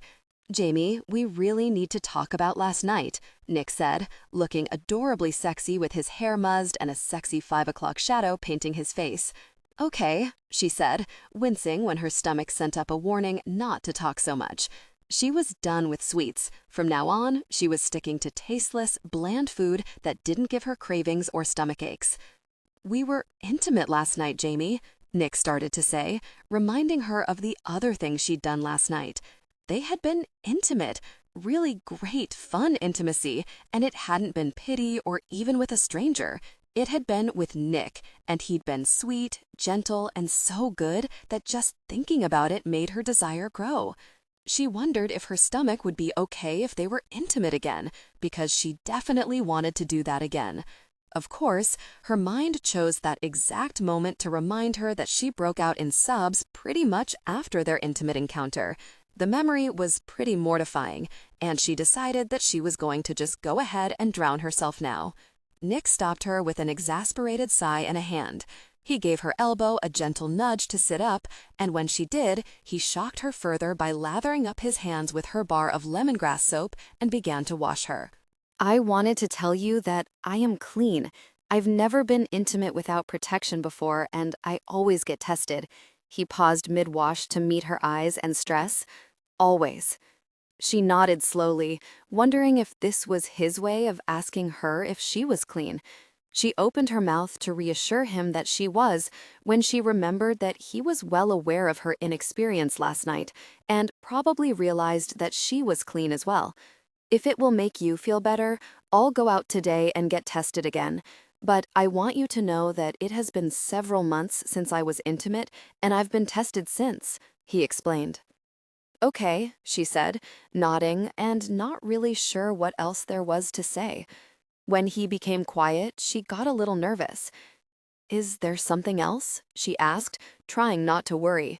She hoped this wasn't the moment he chose to let her go, or worse, tell her that she wasn't good intimately, because if that was the case, she was more than happy to keep trying until she got it right. "Are you on birth control?" Nick asked, grimly, looking less than pleased with the idea of having a baby. "Oh," she said, feeling like an idiot. Of course they should talk about birth control. Thankfully, it was of those things she had covered. "Yes, I've been on birth control since I was 14, she announced, trying not to laugh when the announcement noticeably startled him. She decided to take pity on him and explain, "My periods were too irregular, so the doctor thought it would help me." He nodded, looking relieved as he returned to washing her. "I guess that's one less thing to worry about," he said quietly. "I guess," she agreed, worrying her bottom lip as she tried to sort through the other things that she didn't have a choice but to worry about. Actually, now that she thought about it, she wondered if her little monthly problem was something that she inherited from her birth mother, since her mother, well, the woman she thought was her mother, she reminded herself sadly, didn't have that problem, and neither did Caitlin. It also reminded her that she had about 1,000 questions that she wanted to ask her father. She also wondered who her real mother was and where she was now. The one thing that she couldn't help but wonder was what was so wrong with her that her mother gave her away. It was more than obvious, at least to her, that she must have done something bad. According to the paper, she'd been 4 years old by the time she went to live with her father. She wanted to find her mother and ask her what she'd done to make her so angry that she'd give her away to a father who ignored her and a woman that made it obvious that she wasn't welcome. And she had to do it in person. It was bad enough that she had to find out about the origin of her birth with the rest of the world by newspaper and the internet search she'd done last night when she arrived back at the hotel. She didn't want to have this conversation over the phone. She wanted her father to look her in the eye when he explained why he'd never told her, and he decided it was okay for the rest of the world to find out about her before she did. This might very well be the last time she spoke to her father, since it was more than obvious that he didn't want her around. Part of her hoped that he'd break down and apologize for her crappy childhood and promise to make it up to her. But she wasn't some naive girl. She'd always known that she didn't belong and didn't expect things to suddenly change now that everything was out in the open. "Nick?" "Yes?" he asked, not taking his eyes away from his work as he cleaned her back. "I know this is last minute, but I need a few days off to figure some things out," she said, hoping that he could get her out of her obligations since she didn't want to have to put this off for another day. His hand stilled on her back. "Is it about us?" he asked, casually, a little too casually, she noted. "No," she answered honestly. Whatever was going on between them wasn't worrying her at the moment. She knew this wasn't going to last, so she decided not to stress out about it much. There was no question in her mind that he was going to break her heart when he became bored with her and decided to move on.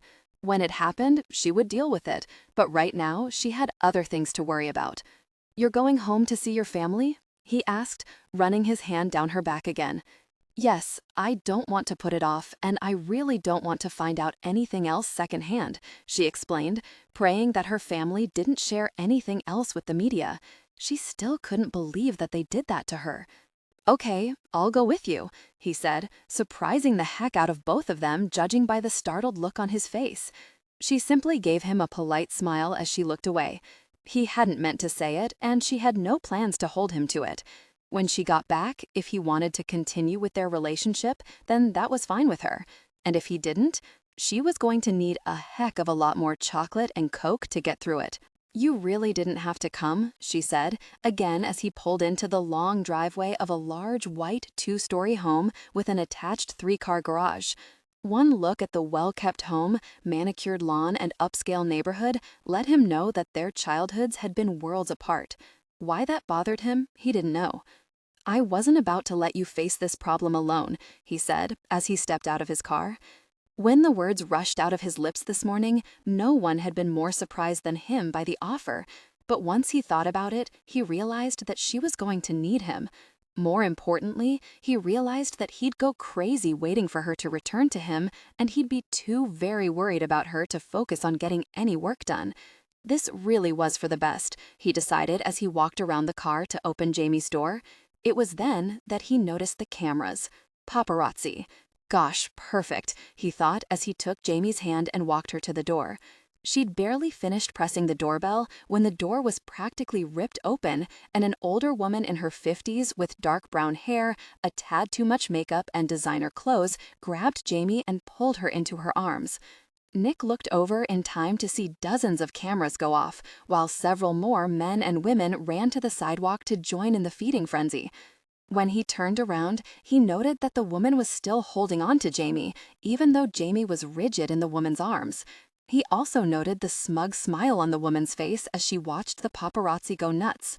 Having had enough drama for one day, thanks to this woman, whom he was assuming to be her mother, Nick smoothly pulled Jamie away and waited for the older woman to invite them in. With a fake smile, the woman did just that. As soon as the door was closed behind them, the smile was gone and a look of utter disdain took over the woman's features as she gestured for them to follow her. He gave Jamie's hand a squeeze as they followed the woman through the foyer to a room with double doors. When the door opened, he spotted an older man with graying red hair sitting on a small sofa, sipping a glass of what appeared to be whiskey as he spoke with a younger man and woman who was obviously this woman's natural daughter, judging by her coloring and pinched expression when she spotted Jamie. When her eyes shifted to him, they widened in surprise before they turned calculating. The woman was beautiful, classically so, with her Parsitan look, and it wasn't too hard to see that the woman had been pampered every day of her life. Remembering how his little recluse used to look, it wasn't too difficult to figure out that Jamie hadn't been, and the reason behind it. Her mother wanted her real daughter to have all the attention, and she'd made very sure of it at Jamie's expense. He looked over at the man at her side just in time to see his expression when his eyes landed on Jamie and did a double take. His eyes lit up when he spotted Jamie, and Nick didn't appreciate the way the man ran his eyes over his little recluse. The smile he sent Jamie's way also didn't please him. "Jamie," the man said, getting to his feet and walking over to greet her, "you look great." When the man pulled Jamie into a hug, he barely stopped himself from shoving the jerk aside and telling him keep his hands to himself.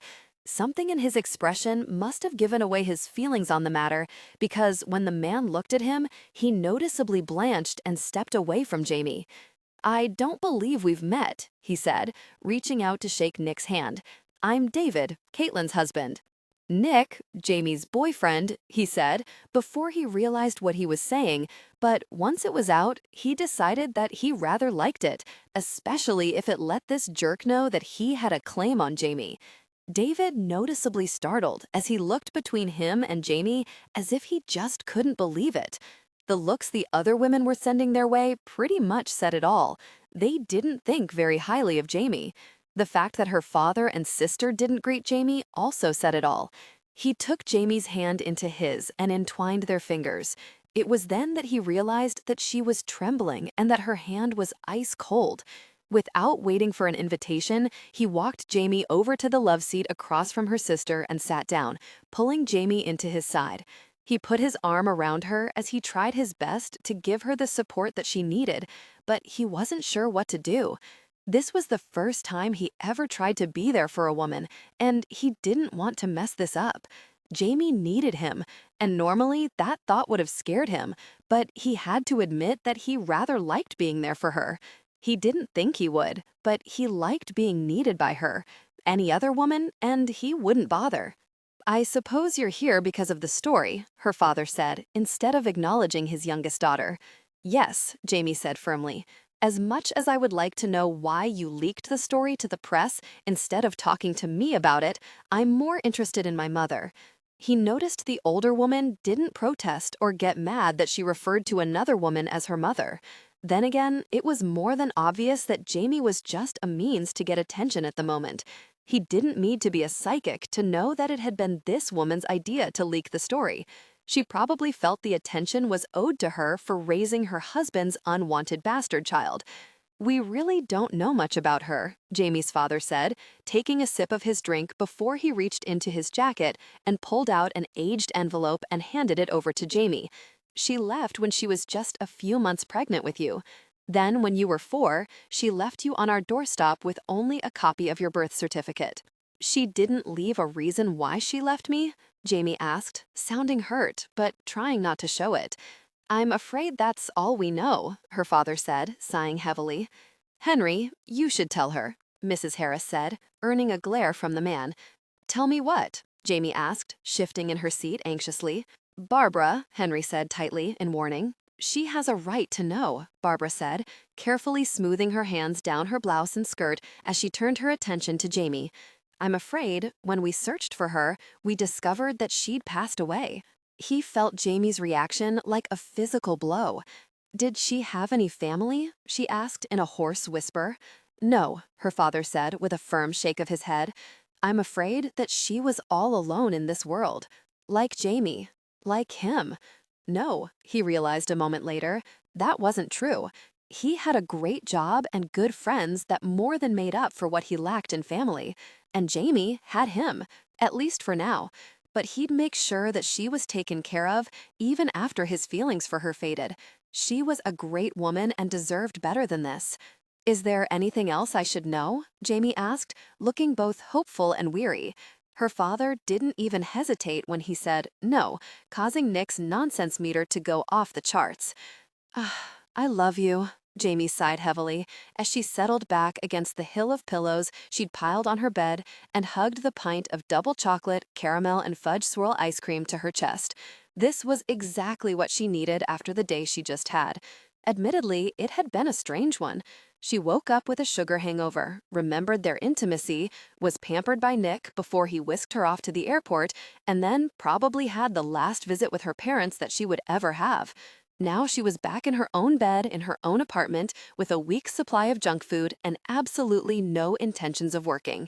She picked up her can of Coke and, just because she could, she took a long, deep sip of bubbly, sugary drink that she craved day and night before setting it back down on her nightstand.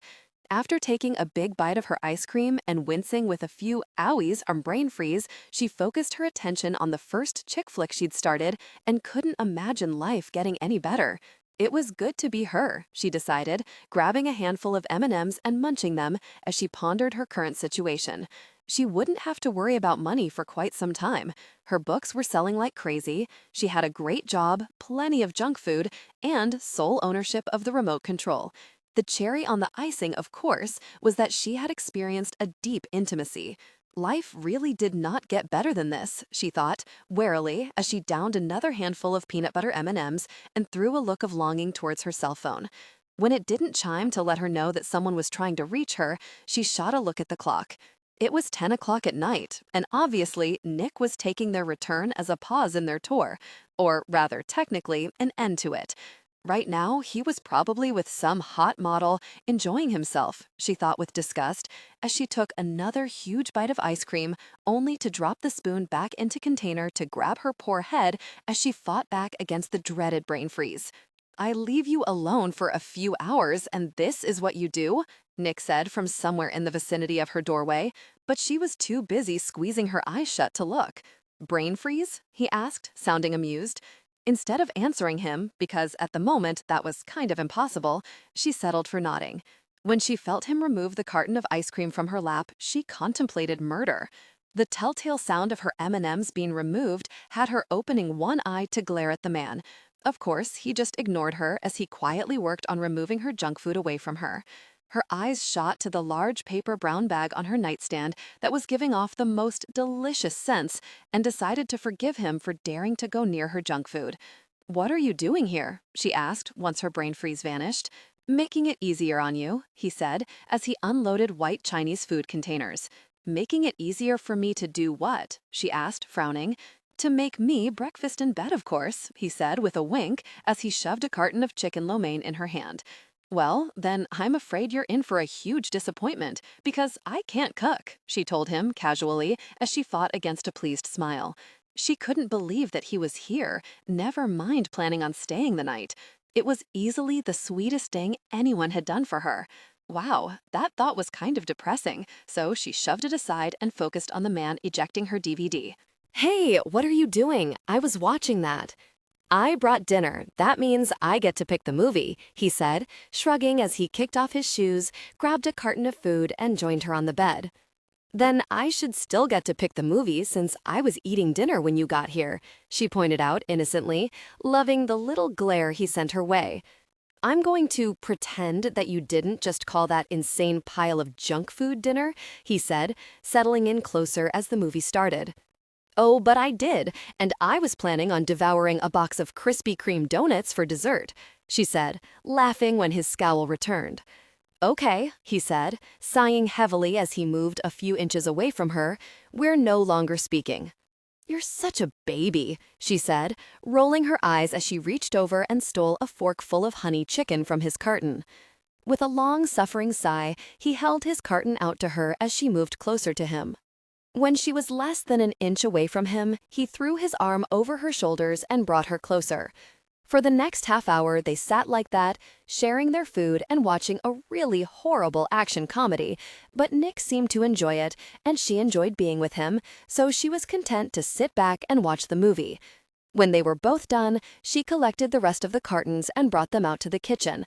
By the time she came back, Nick was wearing only his underwear as he lounged back on her bed. The sight of his half-naked, well-muscled body did a lot to ease the tension left over from her day. It took her only a second to decide to join him. Biting back a smile, she walked over to her bureau and pulled open the drawer she decided to use for her lingerie. When she went to reach for the baby blue number Nick suggested she buy, her hand brushed against the envelope her father had given her. She hadn't bothered to open it. There was no point. Her mother was dead, and the mother she thought she had didn't want her, and neither did her father. At least this explained why they never seemed to want her around, because they hadn't. She was a constant reminder of what her father did, and on some level she actually felt bad for her mother. It must have been painful for her to see the physical reminder that her husband had betrayed her every day. She wasn't sure she could handle something like that, but she knew she would never take it out on the child. "Have you looked at this?" Nick asked, placing a hand on her hip as he reached around her and slowly took the envelope from her. "No," she said, forcing a smile as she shook her head. She hadn't seen the point of torturing herself with something that would never be. Maybe a few years from now, when this whole thing didn't make her feel like crying, she would open it and find out her mother's real name. But for right now, it was too much for her to handle. "Do you mind if I take a look at it?" "What for?" she asked, turning to face him. "I might be able to hunt down a picture or a lost relative," he suggested. Oh, she hadn't thought about that. But it would be nice to know what her mother looked like, since her father hadn't exactly been forthcoming with the details. After they'd announced that her birth mother was dead, they'd practically shoved her and Nick out, but of course her mother and sister made sure to give them a tearful goodbye from the front door and wish her luck on her tour. "I'll take care of it tomorrow at the office," he said, as he placed the envelope on top of her bureau. "I did tell you that we're expected at the office tomorrow to go over the tour so far, didn't I?" "No," she said, smiling when he winced, "but that's fine." He leaned in and gave her a quick, too quick kiss. "About the office. I know that I have to keep my dirty little hands off of you," she said, sighing heavily. "I'll try, but it will be difficult," she teased. "You have no idea," he said roughly, as he leaned down and took her mouth in a passionate kiss. It wasn't long before their passion escalated. They gave in to desire, connecting deeply. Passion peaked. They came together intimately, deeply connected. Tension broke. They gave in to desire, connecting deeply. "What are you doing?" she asked, licking her lips hungrily as he moved his mouth down to her neck and kissed her in that playful way of his that drove her crazy. "I'm cherishing you, baby," he said huskily against her skin, seconds before they were falling. They came together in passion. She loved the way he touched her, looked at her, and made her feel. But most importantly, she realized as he shifted until he was on his elbows looking down at her, that she just plain loved him. As he stared into her eyes, she had to fight the urge to cry at the tender expression on his face. She reached up and cupped his face and drew him down for a kiss. He would never know how much she loved him, she thought sadly. "Jamie, oh gosh, Jamie," he groaned against her lips as she fought against the urge to tell him how much she loved him. It was a difficult battle, but somehow she won. As much as she would love to tell him how she felt, she knew that he'd be running for the door before the last word left her mouth, so she would have to settle for whatever he could give her and hope like heck that it didn't kill her when he finally walked away. "Oh, I'm sorry. Did I wake you?" Jamie asked, with that innocent smile that he loved as she readjusted herself on his lap. He shook his head, fighting back a yawn as he watched her bite her lip as she readjusted herself on his lap. A loud groan escaped him as his hands shot out to grip her hips and gently guide her. He wondered how he had lived this long without such intimacy. There really was no better way to wake up, he decided, as she moved closer to him. Her eyes closed in pleasure as she licked her lips, and he knew he'd have to make very sure that he was around every morning to start his day off like this. He'd never had such intimate mornings before. Early noon intimacy, yes, but not first thing in the morning intimacy. That probably had something to do with the fact that he made it a point to leave as soon as he was done. Sticking around usually sent the wrong impression to the woman he shared intimacy with, like he cared or even remembered her name. With Jamie, he more than cared. "You can go back to sleep if you want. I promise to be quiet," she said. "But if I go back to sleep, I won't be able to do this," he said, adjusting his hand to deepen their intimate moment. Jamie gasped as she laid one hand over his as they moved together. "It would probably be best if you stayed awake then," she agreed, as she did this little twist and drop thing that had him sucking in a breath and struggling not to give in to the overwhelming desire he felt for her. When she did it again, he arched his back and let out a loud groan. As much as it killed him, he decided to lay back and let his little recluse have her fun. Of course, that didn't mean he couldn't help her reach a peak of intense feeling a little faster to put him out of his misery. He wasn't masochist after all. Jamie's warm smile when he stepped out of her bathroom made him wish that they could call in sick today, but they had too very much to do. Well, he did. His little recluse needed to go over some things with Rick and work on her books. They still had a month of tour dates to complete, and there was so much that he wanted to show his little recluse. He couldn't wait to get back on the road with her. She walked over to him and lightly ran her fingers down his silk tie before standing on her toes to press a kiss against his cheek. "I love your hair," she said, smiling as she walked past him to her door. He barely stopped himself from telling her that he knew that she liked it this way, or that he'd given it amused look for her, since it would just make him look like an idiot. Never before had he cared what a woman thought or wanted, but he found himself eager to please his little recluse. It was funny how making her happy made him happy. Not that he was going to look too far into that, because he wasn't.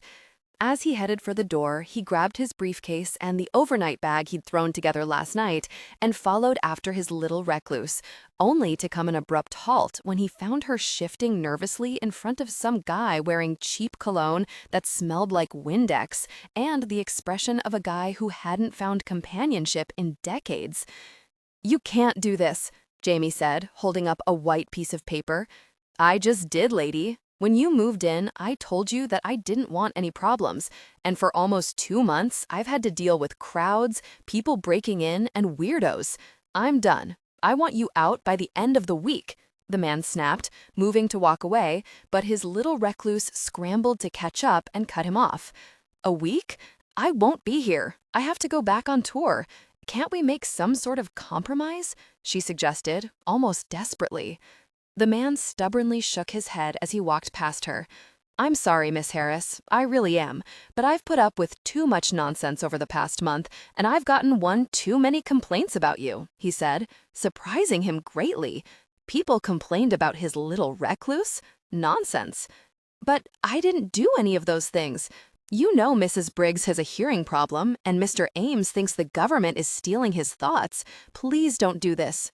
"A week, Miss Harris, and I want you out," he said, getting the final word in before he disappeared through the stairwell door, leaving his little recluse left standing in the hallway, looking defeated, with her little shoulders slumped. "I think you're going to have to move, Jamie," he said, switching his bag into his other hand so that he could put his arm around her shoulders. "I know," she muttered unhappily as he steered her towards the elevator. "Do you think Rick will let me out of a few events so that I can find a place and move?" she asked, sounding hopeful. He sighed heavily as he pushed the call button. "I'm sorry, Jamie, but we already pushed the dates as far back as we could without breaching any contracts." "Ugh," she muttered, her shoulders slumping even further. "I tell you what, sweetheart," he said, giving her a little nudge when the elevator doors slid open and she remained standing there looking lost and so very sad that he ached to pull her into his arms and hold her all day, but they needed to get to work. "I can arrange for someone to rent a house for you and even hire movers to move all of your things. How does that sound?" "Will it allow cats?" she asked, perking up at the idea. "You have a cat?" he asked, wondering how he missed it. "No." "You want one?" She scrunched up her face endearingly as she shook her head. "No, I can't stand them." "Then why do you care if they allow cats?" he asked, fighting back a chuckle.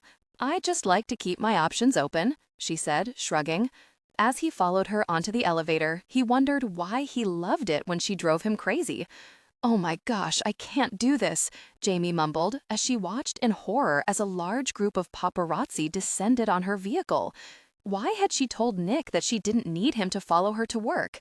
Because she hadn't wanted to come across as clingy or needy, that's why. Somehow, she'd managed to escape the small group that waited for her outside of her apartment building, but that was probably only because they knew exactly where she was going to end up. There was no way she was going to survive this without sugar, she realized as a swarm of people surrounded her car and started taking pictures. For a moment, she considered calling Nick and begging him to come rescue her, but she decided that at some point, she'd have to figure out how to deal with this by herself. And what better time than right now? She took a deep breath, and when that didn't give her the confidence that she needed to move, she took another one and grabbed her purse. Trying to appear confident and relaxed, she slowly shut off her car and opened the door. Thankfully, the paparazzi backed up and gave her plenty of space to step out of her car, probably hoping that she'd do something really stupid or embarrassing, but the joke was on them because she wasn't going to. Oh, darn it, she thought, as her purse somehow tipped upside down and spilled its contents all over the black pavement, leaving her with no choice but to drop to her knees and hurry to grab everything before they found anything embarrassing. Not that she had anything embarrassing in her purse, she thought, as she grabbed a handful of butterscotch discs and shoved them back into her bag. She was pretty sure that she'd learned that lesson a month ago and cleaned out her purse. The only thing they'd find now was a used paperback book, her wallet, candy, and, "I see you believe in safe practices, Miss Harris," a man said mockingly as he held up the box of personal items she'd bought weeks ago and unfortunately forgot about. She felt her cheeks burn as what had to be 100 cameras clicked as the big jerk held the box of unopened personal items in front of her face. Clearing her throat, she took the box back, trying not to wince when she heard more clicks, and shoved them in her bag. "Yes, it's, very important," she mumbled pathetically, getting to her feet and fighting back the urge to make a run for it. When she made it to the front of the building, she nearly sighed in relief. That is, until the large security guard held up a hand, stopping her. "Employee pass, or guest name," he said firmly. "Oh," she muttered, trying to ignore the clicks as she searched through her bag for her employee pass, only to come up empty-handed. I think I lost it." "I'm sorry, ma'am, but I can't let you in the building without employee pass." "Did you get fired?" one of the paparazzi demanded, as Jamie struggled to figure out a way to get inside and away from the cameras, but all their questions and the constant clicking of their cameras made it difficult to think at the moment. "How did it feel to find out that your mother wasn't really your mother?" "I hear your family couldn't wait to get rid of you," another one said, hitting a little too close to home. "Please, I work for Rerum Publishing. If you call Rick Edwards or Nick Quinn, they can vouch for me," she pleaded quietly as the crowd began to close in tightly around her. "I'm sorry, ma'am," the guard said, gesturing for her to step away from the front door. "But I have strict orders not to let in anyone without a pass or who isn't on the list," he said, holding up a clipboard. She opened her mouth to ask him to check for her name, but realized that she wouldn't be on the guest list. If she wanted to get in the building, she was going to have to call Nick. She opened her purse even as the large man hurtled her away from the building and the paparazzi descended on her. After a quick 1-minute search, she realized that her phone wasn't in her bag. "When did they fire you?" "Probably after they realized your books were not well received." "Need help?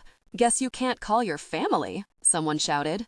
Jamie hugged her bag to her chest and tried to walk away, but they wouldn't let her. Anytime she tried to move away, they shifted to block her. When she tried to fake left and go right, she was knocked down. And before she could get back up, she found about a dozen people standing over her, yelling questions that she'd rather not think about as they documented her humiliation. She tried to stand up, but no one would budge an inch, forcing her to curl up into herself and bury her face against her knees as they continued shouting their questions and knocking into her as they shoved each other to get the perfect shot.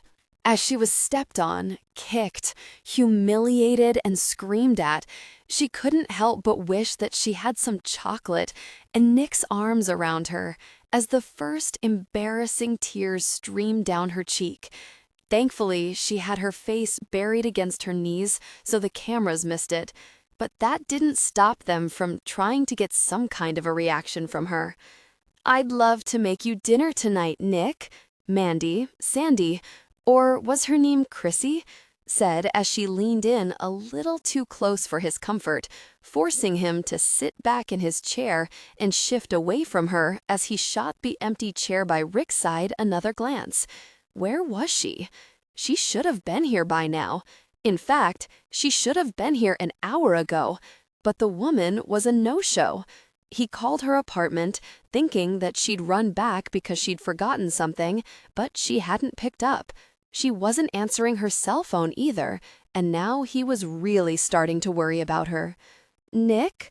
the woman said, with a hint of a whine to her voice when he didn't answer her right away.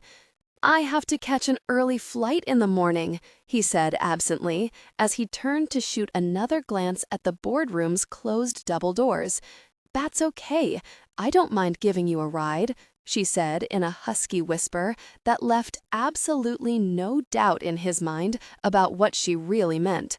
"Not interested," he said, not even bothering to soften the blow, as he sent another questioning look to Rick, who wore a grim expression as he shook his head no. Great, his little recluse hadn't called Rick to let him know why she was running late. "What do you mean you're not interested?" the woman demanded, but Nick was barely paying attention to her as he stood up and headed for the door. He didn't need to look back to know that Rick was right behind him.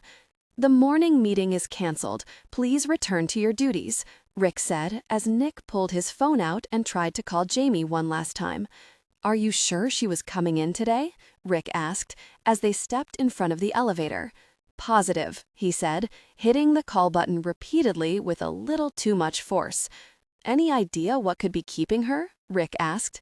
"Not a clue," he said, regretting leaving her on her own. He should have insisted that she drive with him, but he hadn't wanted to give the office gossips anything to talk about. "Really this," he snapped when the elevator didn't move fast enough. He made his way to the stairwell, glaring at anyone that got in his way. 3 minutes later, they were downstairs in the busy foyer, searching for her. "Do you see her?" Rick asked. "No," he said, barely biting back the urge to put his fist through a wall. Where in the world was she? "Let's check outside," Rick said, already heading in the direction of the monitored glass doors. As they moved to step outside, the 2 large guards Rick had posted at the door stepped aside, revealing a large group of paparazzi going nuts not 20 feet from the building. "Police are on their way, sir," one of the guards informed Rick, but the man didn't seem to be listening as he moved towards the crowd. A feeling of dread twisted his stomach as he followed after Rick. When he heard some of the questions being yelled, he moved faster, shoving anyone that got in his way aside as he fought to find his little recluse. When he finally found her, he felt his heart break and his teeth grind. "Please just leave me alone," she begged, her voice breaking on a sob as she buried her face against her knees. He didn't hesitate as he bent down and scooped her up in his arms.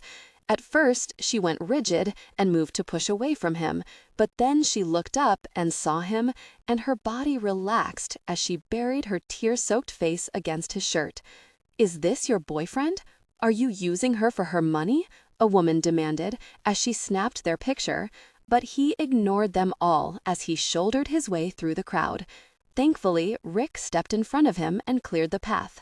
When they reached the front doors, one of the large guards noticeably swallowed. "She didn't have a pass and wasn't on the list," he explained. "Did she ask you to call us?" Rick asked in a cold, even voice. When the man nodded, Rick didn't even hesitate in saying, "Then you're fired." It probably saved the man from a trip to the hospital. That, and he wasn't about to put his little recluse down. As Jamie trembled in his arms, he followed a very somber Rick to the elevators. "Are you okay?" he asked softly, wishing for Jamie's sake that everyone would stop staring at them so that she could calm down. I could really use some chocolate right about now," she said softly, sniffling. "I'll hunt down the biggest chocolate bar I can find. How does that sound?" he asked soothingly as he stepped into the elevator after Rick. She sniffled as she thought it over. Can I have 2? "Yes. And a Coke?" she asked, sounding hopeful, but no less pathetic as she continued to sniffle and shake in his arms. He sighed heavily as he pointedly ignored the questioning look Rick was sending their way. "Fine, you little sugar addict. You can have a Coke. Can I have 2? "No," he said, knowing that she'd regret consuming that much sugar at once. "You're mean," she grumbled, even as she snuggled closer in his arms. "Uh-huh," he said, adjusting her in his arms as he waited to arrive at their floor. "Take her to my office," Rick said, but Nick had no intention of listening to the man. He wanted to take Jamie to his office where he could take care of her. "I'll take her to mine. We have a few things to go over," he said, hoping Rick would just drop it and let him have some time with his little recluse. "I need to talk to her about a few things," Rick stubbornly pointed out. "We can talk about them in my office," Nick argued, just as his little recluse started to struggle for freedom in his arms. Guys, I can walk to my own office," she said, drawing his attention to her tear-streaked face and noted the deep blush burning her cheeks. Of course she was embarrassed, he realized, feeling like an idiot. His little recluse embarrassed too very easily. He also knew how hard she tried to blend in and go unnoticed, and being carried in the office by him wasn't going to help. With a great deal of reluctance, he set her down on her feet. "Better?" he asked, pushing her loose hair back behind her shoulders. "Much better," she mumbled, hugging her bag tightly to her chest. He watched as she threw Rick a nervous look. "Is there a morning meeting?" "No, not this morning," Rick said, giving her a reassuring smile. "All right then," she said, straightening up as the elevator came to a stop. "Then if either of you gentlemen need me, I'll be in my office," she said, shifting anxiously as she let out a slow breath. She was nervous, and there was nothing he could do for her. He hated this. He hated having to pretend that he didn't care, to protect both of their reputations. But if he still wanted to have a job by the end of the day, then he had to. He was her editor, and technically her boss, and sleeping with her was more than enough to get himself dismissed. If he lost his job for becoming intimate with one of the clients, his reputation wouldn't be worth gosh, and he'd never work in this field again. He loved his job and what he did. He sure didn't want to start over again, but more importantly, he didn't want to leave his little recluse to fend for herself. She needed him, and as long as he was around, he was going to protect her. When she stepped off the elevator, only to look around nervously, he had to stop himself from smiling since he knew that she wouldn't appreciate that one bit. He stepped off the elevator to join her and waited a moment by her side for her to admit that she was lost. But of course, she was too very stubborn to admit that, so he gave a strand of her beautiful strawberry blonde hair a gentle tug. "Your office is down that hall," he said, gesturing to his right. "I knew that," she said with a stubborn nod as she took off in that direction, hugging her bag tightly as she went. He sighed heavily as he watched her occasionally jump out of the way of someone who wasn't watching where they were going, and he knew without seeing her face that she apologized each and every time. It seemed they still had a few things to work on, he thought as he moved to follow her, only to come up short when Rick stepped in front of him. "We need to talk," the man said, not looking pleased at all. If she didn't get a fix soon, she was pretty sure she was going to die, Jamie thought as she shifted restlessly in her too firm leather chair as she tried uselessly to focus on the Word document in front of her. She was supposed to be writing. Well, she assumed that's what she was supposed to do since no one had told her differently. She was already caught up editing other writers' manuscripts, so that really left her with nothing to do but write.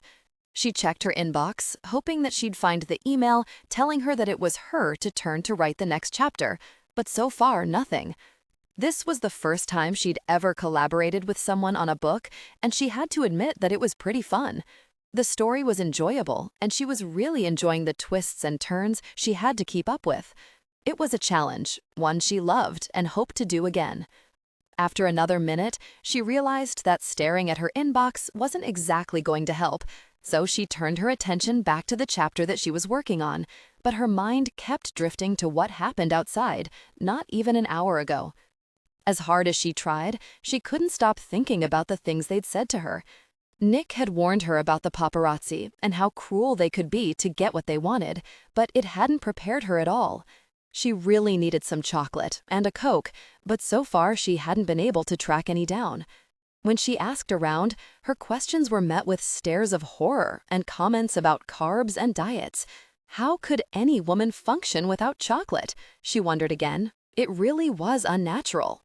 After a quick search of the vending machines on the floor and the break room, she discovered, much to her horror, that everyone had been telling the truth. There wasn't one single morsel of chocolate to be had. For all of 10 seconds, she considered sneaking out of the building and hitting the convenience store she spotted down the street, but she really didn't want to deal with reporters again. A small knock at her door had her sitting up and nearly sighing with relief. Nick said he was going to find some chocolate for her, and since he knew the lay of the land a heck of a lot better than her, she figured that he'd have better luck finding some chocolate, and hopefully that was him bringing her the much-needed sustenance. "Come in," she said, trying not to look too eager. For the chocolate or the man, she wasn't sure which one she needed more. When a pretty, tall brunette stepped into her office carrying a cardboard box, she did her best to hide her disappointment. The woman placed the box on the corner of Jamie's desk and with a smile explained, "This is all the mail we picked up from your apartment building while you were on tour." "It's all my mail?" she said, nearly pouting. Not only was there a lot of mail to sort through, but she had been kind of hoping that there was also some chocolate in there. "Yes, Miss Harris. Is there anything else I can do for you?" the woman asked with a polite smile. No, thank you," she mumbled, not at all looking forward to the task of sorting through all of it. Thankfully, she'd set up her checking account to automatically pay all of her bills, so she didn't have to worry about those. As the woman quietly left, she pulled the box closer to her, dreading every single minute of this chore. She hated sorting through junk mail. Not even 30 seconds into the dreaded chore, she came across a letter. There was no address, but at least it wasn't junk mail. She opened the letter and felt the air rush out of her lungs as her eyes widened. With a shaky hand, she put the letter aside and practically dove through the rest of the mail, looking for any more letters. She found 35 letters in total, each one more gruesome and detailed than the last. Having absolutely no idea what to do, she placed the letters that made her sick to even look at into the box and headed out of her office, hoping to find Nick. He would know how to handle this, she decided, even as she tried to shove away the urge to drop the box and finally make a run for it. "How's the tour going?" Rick asked as he handed him a glass of iced water. "It's going really well," Nick said, wondering when the man was going to get to the point. He didn't have to wait long. "That kid isn't going to sue," Rick said, as if Nick had really been worried. The kid got what he deserved for attacking Jamie. As far as he was concerned, the kid was lucky to still be walking. "He attacked her," Nick simply said. Rick nodded his agreement. "I've seen the pictures, but from what I understand, it was part of a frat house scavenger hunt. He wasn't trying to hurt her." "I don't care what it was for. He had no business putting his hands on her," Nick explained calmly, even though the memory of the jerk putting his lips on Jamie's left him anything but calm.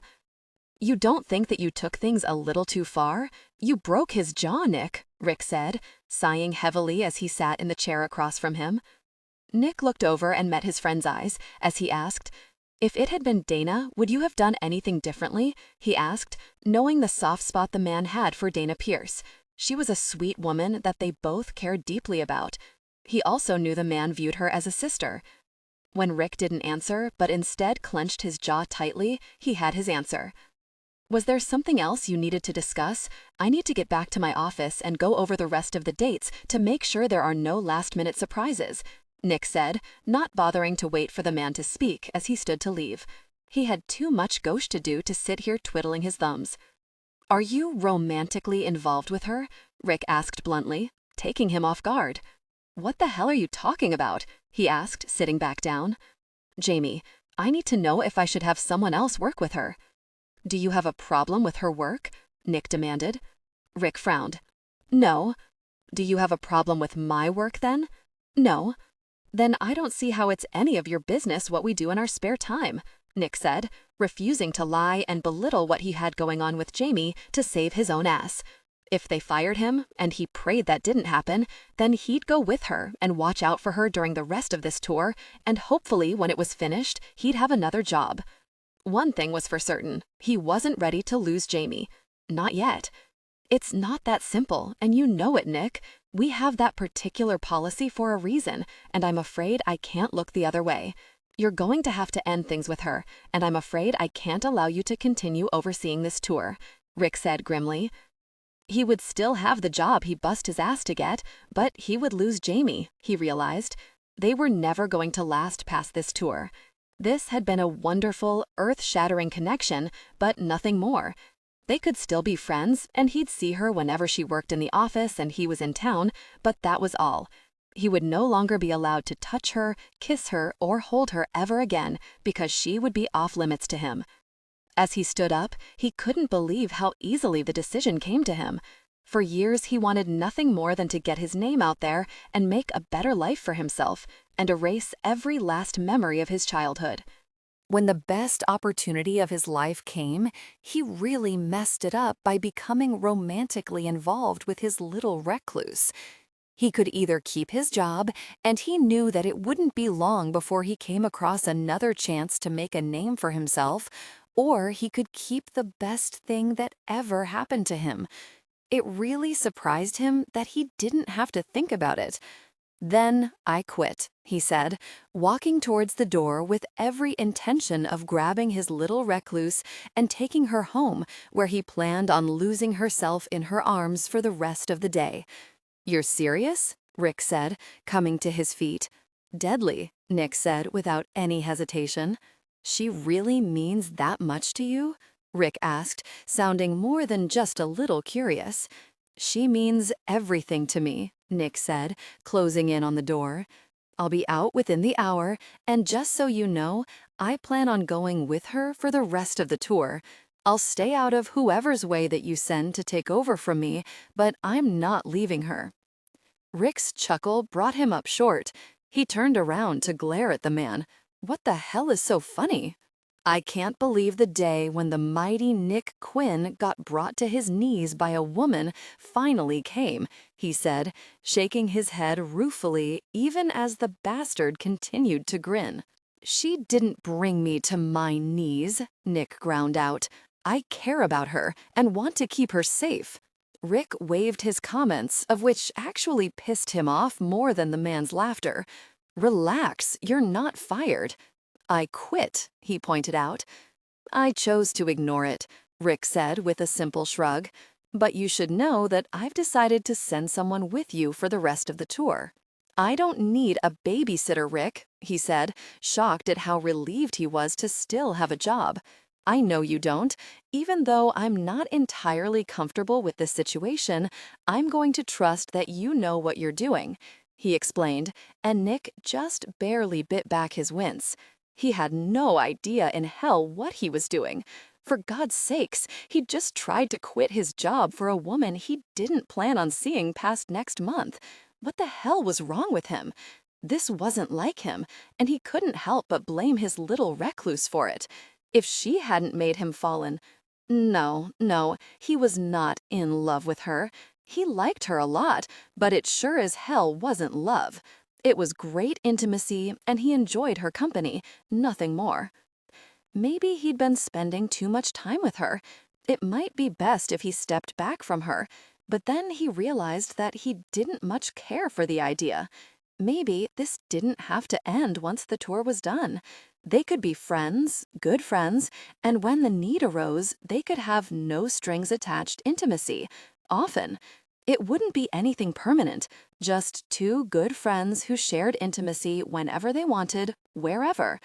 This could work, he realized, as he walked back over to the large sitting area and sat down. The only problem, as far as he could see, was convincing Jamie that this was a good idea. He really didn't see a problem with that. She loved spending time with him, had an insatiable desire for connection, and didn't expect anything from him. Of course, there would probably come a time when she started to date, and when that time came, no, that wouldn't work for him either, because the thought of his little recluse being touched by another man didn't sit well with him, so they were going to have to figure out something else. He liked being with her, and actually liked thinking of himself as her boyfriend, so maybe they'd continue with that for a year or two until they worked each other out of their systems or got bored. That really did make more sense than torturing himself by allowing another man to get near her. I'm sending Holly to help. J.L. Lewis's popularity is skyrocketing. Thanks to her family's antics, more people are curious about her. We've already had calls from vendors demanding more books as well as interviews. Your already tight schedule is about to become a little tighter. To accommodate this demand and to make sure that everything goes smoothly, I'm sending you help, Rick explained as he took the chair across from him and if he couldn't see the logic in what the man was saying. Of course, there was just one thing that he wasn't sure about. Who the hell was Holly? Before he could ask, Rick's door swung open and his little recluse came storming into the room, holding a cardboard box in front of her. She didn't look too happy, but when her eyes landed on him, she looked decidedly less than pleased. "Is everything okay, Jamie?" Rick asked, getting to his feet when she approached them. Instead of answering him, she shoved the box onto his lap and glared accusingly at him. "You promised me chocolate, you big jerk," she snapped, and hell if he couldn't help but grin. The woman was a sexy little thing that entertained him on so many levels.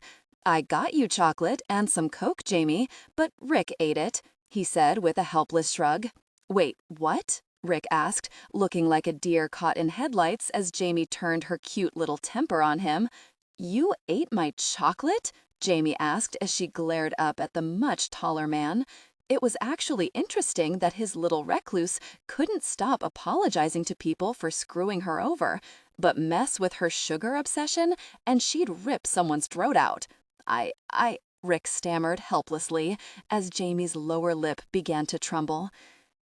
Gosh, his little recluse needed a fix, and soon. He knew the signs quite well at this point. As he stood up, he wondered if perhaps they should look into a chocolate rehab center for her, but he knew she wouldn't last 24 hours without something sweet. "I tell you what, Jamie," he said, shifting the box under his arm as he put his other arm around her shoulders, "why don't we take you out for a nice big hot fudge sundae, and you can tell us what's in this box?" he said in a soothing voice.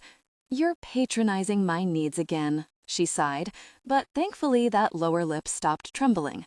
"Are you trying to tell me that you don't want a nice big ice cream sundae?" he asked, already knowing his little recluse would never be able to say refuse sugar. "That's not what I'm saying, and you know it, but I don't think you should bring that box with us," she said, moving away from him and towards the door. "Why not?" Rick asked, stepping up next to him to peer down at the box with him. "Because half of those letters contain explicit sexual content, and the other half are death threats.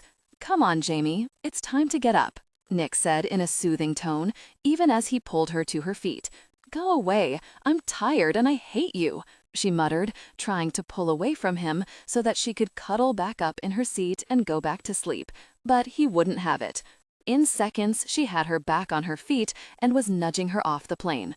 "We'll be at the hotel in a half an hour, and then you can go to sleep, okay?" Nick said in that same tone that he probably thought would make her nod and do whatever he asked when it just made her want to nod off.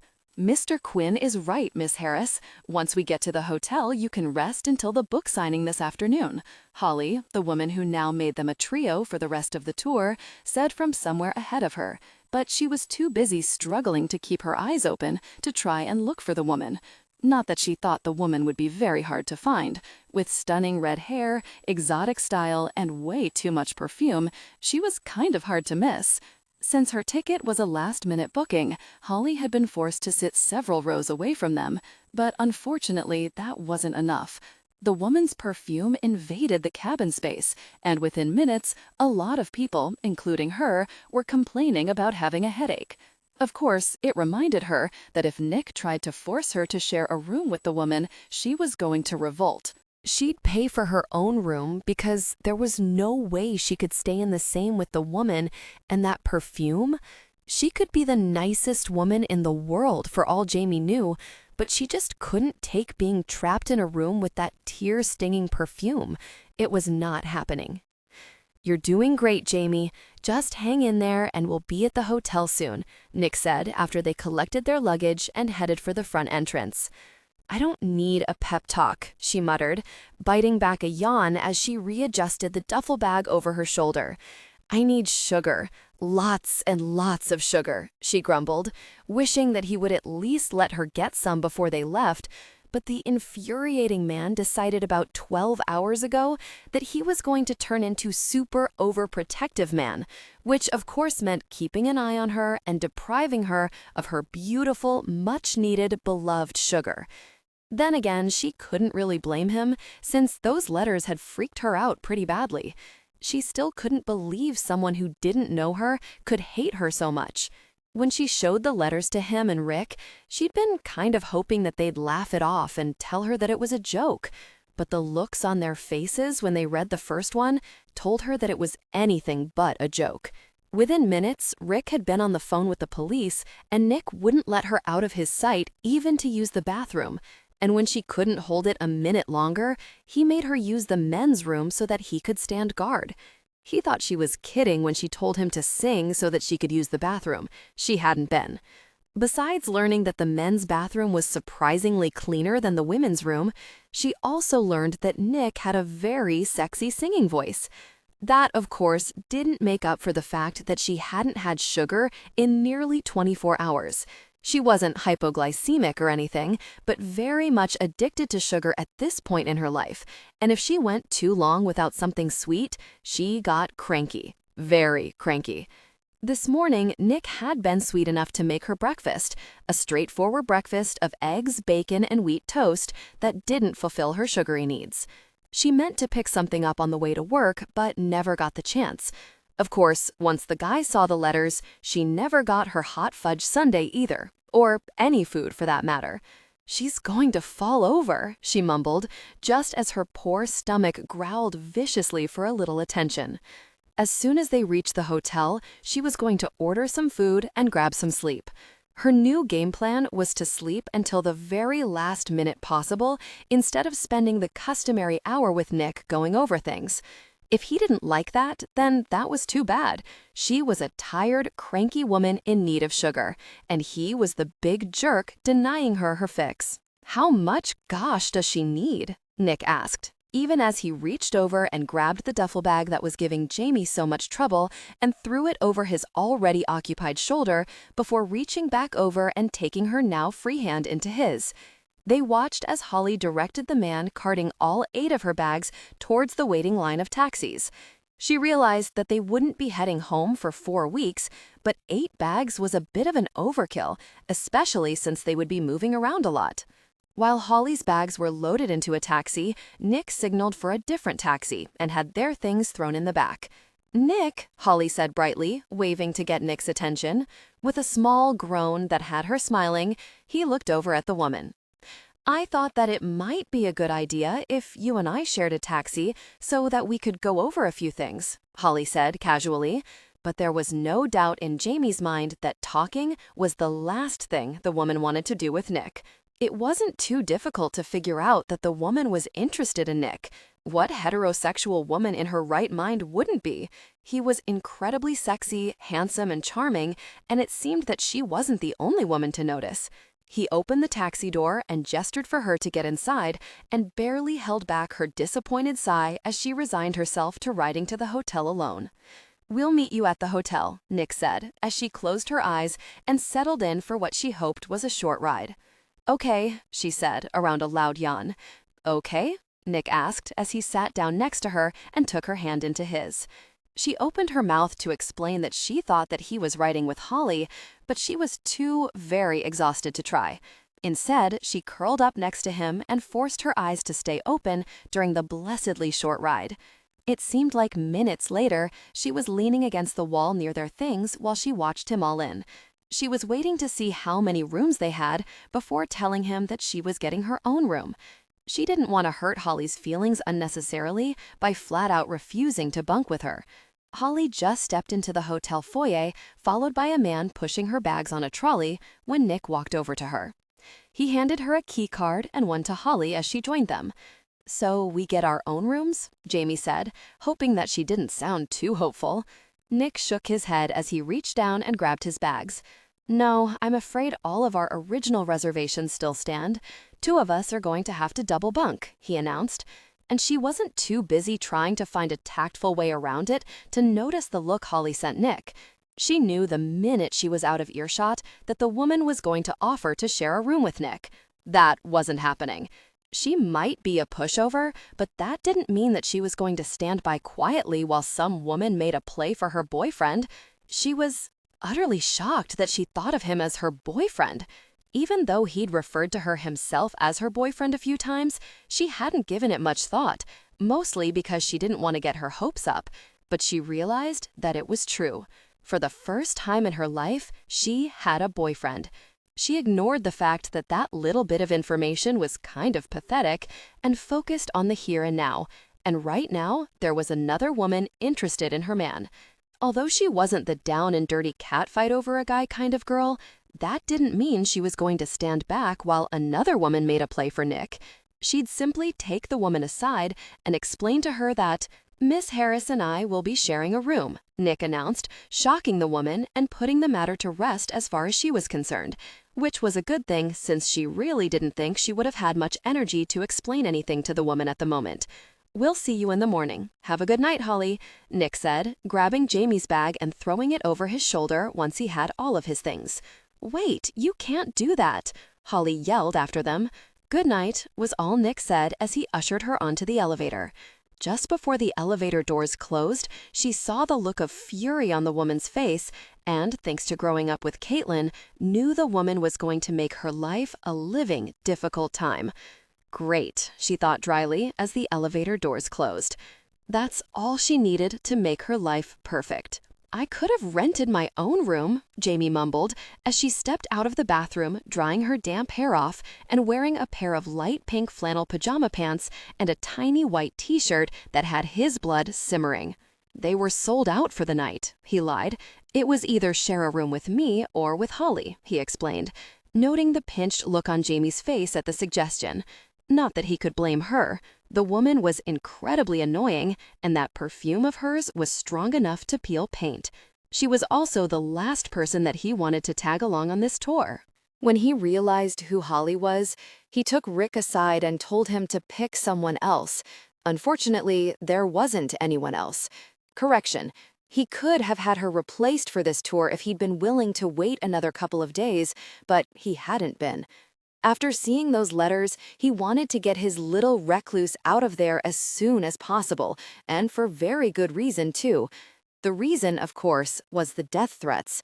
It wasn't uncommon for celebrities and authors to receive death threats from unhappy fans and psychos, and he knew that she'd no doubt receive more over the years. But these letters were alarming.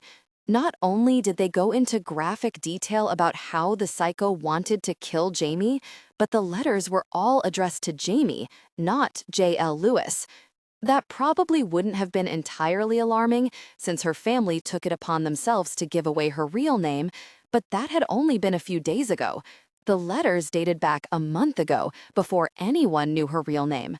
The other concern, of course, was that none of the letters had been sent through the mail. There wasn't a single postage stamp on any of the death threat letters, which meant that whoever wrote them had them hand-delivered to the building. Thankfully, Jamie's landlord decided to throw her out, otherwise he'd probably be having a difficult time convincing her to move out. All of her things, her personal items like her computer, clothes, and toiletries, were being moved out of her place at that very moment. He'd convinced her to donate all of her furniture, not because he really thought it was a nice thing to do like he claimed, but because it allowed the movers under Rick's direction to get in and get out quickly without tipping anyone off about what they were doing. They had a month left of this tour, and he hoped police were able to find the sick individual before it was time to go home. If they didn't, some things were going to have to change, and he was afraid those changes were going to push Jamie back into a corner, and she'd go back to being afraid of her own shadow.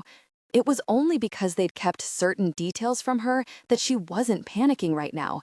He'd just have to keep her distracted with work and other things in the meantime. "Please tell me they have room service," she mumbled in a sexy little whiny voice that had him smiling. "They do, but the kitchen closed down an hour ago," he explained as he grabbed his bag of toiletries and headed for the bathroom. Of course it did, she said, dropping the menu back on the small rectangular coffee table and plopped down on the couch with a sigh. The knock at the door had him biting back a smile. He ignored Jamie's questioning look as he tossed her his small bag and headed for the door. When he opened it and spotted the bellhop, he stepped to the side so the man could roll the cart into the room. With a polite smile, the bellhop unloaded the 2 covered trays onto the coffee table and rolled the cart back towards the door where he stood waiting. He slipped the kid 100 before shutting the door. That was one thing he learned long ago. In places like this, money and position were everything. There wasn't anything that he couldn't get by greasing the wheels a little.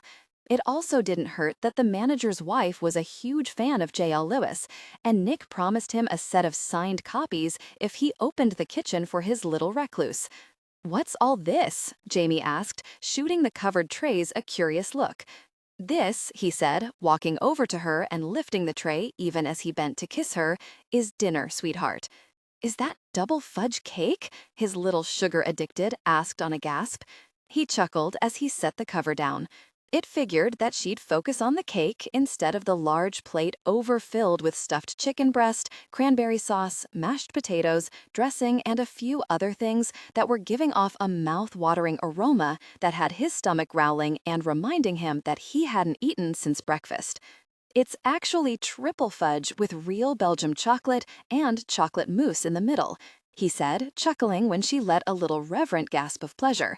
When she picked up her fork and went for the cake, he wasn't too surprised. "I'm going to grab a quick shower before I eat. Try to eat some real food too, Jamie," he said as he stepped into the bathroom, only to come to a halt and add, "And don't touch my cake, woman." "I won't." Of course, she lied, he thought with a chuckle as he raised the lid off his food 10 minutes later and found his cake plate empty. Thankfully, his little addict seemed satisfied at the moment with her sugar intake and was now focused on her actual dinner. Since he'd actually ordered the second slice for her, he didn't say anything as he dug into his own food. When they were done, he placed the trays outside of his room just as Holly was opening her door across the hall. Her eyes widened in pleasure when she saw him, and then narrowed when they ran over his bare chest and unbuttoned jeans. Without a word, she slammed her door shut, and he resigned himself to a call from Rick in the morning. Not that he cared what the man said. With some sick individual after Jamie, he wasn't letting her out of his sight.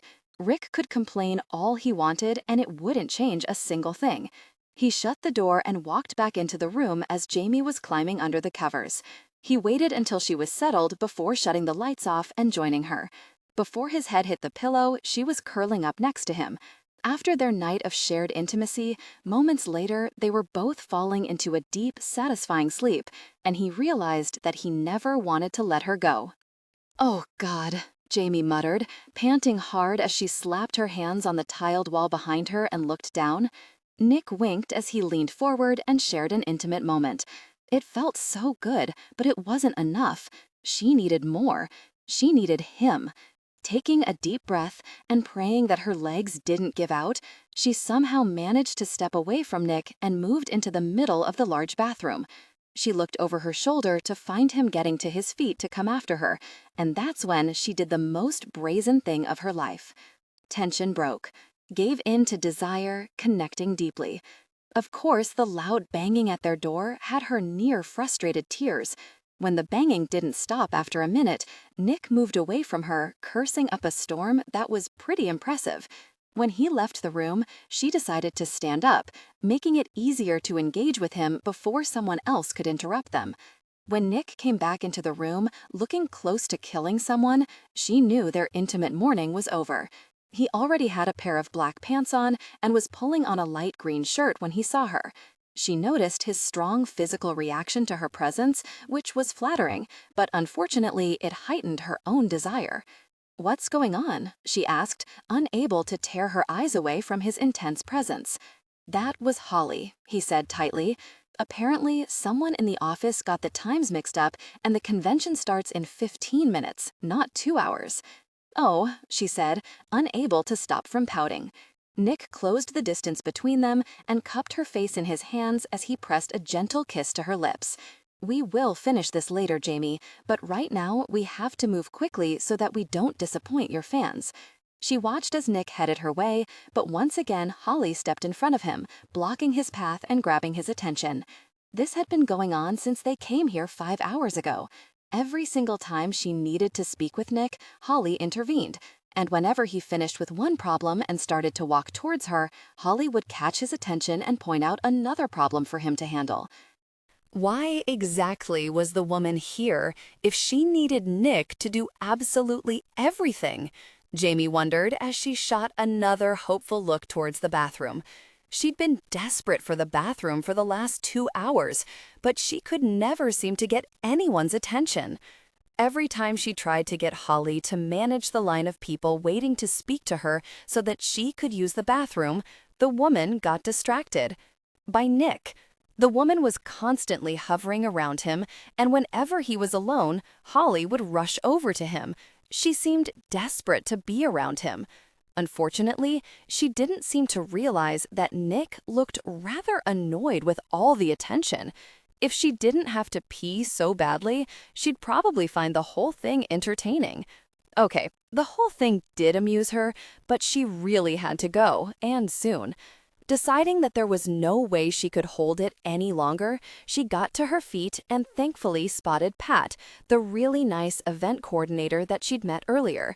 After quickly explaining the situation, she took off like a shot towards the bathroom, only to be intervened by none other than Holly. "Where are you going?" Holly asked, even though it really should be self-explanatory, since she was heading straight for the woman's room. "I have to use the bathroom," Jamie explained as she tried to step around the woman. "There's a bathroom set up for the authors," Holly explained, gesturing for Jamie to follow her. When she didn't immediately move to follow the woman, who was giving off Caitlin vibes, as she liked to refer to difficult vibes, Holly added, "It's to make sure that you can use the bathroom in peace without having to worry about fans harassing you." Oh, well, that kind of made sense, Jamie decided, as she followed the woman out of large convention room and through a back door marked Employees Only, and down a long hallway.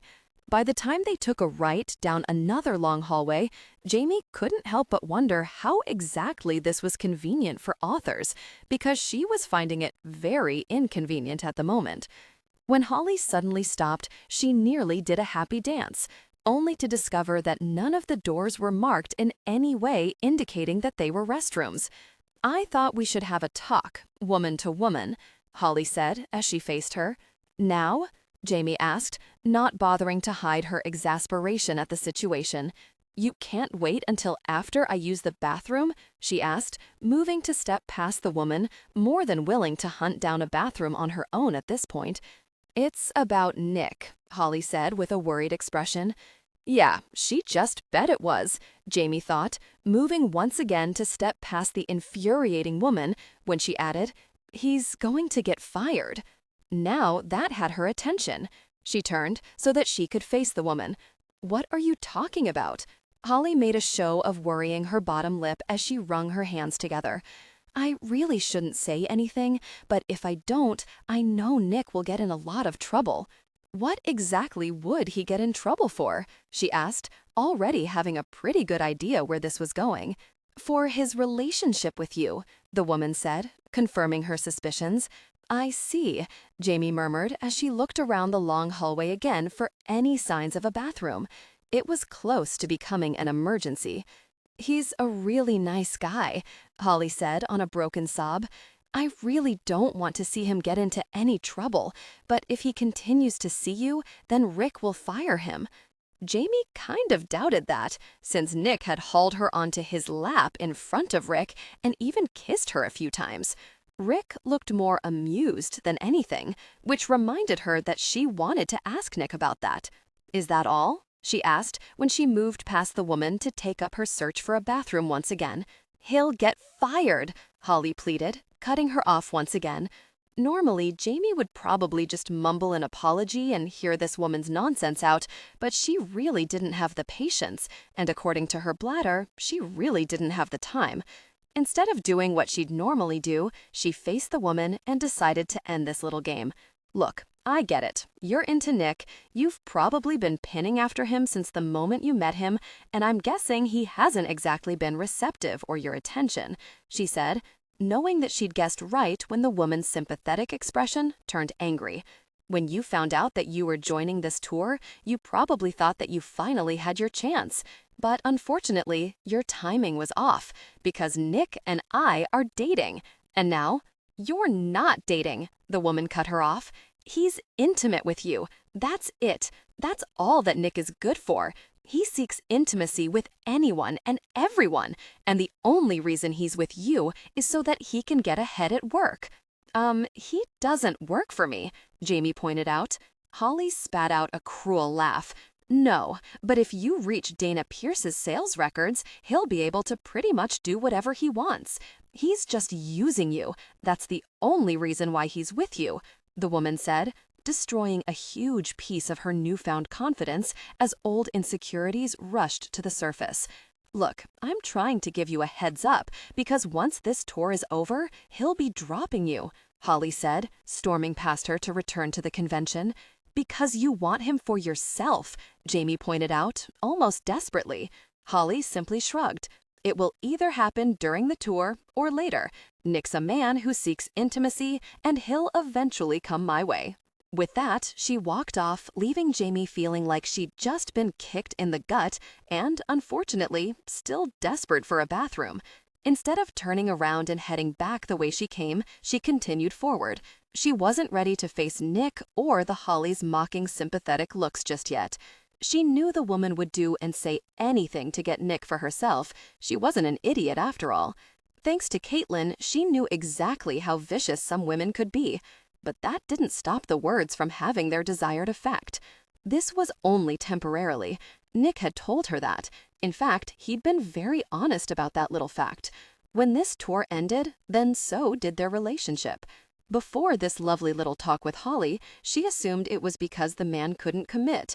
But now she had to wonder if there was possibly a little more to the situation than she'd first realized. Was it possible that Nick tricked her? Okay, so he didn't have to trick her, but could this whole thing just be a way to get her to do what he wanted? As she continued her desperate search for a bathroom, she had a hard time coming up with any other reason why a man like Nick would even look twice at a woman like her. It kind of figured that she was in love with a man who had an agenda. "Here," Nick said as he went to hand over several bars of Swiss chocolate to Jamie. "No, thank you," she murmured politely, not bothering to look up from her computer as she answered him. He might be new to this whole relationship business, but he knew the signs very well, since he used to use them to his own advantage. Since she came back from her long bathroom break, she wouldn't look at him, touch him, or speak to him unless it was absolutely necessary. More importantly, she wouldn't let him touch her. Every time he moved closer to her, she found some reason to move away. He knew he hadn't done anything to mess this up, and he also knew the source of the problem. Holly. She was already packing her bags and heading home. The moment she came back without Jamie, he knew she'd done something. It wasn't until his sad little recluse came back and began greeting fans and looking close to tears that he knew the woman had caused problems for him.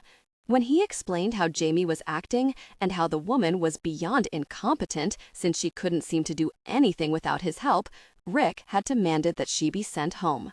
He knew Rick wasn't angry because a woman had put him in the doghouse with Jamie, but that the woman had caused problems for one of their clients. Their job was to ensure their clients were well represented, handled properly, looked after, and were presented in the best possible light to readers. Having an author who looked close to crying every time someone asked for her autograph was the last thing any of them needed on this tour. When he asked her what the heck she said to upset Jamie, the woman tried to play innocent with him. She even had the audacity to suggest that they'd talk things over in her room. It wasn't until he sent her packing that she lost that cool facade. She'd glared at him before storming off, but still didn't tell him what the heck she said to Jamie. There was no doubt in his mind that whatever she said to Jamie was making Jamie think twice about being with him. An hour ago, when he spotted her near the front desk, he knew without a doubt that she was there to get her own room, but he wasn't having that. He convinced her to come upstairs to work, and then he'd been at a loss as to what to do. Thankfully, he remembered the chocolate he snuck in his bag for her and used it to confirm his suspicions. She was leaving him, which normally wouldn't be a problem, except that he didn't want her to leave him. He wanted her to stay with him, and he'd do whatever it took to make that happen. "What the heck are you doing?" she demanded, as he pulled her laptop away from her, yanked her to her feet, and threw her over his shoulder. "Are you going to tell me what's wrong?" he demanded, standing perfectly still as he waited for her to make this easy for him and just tell him what the heck was wrong so that he could fix it. Of course, she didn't. "Nothing's wrong," she said, wiggling in his arms. "Then I guess I can't put you down," he said, heading for the door. "Where are we going?" "To check off another item on your list," he said with a shrug that unfortunately shifted her forward and scared the heck out of her. He shifted her back to where she belonged as he made his way down the dimly lit hallway, relieved that she didn't start screaming for help. Then again, he probably should have known that she wouldn't make a sound. She did hate being the center of attention after all. He took the back elevator all the way down to the first floor and then followed the signs for the pool. When he came to the locked door and peeked through the glass door, he noted that this was also dimly lit and apparently off limits until tomorrow morning. Not that it mattered to him, since the manager had given him the master key for the pool area as a favor. He just hoped the manager remembered to make sure that all of his employees stayed clear of this area, or he was going to have one embarrassed recluse on his hands. "Why are we down here?" Jamie asked as he opened the door and made very sure to lock it behind them. "Are you going to tell me what's wrong?" "Nothing's wrong." Since she was being so very difficult, he decided to do this the hard way. He walked over to the pool. "Do you by chance have your cell phone on you at the moment?" he asked, walking towards the deep end. "No, why?" she asked, sounding confused. "No special reason," he said. He shifted her off his shoulder and tossed her into the pool. "What is wrong with you?" Jamie sputtered once she came to the surface. "You wouldn't answer my question," Nick said accusingly as he gestured towards her with his leather shoe before he tossed it over his shoulder. "So that means that you have to throw me in the pool?" she asked in disbelief as she moved to swim to the other side and climb out. "Very straight," Nick said, not bothering to try and stop her, she noted as she awkwardly climbed out of the pool and stormed towards the door. She just made it past the corner of the pool when Nick came after her, his desire evident and determined. For a second, she was so stunned by the sight that she couldn't move, and it cost her. Before she could make a run for it, she found herself thrown back over his shoulder, but this time he was pulling her shoes and socks off. "What are you doing?" she demanded as he put her down. In answer, he quickly removed her slacks. When she let out a surprised squeal and went to stop him, she stumbled back and fell in the water, her lower garments removed. This time, when she resurfaced, she didn't hesitate in trying to make a run for it, but unfortunately for her, Nick was quicker. Just as she was moving to climb out of the water, he pulled her back in and removed her blouse within seconds. Her bra was quickly removed after that. When he continued to remove her clothing, she somehow managed to shift away and swim, but not before her remaining garments were torn, leaving her exposed in the pool, a public pool, where anyone could see, she realized with dismay. "What is wrong with you?" she practically screeched as she swam to the deep end and moved into the corner to hide. "I'm just helping you with your list, Jamie," he said calmly as he swam after her. "You could have asked." He shook his head as he continued towards her.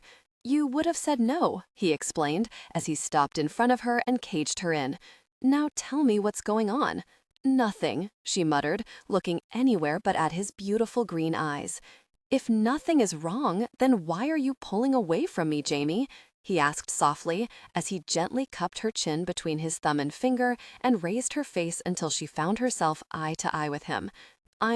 She started to lie, but he cut her off. "Don't lie to me, Jamie," he said, pushing a strand of wet hair out of her face. "I know you're pulling away from me.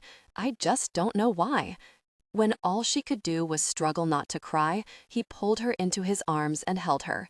"Baby, what's wrong? What did I do?"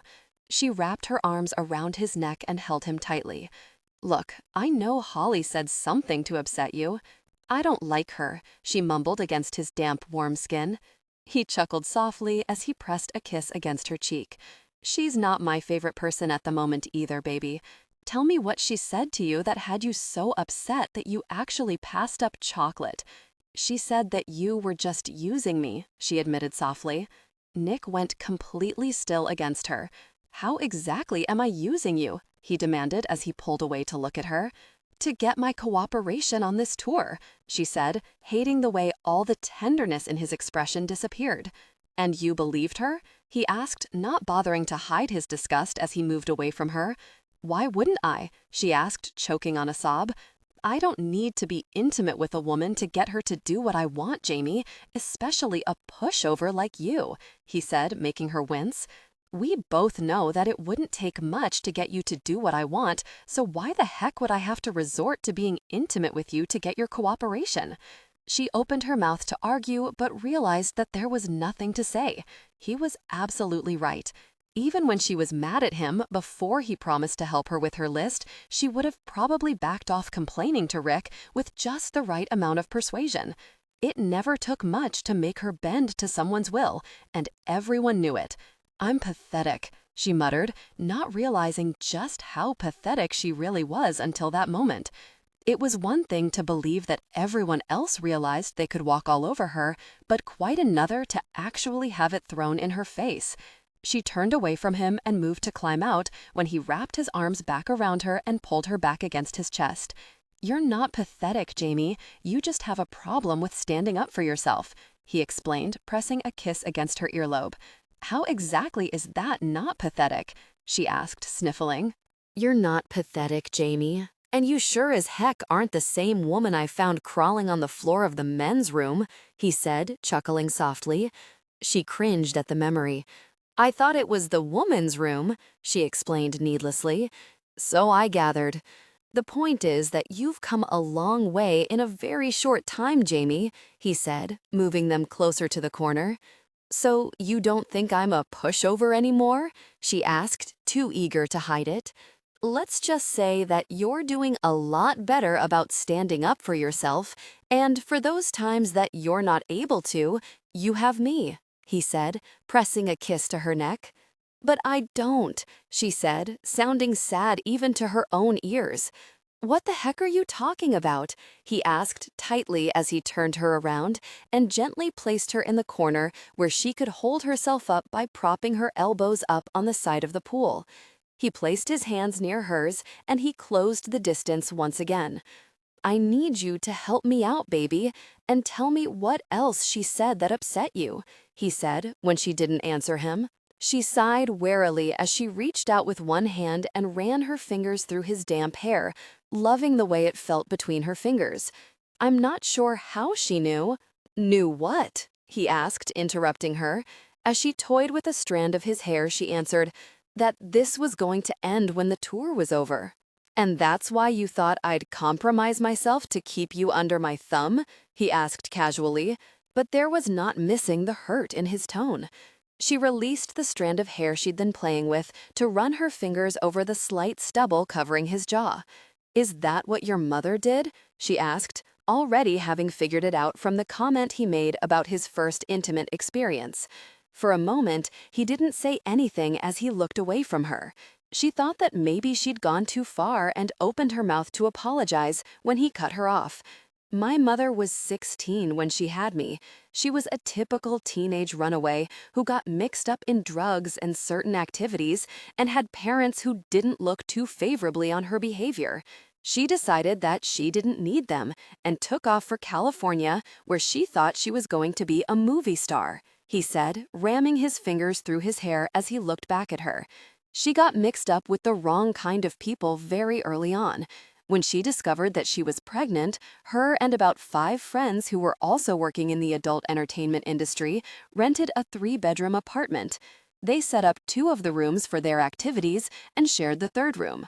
When I came along, the initial plan had been to give me away, but it was Christmas, and most of them were young kids and thought that my birth was a sign of good times to come, so they named me Nicholas, he said with a mocking smile. Her heart broke for him as he continued. They set my room up in the walk-in closet off their room, and whenever there was a John in the house, they took turns locking themselves up with me until the John left. Needless to say, with 6 hookers in one house, I spent a lot of time in that closet. When I was about 4, they decided I was old enough to watch out for myself. "You don't have to tell me about this if you don't want to, Nick," she whispered as she traced his strong jaw. "It's fine, baby," he said, leaning in to press a kiss against her forehead.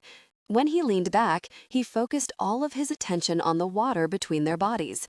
I didn't think much about the women living there walking around without clothes or engaging in intimate acts with some guy on the couch while I watched my cartoons. It wasn't until I started school and noticed that the other kids' mothers didn't behave like mine did. "As much as I hated living there," he said tightly as his hands clenched into fists, "and how I really hated it, I couldn't leave. I always thought, hoped really, that my mother would wake up one day and decide to be a mother to me like the other children had. But she never changed, and when I was old enough, I walked away and started my own life and never looked back." "I'm sorry, Nick," she said, not knowing what else to say. "Don't be," he said, forcing a smile. "I'm over it." She didn't think that he was. In fact, she was pretty sure that the reason that he worked so hard was to put distance between himself and his past. She could relate to that. She didn't want people knowing that she was a pushover or how pathetic she used to be. All she wanted was a chance to live her life without anyone trying to keep her down. He looked so sad at that moment, and she wanted to make it better for him, to let him know without words that he was loved. She leaned forward and brushed her lips against his. At first, he didn't move, and she feared that perhaps Holly was right, but then, with a sigh, he moved his lips against hers. "I don't want you to worry about anything, Jamie. I'm going to take care of you," he promised as he gave her the sweetest kiss of her life. As good as it sounded, she knew that he wouldn't be able to keep his word. As soon as the tour was over, he was going to break her heart, and she would be left with unimaginable pain. But she refused to focus on that. Right now, she was in his arms, and he was hers. She didn't want to waste a second of their time together since she already knew that it wouldn't last. Soon, the kiss turned hungry, and they couldn't stop running their hands over each other. There was really nothing better than being in Nick's arms, she thought as she ran her hands over his wide shoulders and down his back, enjoying the feel of hard muscle tightening beneath her touch. "Up you go, baby," Nick said huskily against her mouth as he pressed one last kiss against her lips. When he went to raise her out of the water, she stopped him with a simple shake of her head. Frowning, he put her back in the water. He opened his mouth, probably to ask her what was wrong, when she gestured for him to get his butt out of the water. With an amused smile and a quick kiss, he did just that. Once he was sitting on the edge, she realized something very important. She was kind of short. Tension broke. They gave in to desire, connecting deeply. Afterwards, breathless, they lowered themselves back into the pool. "Is it time to get up?" Jamie mumbled as she snuggled into the covers. "No, not yet, baby. Go back to sleep," he said, pressing a light kiss against her lips. She followed his lips as he pulled away, and he couldn't help but chuckle. It seemed that he'd created a little addict. That thought was quickly confirmed when she sleepily mumbled, "Is it time for more intimacy? I want intimacy." "I can tell," he said, smiling as she started to drift off again. For a moment, he sat there watching her sleep, perfectly content just to be near her. "She's so beautiful," he thought as he reached over and swept her hair away from her face. She sighed softly in her sleep, tempting him to crawl back in bed with her and hold her. But he had work to do. He was exhausted, he thought with a smile as he stumbled his way towards the bathroom. They had shared intimate moments. It was funny how with Jamie, he thought of it as making love, and not just physical intimacy. It didn't matter how intense their connection was, it was making love in his mind. Thinking of it in any other way didn't sit well with him. Jamie was special. She wasn't like any of the women he'd been with before. She was better, pure, sweet, kind, and made him happy.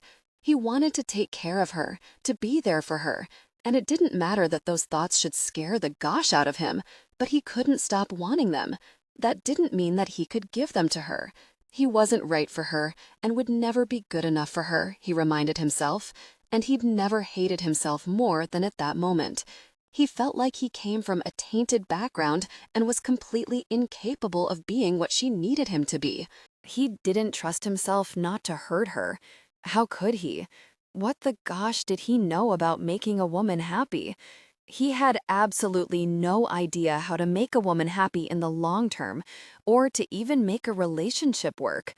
Growing up the way he did, he saw the happily married men around town one day with their wives and kids, and the next engaging in behavior that contradicted their family image, often involving his mother and aunts. The only decent relationships that he'd seen over the years was Rick and his wife, and of course, Edward and Dana, and there was no way in gosh that he was going to kid himself and say that he could have a relationship like those two. Even after 5 years, it was more than obvious that the two of them were more in love now than when they first got married. He knew from the times that he went with Edward to catch a game or grab a drink that the man wasn't playing around. He wouldn't so much as look at another woman, and whenever someone mentioned Dana, his expression said it all. There would never be another woman for him but Dana. Dana would never have to worry about Edward coming home late or smelling like another woman, which was good because if he ever hurt her, Nick would beat the gosh out of him. Jamie deserved to have a man like Edward by her side, and as much as it pained him to admit this, he wasn't that man. He couldn't trust himself not to revert to his old ways when things got tough, or he got bored. It would kill him to hurt her, so he wasn't even going to try. He'd let things die out between them, and the moment it did, he would step back, wish her luck, and move on. Shoving away the rather depressing thoughts, he took a quick shower. 20 minutes later, he was stepping out of the bathroom, wrapping a towel around his waist, when something on the floor in front of the door caught his eye. He didn't give the large white envelope much thought as he picked it up, figuring that it was just promotional paperwork one of the vendors had the front desk slip under his door. When he turned the envelope over, he felt his heart drop in his stomach. "You can't hide." The words were written in big, bold black letters, and he didn't need to open it to know who it was for. Cursing under his breath, he quickly pulled on a pair of pants, grabbed his keycard, and left the room, ready to kill someone. When he didn't find anyone in the hallway, he ran and checked the stairwell at the end of each side of the building, hoping to find someone lurking in the shadows, but he didn't. The son of a difficult person, gosh bent on tormenting his little recluse, had been close, too very close, and he hadn't been able to do a very thing to keep the sick, unpleasant person away. Realizing that he'd left his little recluse all alone when the sick really was nearby had him rushing back to his room. Once inside, he had to make sure that she was okay. Once he saw her curled up on her side, fast asleep, he pulled the covers up over her shoulders and pressed a kiss to her cheek. He watched her for another minute before he grabbed his cell phone, double-checked the lock on the door, and shut himself in the bathroom. Praying that it was just a coincidence and some kid's sick idea of a joke, he carefully opened the envelope, trying not to really up any evidence just in case he needed to call the police. What he found inside had him reaching for his phone and making that call. "I don't care who you are. You're not watching those DVDs without my presence," Jamie snapped, surprising the heck out of herself and, judging by the curious look Nick shot her, him as well. For over 2 hours, she'd waited patiently in an interrogation room while Nick paced like a caged animal. The only thing they were told when they were shown into the room was that they needed to make some calls and call the police department back home to look into their story. Being forced to wait after reading and rereading that letter had been one of the worst experiences of her life. Even in this decent-sized office, she couldn't shake the feeling that someone was watching her. When she'd opened the death threats the other day at the office, she consoled herself with the fact that this happened to a lot of people in the spotlight and that it was no big deal. The truth was, she'd been too freaked out to actually give it the proper attention it deserved. She'd hoped that if she ignored it, that it would go away. She'd been wrong. Not only had it not gone away, but it had followed her to Texas. Miss Harris, perhaps it would be best if you allowed us to view the video first, Detective Mathers, a middle-aged man with a friendly smile, said gently. As much as she would love to leave and pretend that this never happened, she couldn't. She took a steadying breath as she shook her head. No, I'm staying. I want to know what's on those discs, she said firmly. Nick's hand tightened around hers as he said, I'm staying as well. With a resigned sigh, the detective picked up the disc marked Jamie Harris, the disreputable person, and placed it into the computer drive. He typed something, and seconds later, an image of the pool from the hotel popped up on the flat-screen television mounted on the wall in front of them. Her breath caught in her throat as she watched Nick storm into the picture with her over his shoulder. Oh no, she mumbled weakly. Stop the movie, Nick demanded, getting to his feet but thankfully keeping hold of her hand. Is there a problem, Mr. Quinn? Detective Mathers asked as he paused the movie. Nick gestured to the other three men and the woman in the office. I really think it would be best at the moment if we cleared the room for this. That's fine, Mr. Quinn, but please realize that this video may have to be viewed by other officers at a later time, the detective explained as he gestured for the officers to leave the room. That's fine, but I don't think they need to be here this time, Nick said with a nod of thanks as he sat back down and put his arm around her. Once the door was shut, the movie began to play again. Why are we down here? The recorded version of her asked as Nick double-checked the lock. Are you going to tell me what's wrong? Nick asked as he moved towards the pool, and she felt the air in her lungs freeze as the camera moved with the action. Someone had been in the pool room with them last night. Thanks to the dimly lit area, changing rooms, and equipment, there apparently had been plenty of places to hide. Nothing's wrong. Do you by chance have your cell phone on you at the moment? Nick asked as he walked towards the deep end of the pool. No, why? She asked, sounding confused. No special reason, he said before he tossed her into the pool. Knowing exactly what was coming, Jamie dropped her face into her hands and listened as the entire event that occurred in the pool area played out. When it was done, she almost fell out of her chair in relief. That is, until Nick practically jumped to his feet and started flipping out. Wondering what had him mad, well, besides the obvious, she looked up and nearly cried as she read the words on the screen. You'll be dead within the month, but before that happens, I thought the world should know that the famous J.L. Lewis is nothing but a disreputable person. By 10 a.m., this video and the audio I recorded of your private moments will have already hit the internet. Enjoy your 15 minutes of fame, difficult person. Play the audio tape, Nick said tightly as he reached out and pulled her into his arms. Without a word, the detective carefully switched out the DVD, and within seconds, an audio recording of what happened once they reached their room last night began to play. You're not tired, huh? Nick's voice asked teasingly. Not for you, Nick, she heard herself answer in a husky voice that surprised her. The intimate recording continued, revealing private dialogue between them. Jamie squeezed her eyes shut and pressed her face against Nick's chest, dreading what came next. Any way we can skip to the end to see if whoever the gosh did this left another message? Nick suddenly asked, thankfully cutting off what came next. A moment of silence followed before the intimate sounds of their private moments echoed throughout the room. She felt her cheeks burn as it played out. Once it was done, she nearly sagged with relief. It didn't take long before she realized that there was no message. Can we check to see if they've been released online yet? Nick asked, giving her a comforting squeeze. Sure, she heard the detective say, but refused to leave the safety of Nick's chest and face the man. That would pretty much be impossible now that he'd watched a video of her private moments.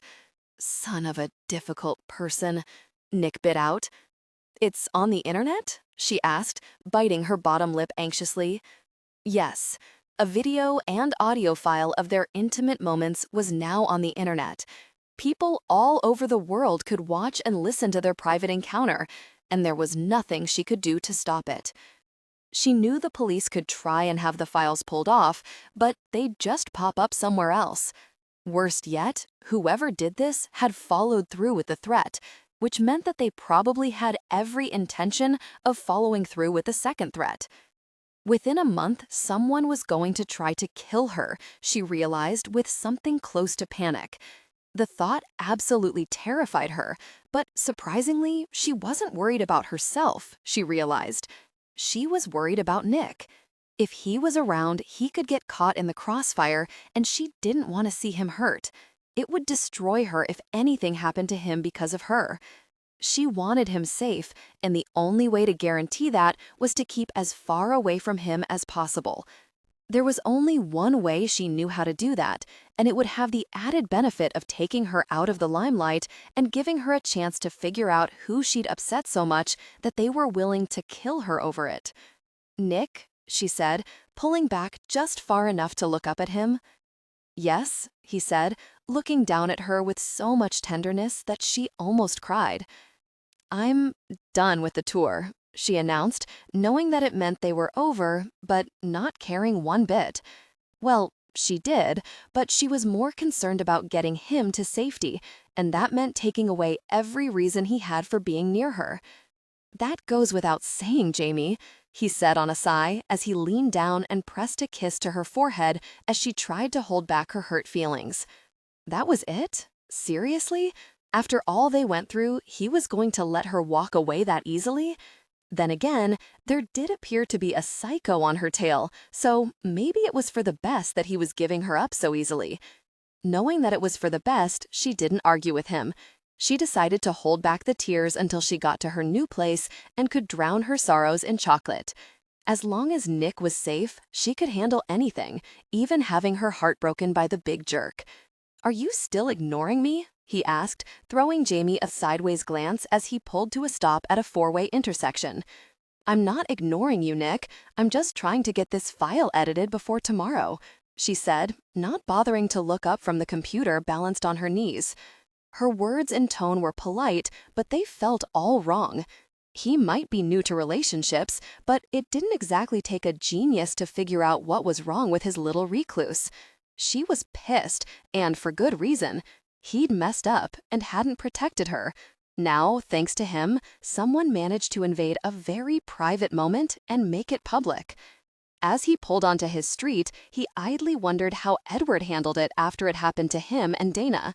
If anyone knew how to handle a bullshit situation like this, it would be Edward and Dana. "Okay, do you want to grab some food?" he asked, slowing down before he reached his house. "If it's okay with you, I'd rather just call it a night and get settled in," she said, not bothering to look up from her computer. "That's fine," he said, deciding that they'd just order in tonight.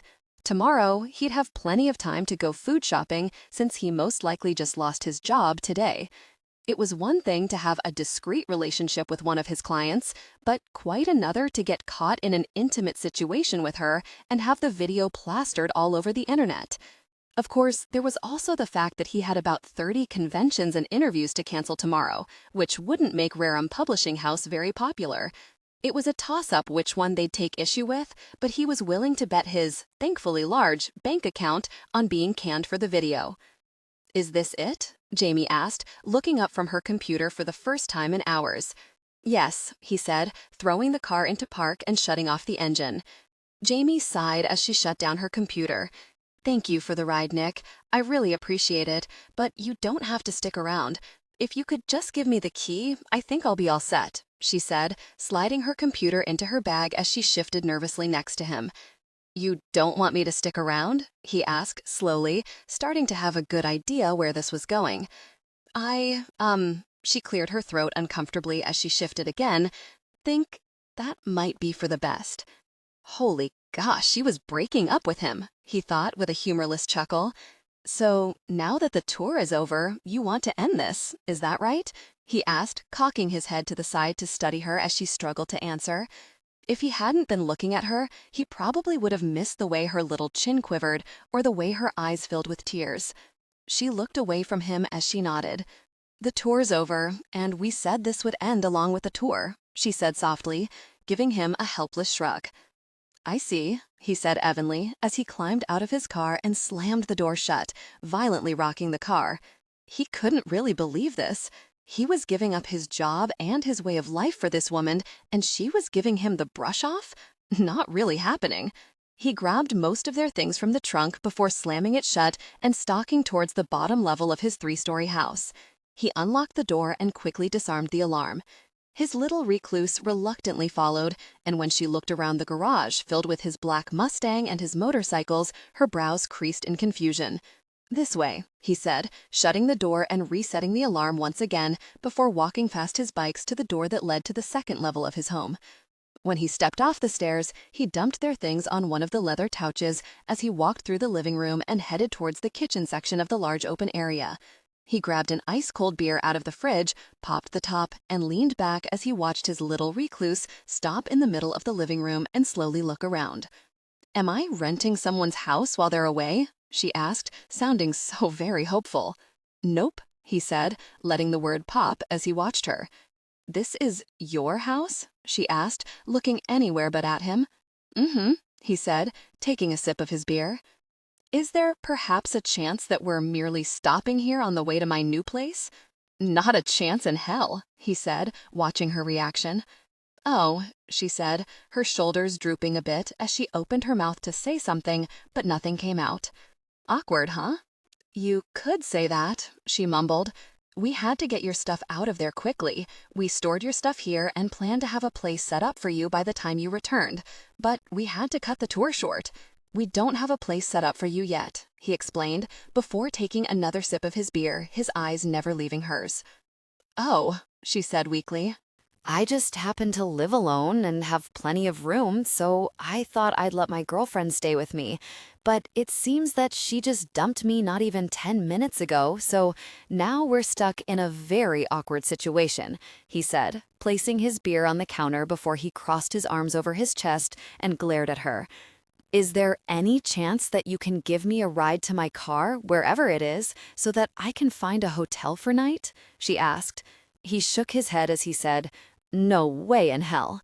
You're staying here until this jerk is caught." I can take care of myself," she sputtered, but he wasn't buying it. "No," he simply said, pushing away from the counter and walked into the living room. "What the heck do you mean, no?" she demanded, following after him as he scooped up her bags and headed down the hall and up the second flight of stairs. He didn't have to look back to know that she was following him. He paused by the first guest room, but it wouldn't do. He walked down the hall and shoved open the door to the master bedroom and set her things down. As he stood up, he spotted her boxed belongings piled in the corner and nearly groaned. Leave it up to Rick to take the initiative and screw him over.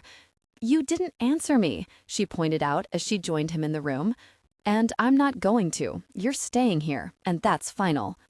I can take care of myself," she sputtered, but he wasn't buying it. "No," he simply said, pushing away from the counter and walked into the living room.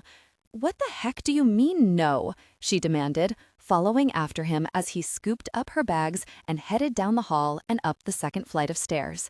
He didn't have to look back to know that she was following him. He paused by the first guest room, but it wouldn't do.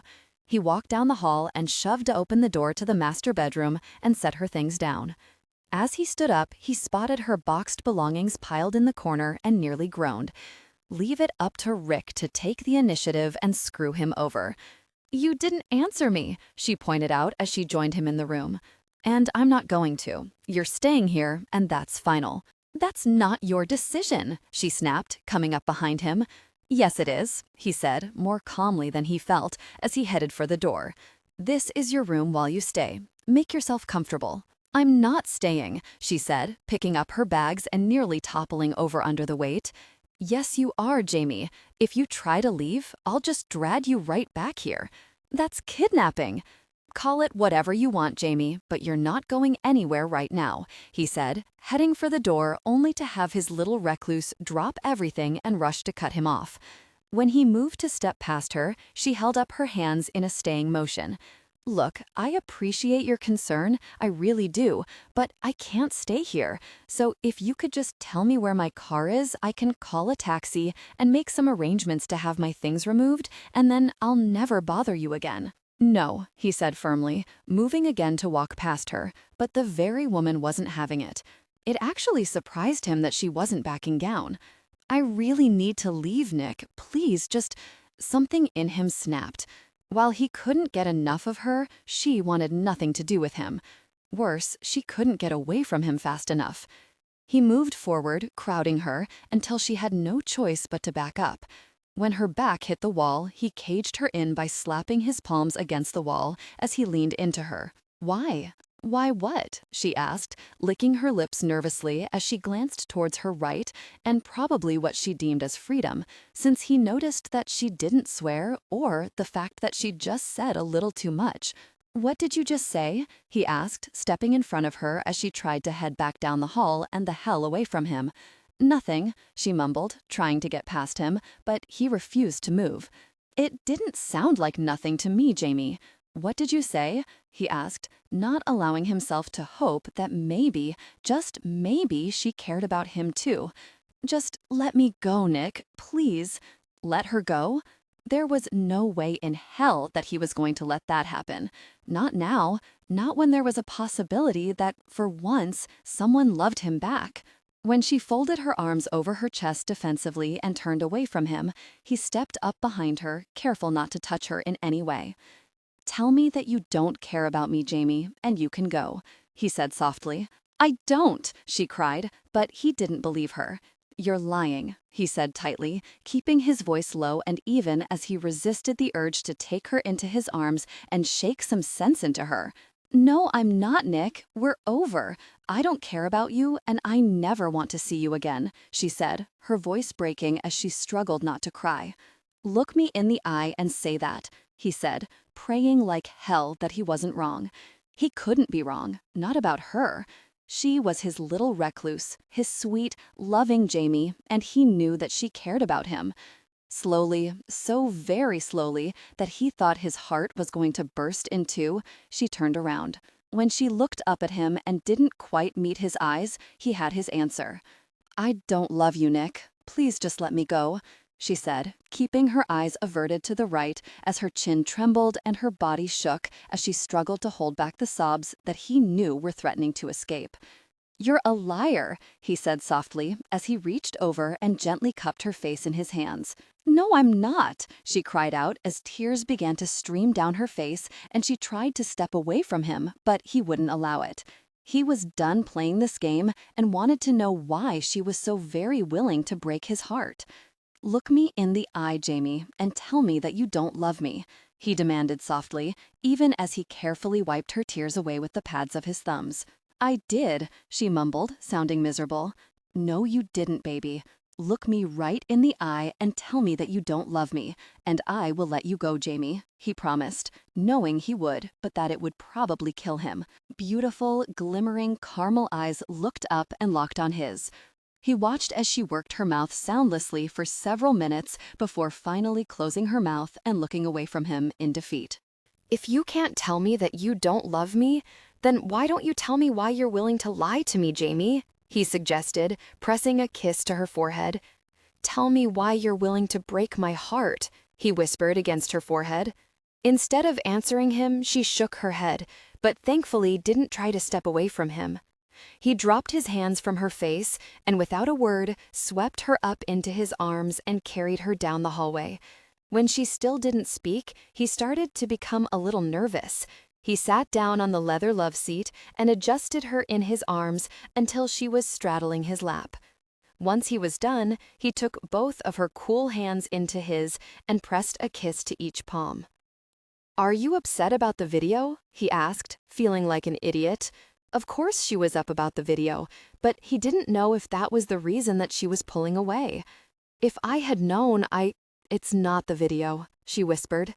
Then what is it? I shouldn't be around you.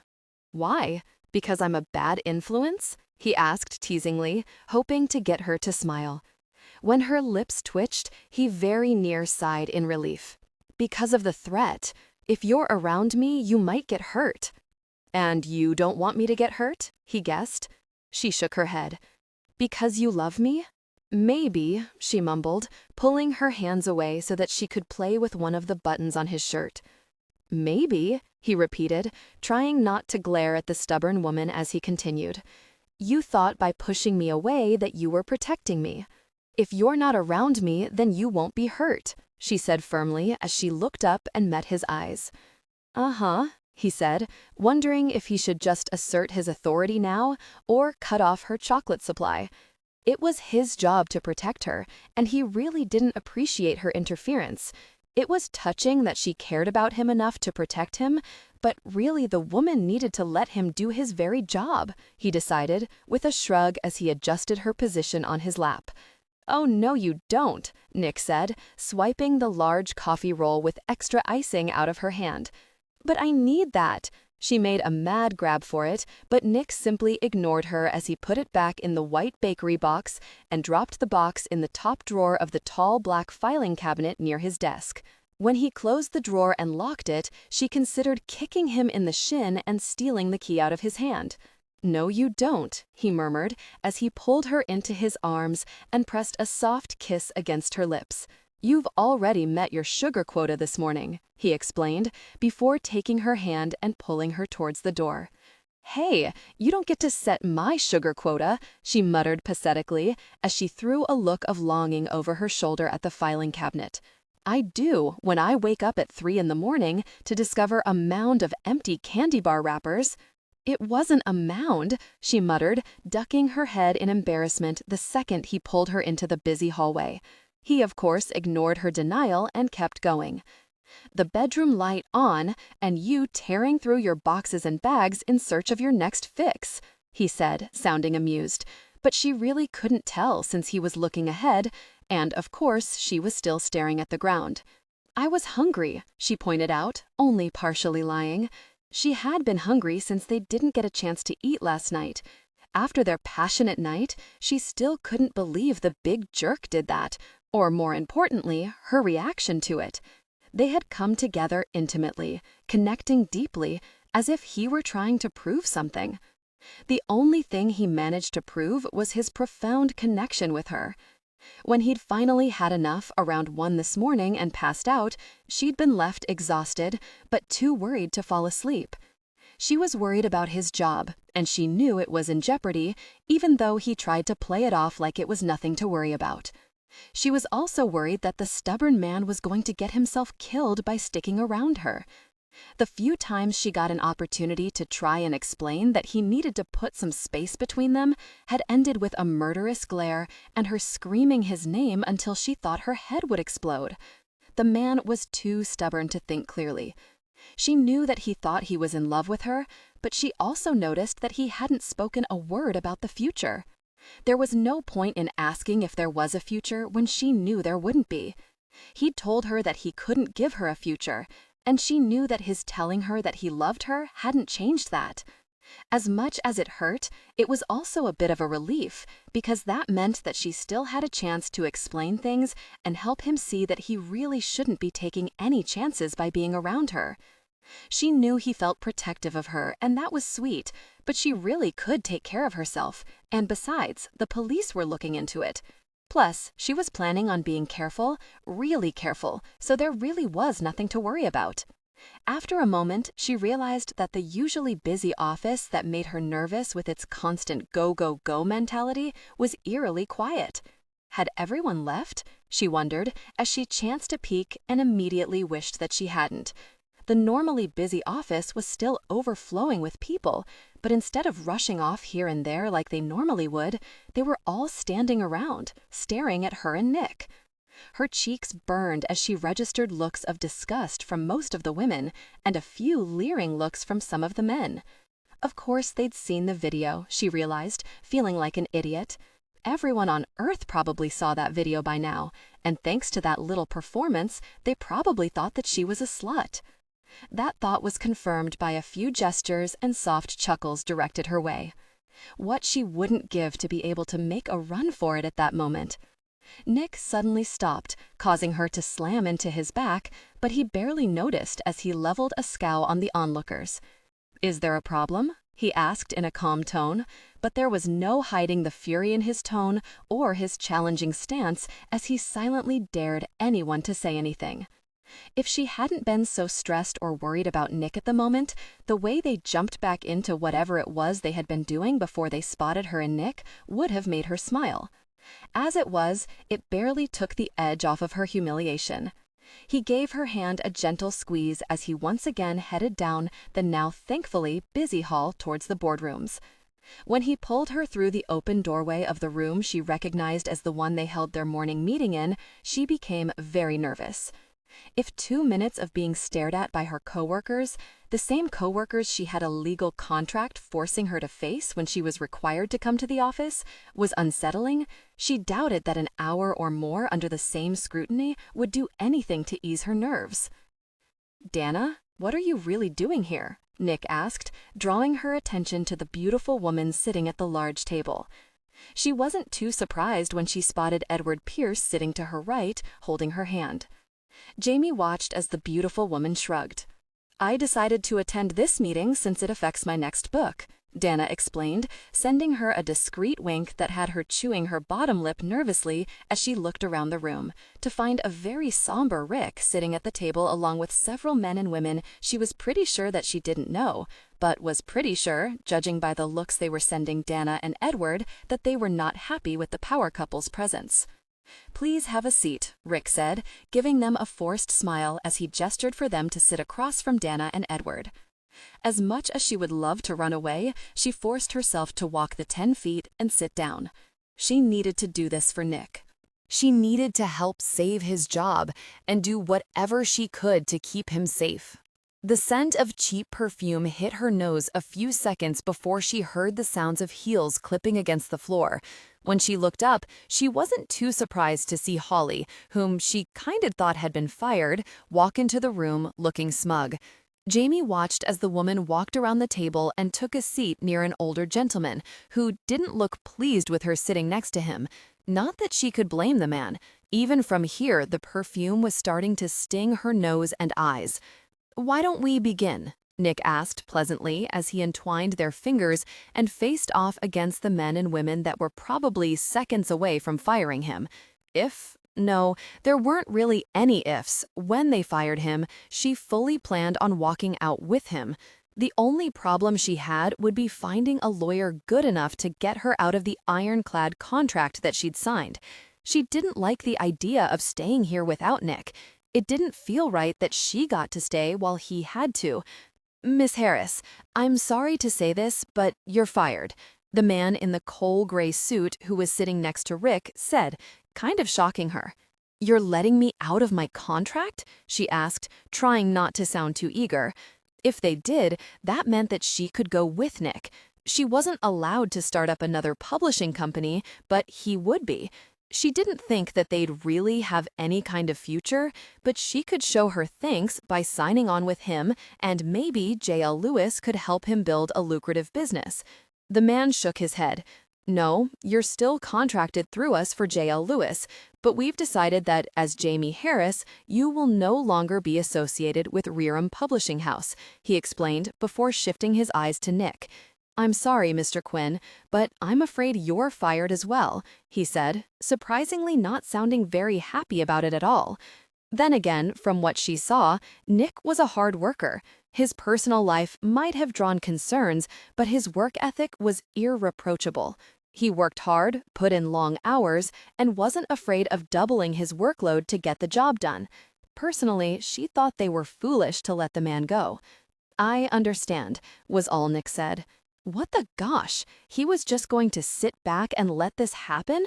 This was her fault, not his. None of this would have happened if it weren't for her, and she sure as gosh wasn't about to sit around while they destroyed Nick's career. She opened her mouth to say, well, she really wasn't sure what the gosh she was going to say when Dana spoke. "I guess this is where I tell you that I will not be signing my contract to continue with Rerum Publishing," she said quietly. Rick, for some strange reason, looked slightly relieved, while the rest of them, even Holly, looked panicked. "Let's talk about this, Mrs. Pierce," the man who'd fired them said almost desperately. Dana simply shook her head. "I'm sorry, but I don't feel comfortable signing with Rerum Publishing when you're releasing one of the main reasons that I enjoy working with this company in the first place. Mr. Quinn has always double-checked my work for me, helped plan my tours when I decide to take them, and if I can't reach Rick for some reason, he's the person I go to. If I can no longer count on having someone like Mr. Quinn for support, then I don't believe I will continue with Rerum Publishing. Mrs. Pierce, any of our agents can do that for you. They'd be more than happy to help you with any problems that you have." A middle-aged woman with graying chestnut hair that was pulled back into a painful-look bun explained imploringly. "Although I have the utmost respect for your employees, none of them are as dedicated as Mr. Quinn.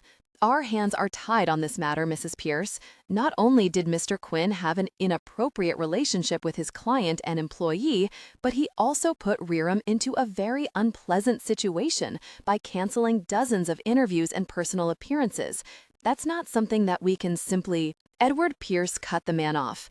"I've known Mr. Quinn for several years now, and I've never known him to act inappropriately with clients or employees for that matter, which is pretty impressive given his personal reputation. I can understand that you're not thrilled with the situation, but from what I saw on the video, this is not a simple fling, nor did either one intend on making their situation public. It appears to me that two people very much in love had a very personal moment stolen from them and exploited," he said, before throwing her a wink that had the blush that she was pretty sure was going to reduce her to ashes intensifying.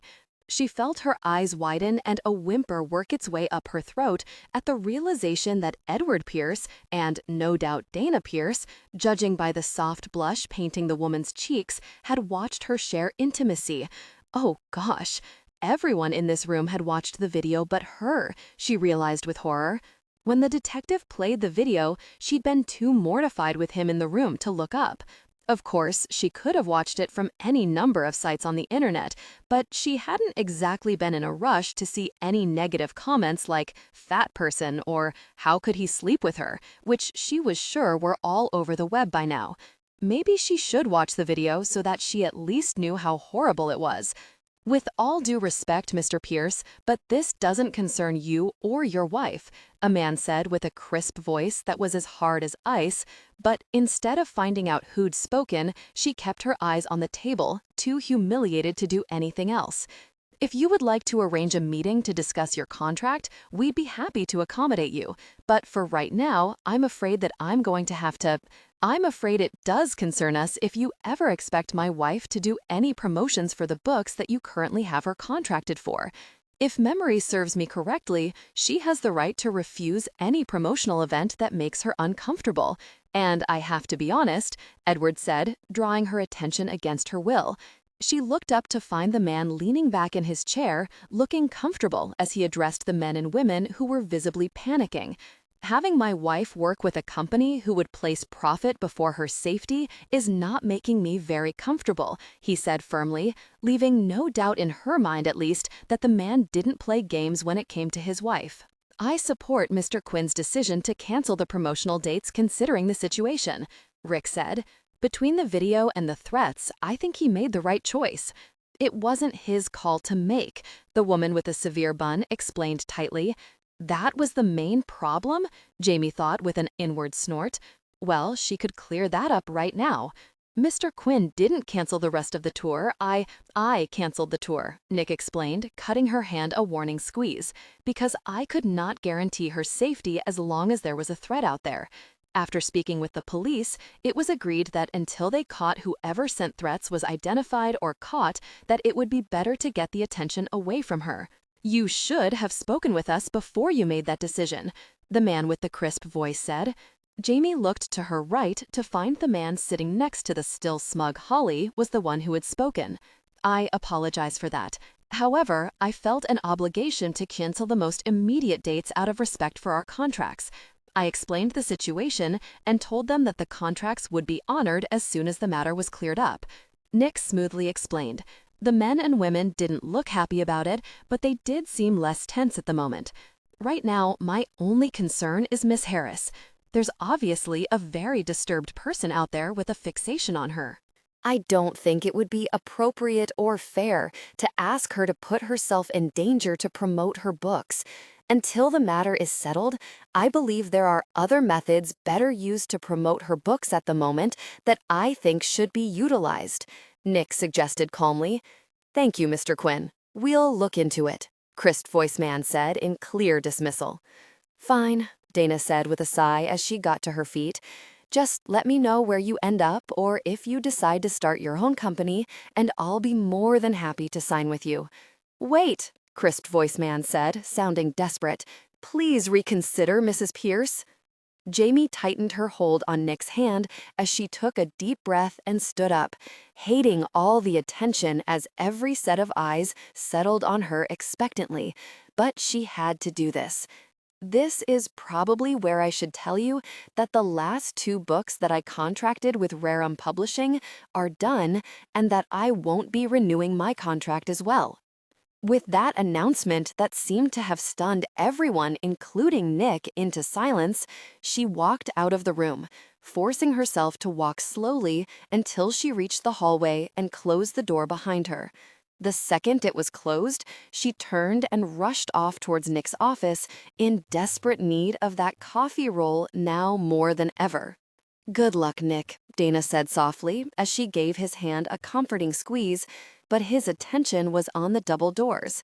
He wanted to go after his little recluse and make sure that she was all right, and, of course, didn't consume a gosh load of sugar, but he had to fix the very problem she'd just created for herself. She'd worked too very hard to throw it away now, and as much as he appreciated her trying to help him out, he could take care of himself. He knew that every publishing company in the world would probably kill to sign her, but he wanted her here, where Rick could watch over her. Once Dana and Edward walked out of the room, all hell broke loose. Can somebody please explain to me how in the hell we just lost our 2 top clients in one day? Jonathan demanded in that crisp voice that always annoyed him. Because instead of allowing me to explain the situation, you listened to Miss Johnson, Rick explained tightly as he stood up and walked over to the minibar to pour himself a drink. And now we not only lost one of our best editors, he said, gesturing towards Nick with his drink, but 2 of the top authors in the world.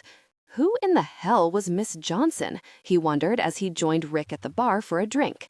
Since no one had called security on him yet, he thought he'd stick around and try to fix this mess before his little recluse got in over her head. I'm not too concerned with my job, but I think you should reconsider your position on Miss Harris's job. She's a very good editor, and our clients trust her.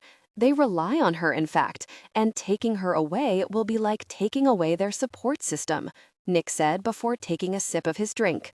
He's right. The second they hear that she's no longer working for us, they'll pull back, and the ones that were considering signing with us will go elsewhere, Rick said, backing him up. I didn't want to fire either of them in the first place, but after what Miss Johnson said, I didn't feel as though we had a choice. And now look at the mess that we're in, Margaret said, running a hand over her tight bun as she walked over to the bar and gestured for him to get her a drink. With a shrug, he made hers a double as he asked, "Who is Miss Johnson, and what exactly did she say that cost me my job?" he asked, forcing himself to remain relaxed as he wondered who had just really messed them over. "Holly," Rick drawled. Nick looked around the room for the woman so that he could strangle her, but at some point she'd snuck off. He should have known the woman would do something when he sent her packing, but admittedly his focus had been elsewhere.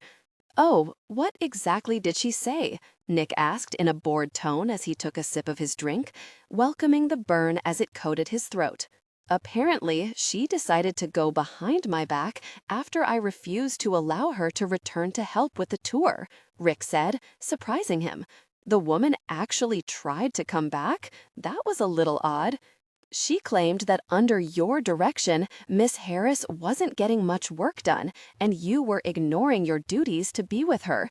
At first, we didn't think much of it, Jonathan said as he joined them for a drink. But after that video, the tour cancellation, and of course the complaints we received in the past couple of days. What's this about complaints? Nick asked, interrupting the man. Anthony, who'd been pretty quiet up to this point, joined them for a drink. We started to receive calls that you and Miss Harris were caught in several indecent situations over the past couple of days. There were also complaints that the two of you were constantly ducking out of conventions. When we asked Miss Johnson about it, she reluctantly admitted that it was difficult to find you. You refused to help her, and that Miss Harris disappeared for a good hour, leaving the convention coordinators high and dry. Why didn't you ask me what happened? Nick asked, pouring the man a drink and handing it to him. I could have cleared this whole thing up. I don't know about the complaints, but we never left a convention early. In fact, Jamie worked very hard and stayed as long as it took to meet every single fan because she felt bad about them waiting for her. And in case you haven't noticed, she's painfully shy, and that was a hell of a lot of stress for the woman, but she did it, Nick said, noting the look his bosses, well, technically ex-bosses now, shared. His little recluse had worked very hard and shouldn't be facing this. Gosh, she had enough to deal with. Her family screwed her over and lied to her, and thanks to a few well-placed calls, he now knew they'd really messed her over once again. She just lost her home. She had a psycho on her trail, and he'd be very if he let them take away something she truly enjoyed doing. As far as Miss Johnson is concerned, he said tightly, I'm afraid you've been misled. During the brief time Miss Johnson accompanied us on this tour, she proved to not only be incompetent, but resentful, as I explained to Rick. She caused problems that I was forced to deal with, and she left Miss Harris near tears. Before the convention was even over, I decided that she was not capable of doing her job and asked Rick to remove her. He did, Rick agreed, finishing off his drink. If you had explained what was happening, I would have been more than happy to go over this with you. They let out a collective sigh as they shared another one of those looks that gave him hope that they'd let his little recluse back. I apologize for the misunderstanding, Mr. Quinn. Would you please consider forgetting this incident and continuing with us? Jonathan asked, looking suddenly exhausted. Not that he could blame the man, since this little episode left his head reeling. As long as you allow Miss Harris to do the same, Nick clarified. Jonathan didn't bother looking at his partners as he nodded. Consider it done. Thank you, Nick said, more than willing to let this go as long as his little recluse was safe and happy. He was just about to head after her when one of the secretaries burst through the doors. The police are here and they're looking for Miss Johnson, she said anxiously. For some reason, he really wasn't at all surprised, he thought as he put his drink down and went to hunt down his little recluse. Stupid luck, Jamie muttered as she gave up her attempts to break into the filing cabinet and rescue her poor, lonely little coffee roll that desperately needed her attention. She was a little stressed out, and honestly, she didn't do well with stress. She needed a sugar fix, and she needed it quick. Then when she was done, she fully planned on trying to figure out what to do with the rest of her life since she'd just lost her job and pretty much her contract within the last hour. Her game plan had been to follow Nick wherever he went, but now that she was out of that situation and thinking a little clearer, she realized that he just might not appreciate that one bit. After all, he'd just lost his job and probably his reputation because of her. Why would he want her to go with him? He probably wanted to get the heck away from her as fast as he could, and she really couldn't blame him. She needed chocolate, sugar, caffeine, just something sweet to calm her down, she thought as she left his office. For a moment, she stood there contemplating her options. There weren't many. For one thing, she couldn't leave the building. Well, she could, but then she'd have to face the paparazzi that were stationed outside. She did have her car, but she doubted they'd let her get to it without harassing the heck out of her. Granted, she had to leave sometime. Why not now? She needed to get some sugar, clear her head, and think, and there was no way that she could do that with an office full of people who'd seen her in an intimate moment. Yeah, it was definitely time for her to leave, she decided as she lowered her gaze to the floor and made her way to her office. Less than 5 feet from her office, the scent of cheap perfume hit her hard. She wrinkled her nose up in distaste at the offending odor as she headed for her door, hoping the scent hadn't seeped into her office. When she opened her office door, she was hit full blast by the eye-stinging aroma. It took her a moment before she managed to get her focus off the horrible scent and onto the woman standing frozen at her desk in front of her laptop computer. Her laptop computer that should still be in her bag and beneath her desk, but wasn't. "What are you doing in here?" she asked, walking to her desk just as the woman ejected a disk from her laptop and placed the disk in the front pocket of her brown blazer. "I was just leaving you a note," Holly said, smiling as she stepped away from the desk and headed for the door. "On my computer?" Jamie asked, frowning down at her computer. It was open to her desktop, and she wondered how the woman got past her password. "It was open," the woman lied. "No, it wasn't," Jamie said, clicking open the recent documents folder, and what she saw there had her seeing red. "You went through my books and private files?" she asked in disbelief. "Someone must have gone through it before I walked in, Miss Harris. I only came in here to leave you a note," she explained as she headed for the door. "Then where's the note?" Jamie demanded, fighting back tears of frustration. Even though everything in her screamed for her to shut up and leave it be, she just couldn't. The woman had gone through the books she'd just written, her emails, and the 2 lists she made. Out of everything, the lists were the things that upset her the most. She'd accepted that people took one look at her and realized that they could walk all over her without a problem, but they couldn't have known about the things that she'd inadvertently admitted to in the list. No one knew that she was a virgin. They could guess, but they would have never known for sure. Worst, Holly now knew that she'd never been kissed before Nick. It didn't bother her that Nick was the only man she ever kissed. Actually, it made it feel even more special. She liked the idea of Nick giving her her first kiss. He was so sweet with her, kind and funny, and took such good care of her. The way he treated her and looked at her made her want to hope for the impossible, that he was truly in love with her. But she wasn't an idiot. There was nothing even remotely special about her. She might look better than she did a year ago, but there were still prettier and sexier women out there, and Nick could probably have any woman that he wanted. Unfortunately for her, she was also still Jamie. Just because she'd expanded her outlook on life and tried new things didn't change the fact that deep down she was and probably always be the painfully shy woman that hated to be the center of any sort of attention. Nick didn't need a woman like her by his side. He was handsome, charming, and didn't mind having all eyes on him. He needed a woman that was outgoing and matched him in personality and looks, and she was not that person. As much as she would love to be, she could never be that woman. She didn't know what hurt worse, the knowledge that she would always be Jamie, or that she didn't have what it took to keep a man like Nick. "I figured out what I needed, so I guess I didn't need to leave a note after all," Holly said, dragging her attention to more important matters like the woman who'd just gone through her personal files. Maybe she wasn't the old Jamie after all, she thought as she picked up phone. The old Jamie would have simply shut her mouth and wallowed in self-pity, but she was done with that. She might not turn into the life of the party, but she was done with allowing people to push her around. "Fine, then we'll just let Rick handle this," she said, starting to press the extension for Rick's office, only to find the phone suddenly pulled away. "You can't do that," Holly snapped, looking nervous. "Watch me," Jamie said, reaching out to take the phone back, only to find the woman jumping back and out of reach. "Holly, give me. What the heck did you do to my computer?" she practically screeched as she watched the icons on the desktop begin to flicker before disappearing altogether.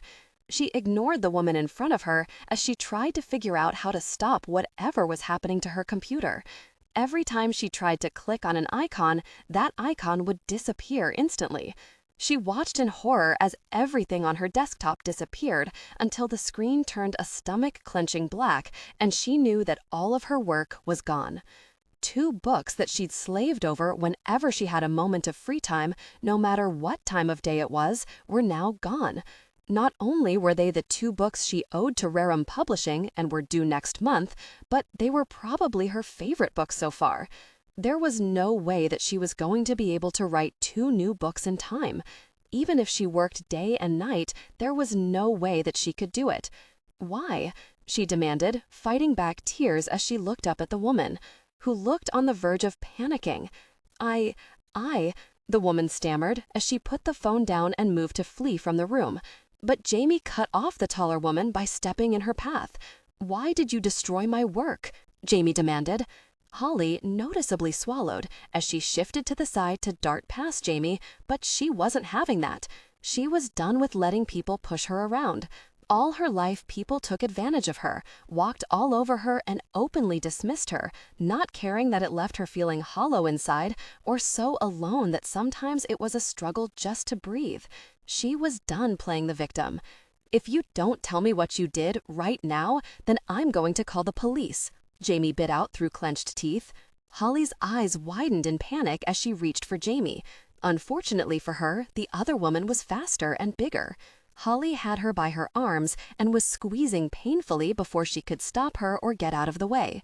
"You can't do that," Holly snapped, giving Jamie a good shake.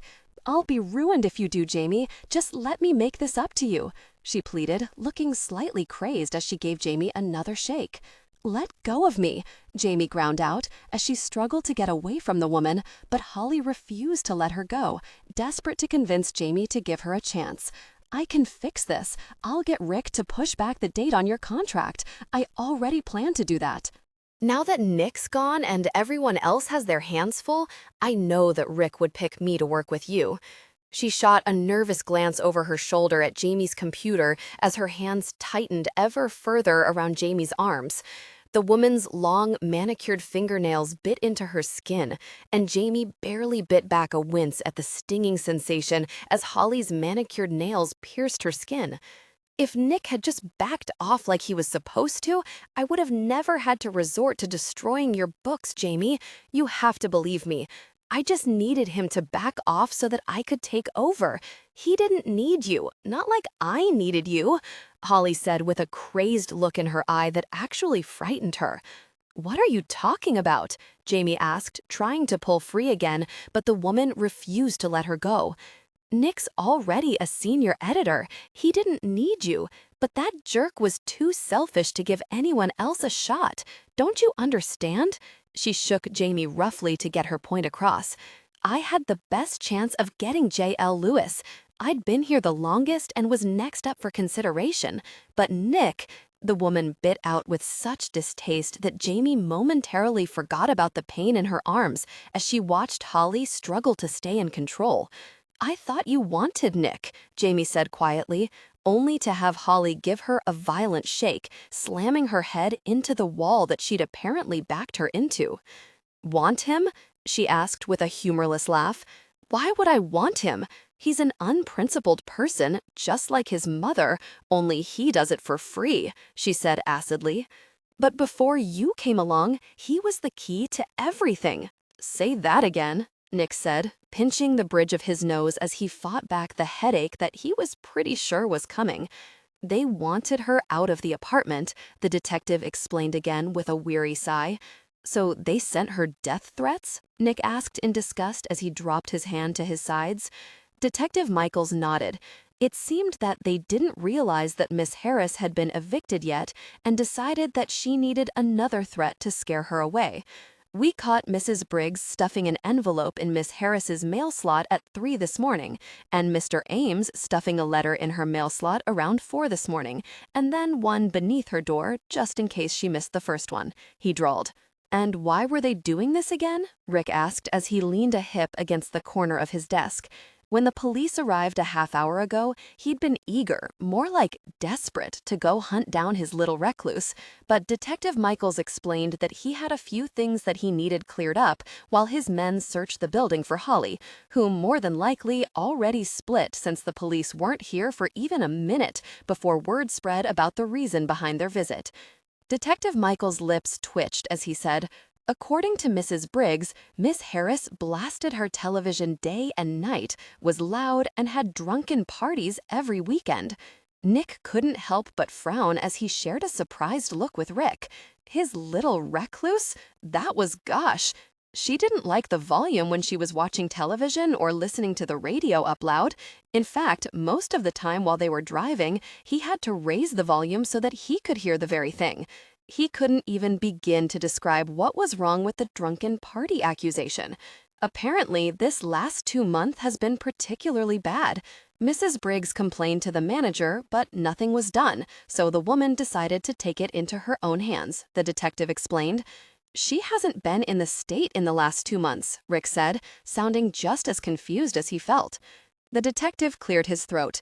Well, it appears that Mrs. Briggs' hearing aid was not only set too high, but she also has difficulty pinpointing the direction in which sounds come from. As it turned out, it was the neighbor on the other side that was causing the problems, 5 20-year-old college kids. And Mr. Ames? Nick found himself asking when all he wanted to do was hunt down his little recluse and pull her into his arms. He was convinced that she'd been stealing his mail. Why exactly would he think that? Rick asked, pouring himself another drink, Nick noted. If this conversation wasn't enough to drive a man to drink, he really didn't know what was, he decided, as he snatched Rick's drink and downed half of it in one swallow before shoving it back into Rick's hand. With a grumble and a glare, Rick finished it off and placed the glass on his desk. According to Mr. Ames, he doesn't trust quiet people because they're always up to something, so he felt it was his obligation to see what she was up to. After he broke into her mail slot and discovered letters addressed to J.L. Lewis, he determined that she was a criminal and that Jamie Harris was the alias. When he didn't win the publishing house clearance after sending them 10 entries every day for the past year, he concluded that it was because of Miss Harris. He believed that Miss Harris didn't have a job because she was living off his prize money. Were they working together? Rick asked, sounding somewhat amused and making him really angry. This wasn't funny. These 2 nut jobs had gone out of their way to scare the hell out of his little recluse and almost cost him any type of a future with her. That thought made everything in him still. A future? Did he want a future with her? He loved her, absolutely adored her, but he hadn't given any real thought to anything long-term, mostly because he was scared out of his mind that he would hurt her. It made him wonder if a future with her was even possible. Did he trust himself not to hurt her? Surprisingly, yes. He'd rather die than hurt her, and he knew that feeling would only intensify over the years. But just to make sure, he tried imagining touching another woman. The thought left a sour taste in his mouth, and he knew he would never want to stray. Jamie turned him on like no other woman, and she was really fantastic in bed. Of course, she was still pretty new to sex and would only get better in time, he thought, fighting back a huge gosh-eating grin. He was a lucky person and very well knew it. No, as far as we can tell, neither one of them was aware of what the other was doing, the detective explained, thankfully pulling him out of his thoughts before his body gave away his thoughts. The last thing he needed was to be visibly aroused with 2 guys in the room, he thought dryly. What does Miss Johnson have to do with this? Rick asked, and Nick was thankful that the man was focused because he sure as hell wasn't. All he could think of was grabbing his little recluse and sharing a moment of deep connection. With a silent curse, he forced himself to focus again. We're not exactly sure yet, but we do know that she was behind the videos in Texas. We were actually hoping that you could help shed some light on the subject before we spoke with her. He felt every muscle in his body go rigid at that announcement. She was the one that threatened Jamie? He demanded in a cold, even tone as he contemplated killing someone for the first time in his life. It would appear so. When the boys at the IT department in Texas went through the hotel's surveillance videos again, they spotted her in the corner of the lobby watching you as you spoke with the manager. We're presuming it was when you asked for the pool key card. Then they went back 2 more hours on the employee hall surveillance camera and found her sneaking in the back door of the pool area and slipping into one of the dressing rooms. We weren't sure until we zoomed in on that spot because the fitting room area was nearly pitch black while you were using the pool, but we spotted slight movement when you entered the pool area and spotted her running into the employee hall minutes after you and Miss Harris left. Unfortunately, there are no cameras in the guest elevator or the halls, so we can't prove that she was the one who recorded the audio CD. But we did manage to lift a partial print from the CDI. Just need you to confirm that you didn't speak with her the next morning and that, as far as you know, she didn't handle the CD. Nick shook his head. She was supposed to leave that day. I don't think she was around the next morning. Detective Michaels pulled a small notebook out of his pocket and flipped through several pages before he found what he was looking for. She caught the 10 a.m. flight to Los Angeles, California the next morning. Of course she did, he said, rubbing his hands down his face and feeling like an idiot. She had to be there the next morning to drop the envelope off at our room. Do you know where Miss Harris is at the moment? I need to speak to her while my men look for Miss Johnson. She's probably looking for a fix, Nick said. The detective asked, looking less than pleased with the announcement.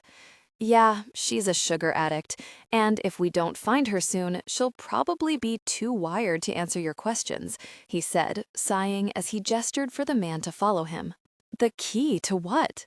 Jamie found herself asking as she desperately tried to ignore the sharp pain in the back of her head and the hot liquid seeping over her scalp.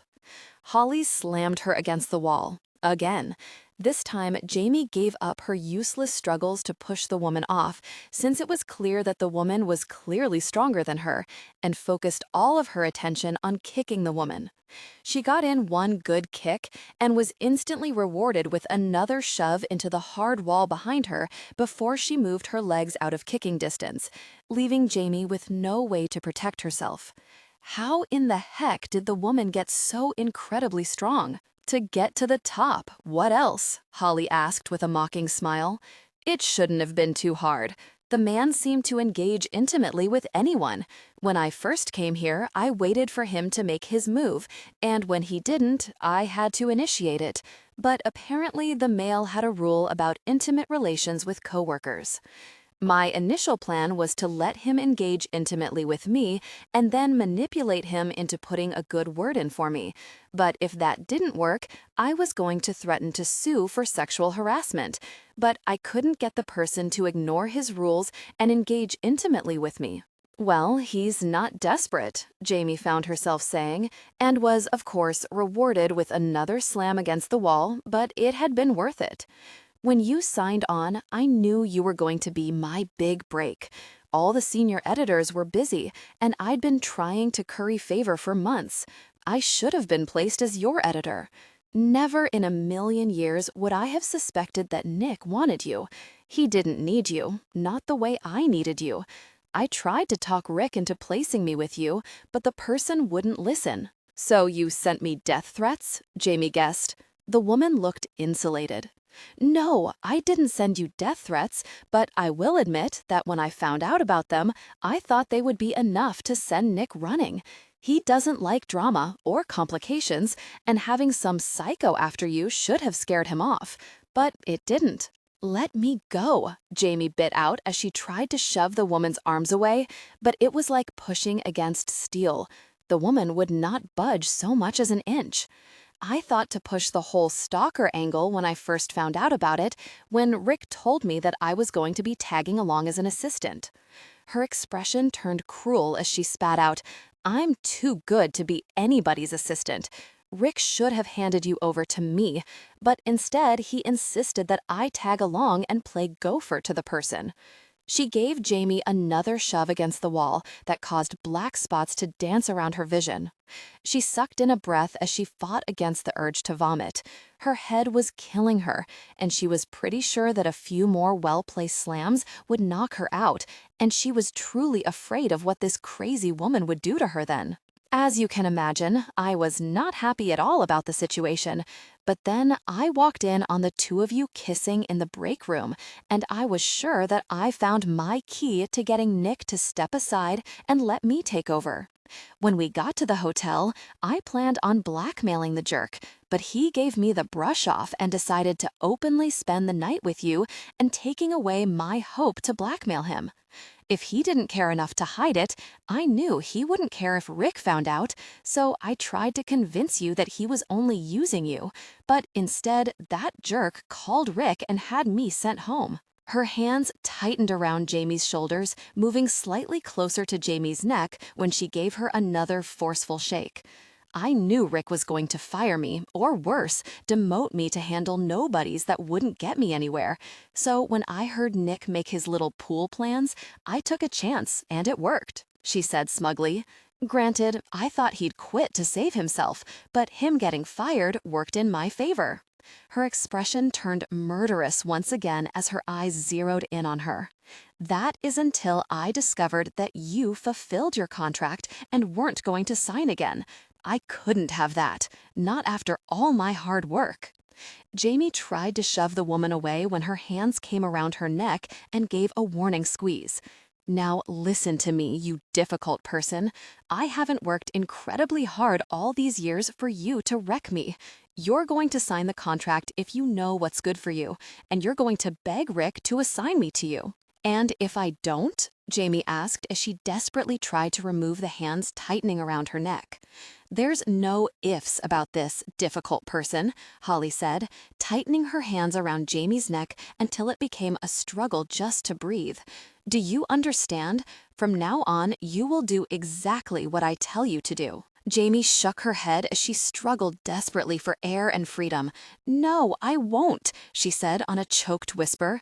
Not only did she not want to be within 100 miles of this psychotic woman or her nauseating perfume, but her pushover days were long gone. She would never let anyone boss her around again or belittle her in any way. Thanks to Nick, she knew she deserved better than that. Holly released a screech as her hands tightened impossibly further, cutting off the rest of Jamie's air. As her vision flickered in and out, she slapped, pushed, yanked, and even dug her nails into the woman's arm to get away, but her efforts only seemed to infuriate the woman. She just resigned herself to this being the end when she realized that Holly had moved closer to her in order to keep her hold on Jamie. It gave her an idea that she wasn't sure would work, but she needed to try anyway. Gathering her last reserve of energy as her lungs burned and her world began to fade around her, Jamie brought her knee up hard between the much taller woman's legs and nearly jumped for joy when the woman let out a surprised gasp and a groan of pain. Her hands loosened somewhat around her neck. It wasn't much, but it was enough to allow her to suck in a lungful of air. Jamie didn't waste any time in shoving the surprised woman away. She stumbled to the side, giving Jamie a chance to run for it. Unfortunately, the crazed woman was blocking the only exit in the room, so Jamie settled for running to the other side of the small office and putting the desk between them. "You've ruined everything!" Holly screeched as she slammed her fists against the desk. "Everything!" When Jamie saw the woman's glare drop down to the sharp letter opener lying in its case near the computer, she decided that it was past time to make a run for it. She took off running, thankfully taking the woman by surprise, and managed to run past her. Her hand fumbled with the door as adrenaline surged through her body. She couldn't stop shaking as she tried desperately not to think about the insane woman coming after her. After a few failed attempts, she managed to grip the doorknob and open the door with a loud bang. She ran into the hallway, not sure where to go or what to do when she heard him. "Jamie!"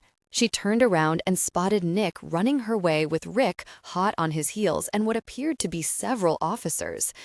A sob broke loose as she ran towards him, happy to have this nightmare finally over. She couldn't wait to hold him, to kiss him, and tell him how much she loved him. She realized with dismay that she'd never told him that.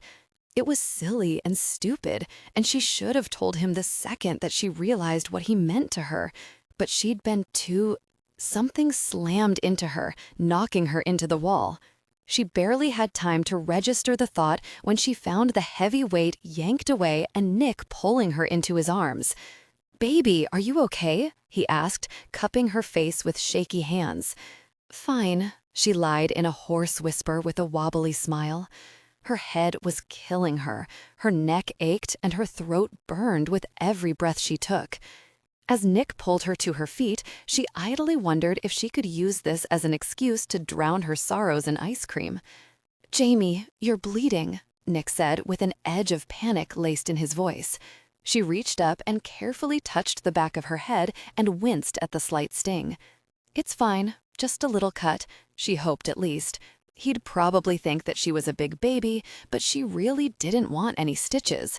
The idea of a needle sliding through her skin was enough apparently to make her stomach hurt.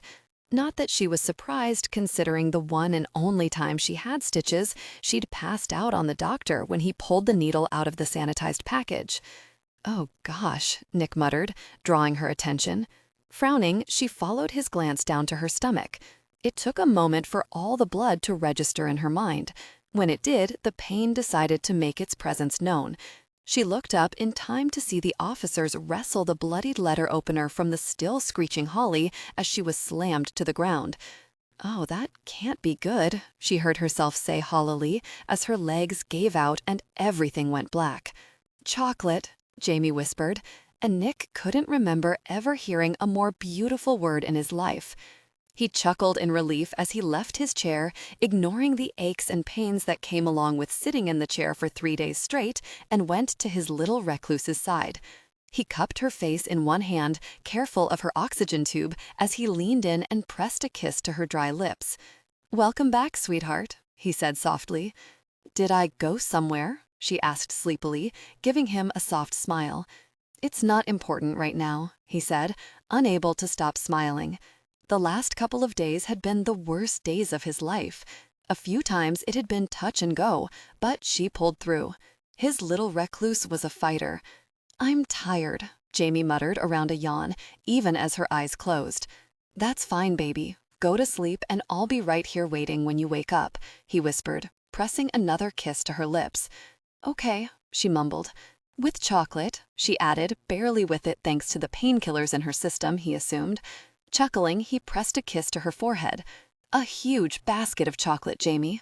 "You lied," Jamie said accusingly as the nurse fussed with her tubes and wires, but that adorable little glare never left his face. "The doctor hasn't cleared you for solids yet, but the second she does, I'll have a truck full of chocolate delivered," he said, hoping to appease his grumpy little recluse. 5 days without sugar, and she looked close to killing someone. Maybe he should sneak her in a chocolate milkshake or a Coke or something before she tried to escape from her bed, again. Her doctor thought he was kidding when he suggested she pumped pure sugar into her body. He hadn't been. In fact, he was pretty sure that she'd be a very pleasant patient once she got sugar into her system. She looked up at him, pouting, as she allowed her little chin to quiver as she said, "But I love you. Doesn't that mean anything?"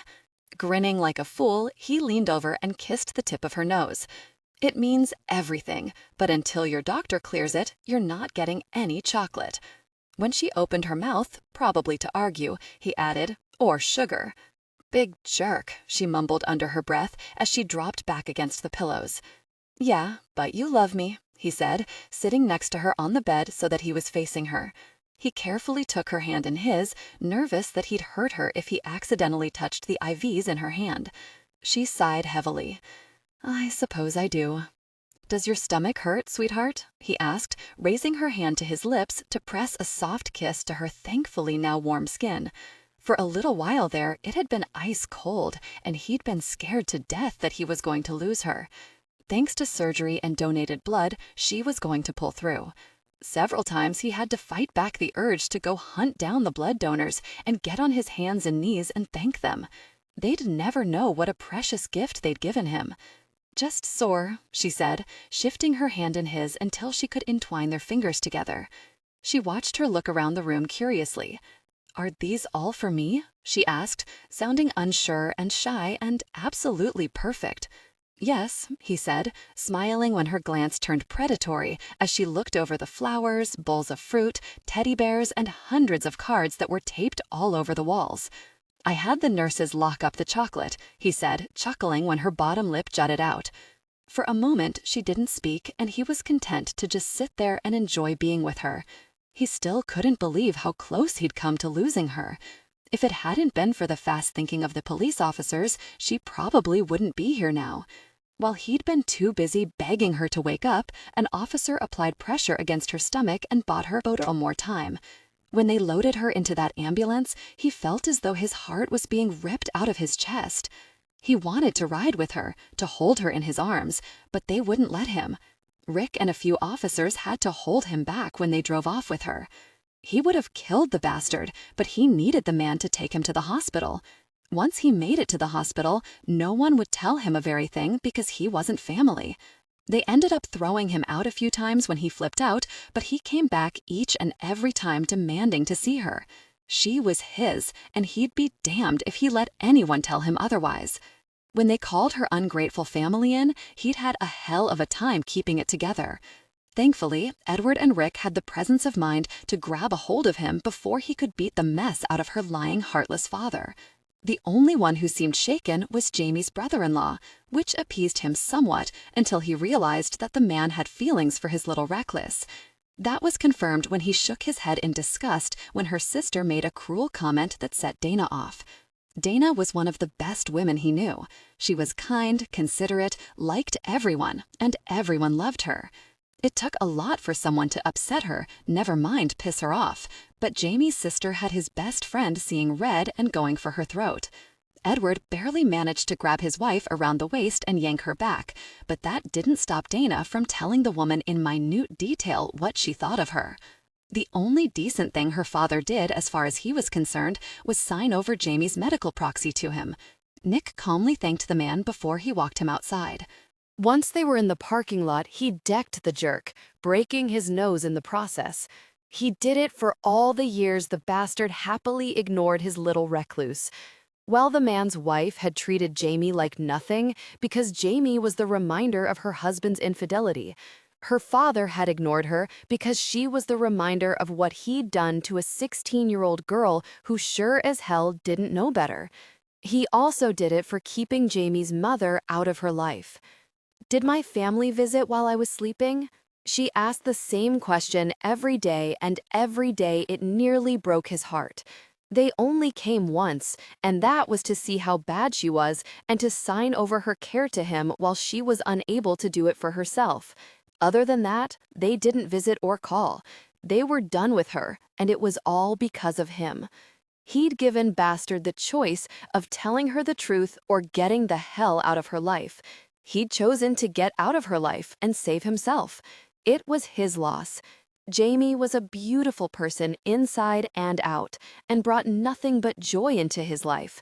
If the jerk had looked at her, really looked at her for even one moment, he would have realized what a precious gift he'd been given. "No, baby, I'm sorry," he said, wishing like hell that things were different for her. She deserved a family to love and take care of her, but that didn't seem to be in the cards for her, at least not yet. "It's okay," she said with a forced smile as she peered around the room. "Do you know if my doctor's here yet?" "I haven't seen her yet." "She's very pretty," she pointed out conversationally. "I guess," he said slowly, wondering where she was going with this. "I think she might be interested in you," she said quietly while she looked down at their entwined hands. Gosh, his little recluse was jealous. Was she worried that he was interested in her doctor? He wasn't, and he hated the idea of her being hurt because some woman was showing him interest. Not that he was bragging, but it happened a lot, and if they were going to give this a chance, she was going to have to realize that he wanted her and no one. "Do you think you could maybe flirt with her a little bit? Maybe take her out for a coffee?" his little recluse asked, sounding hopeful as she shot him a quick glance. "What the hell? You want me to be intimate with another woman?" he asked, shocked beyond words. Why in the hell would she want him to be intimate with another woman? Was she crazy, or was she doped out of her freaking mind? Jamie rolled her eyes, giving his hand a playful slap. "No, I don't want you to be intimate with another woman," she said in an exasperated tone. "I just want you to butter her up a bit, and then maybe when she's putty in your hands, you could maybe ask her about the chocolate?" "You're willing to use me for chocolate?" he demanded as he came to his feet and pulled his hand away from hers. She rolled her eyes as she settled her hands in her lap. "No, I was just kind of hoping that you'd use that pretty smile of yours to get me some sugar." "Pretty?" he spat out in disgust. "Well, yeah," she said, shrugging. "You have a very pretty smile." "Pretty?" He couldn't help repeat in disbelief. His smile wasn't pretty. It was charming and boyish, but pretty? Hell no. By all rights, he should have stormed out of the room, but he was still too shaken up to leave her side for more than 5 minutes at a time, so he decided to sit in the chair and settle on glaring at her. When she sent him a cute little wave and a hopeful smile, he had to struggle not to smile back. It was difficult, but he managed to do it. Her willingness to use him for chocolate pleased him immensely. Not because she was fine with using him, which he was, but because she wasn't jealous. His shy little recluse knew that he loved her and would never have to worry that he would hurt her. He sure as hell hoped, at least. "I'm not asking, Jamie," he said firmly. "But no, maybe, no, you won't even hear me out. You're not having any chocolate until your doctor says so, so let it go, baby," he said, smiling when she let out the cutest little frustrated growl he'd ever heard. "Fine, then let's talk about something else," she grumbled, settling back against her pillows as she glared up at the ceiling. "What would you like to talk about?" he asked, deciding that he'd punished her for traitorous ways long enough. He moved back onto the bed and took her hand into his. With a sigh, she stopped glaring at the ceiling to smile softly at him. "Any luck on the job front?" she asked, nibbling her lip nervously. He inwardly winced when he realized that there were a few things that he'd failed to tell her, but in his defense, when she wasn't passed out, she was drugged out of her mind. Today was the first day that she'd been with it enough that he could actually talk to her. "I'm staying with Rediram Publishing, sweetheart.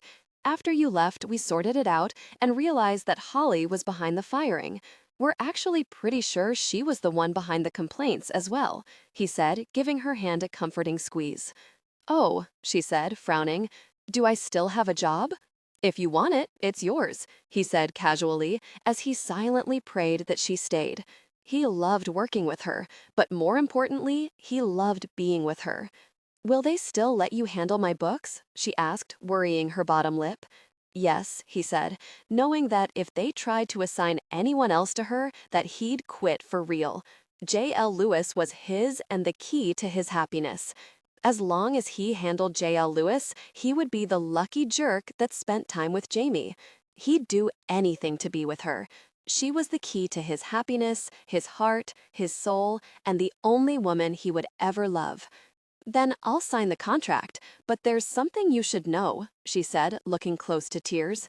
"Are you okay?" he asked, concerned that the painkillers were wearing off and leaving his little recluse in pain.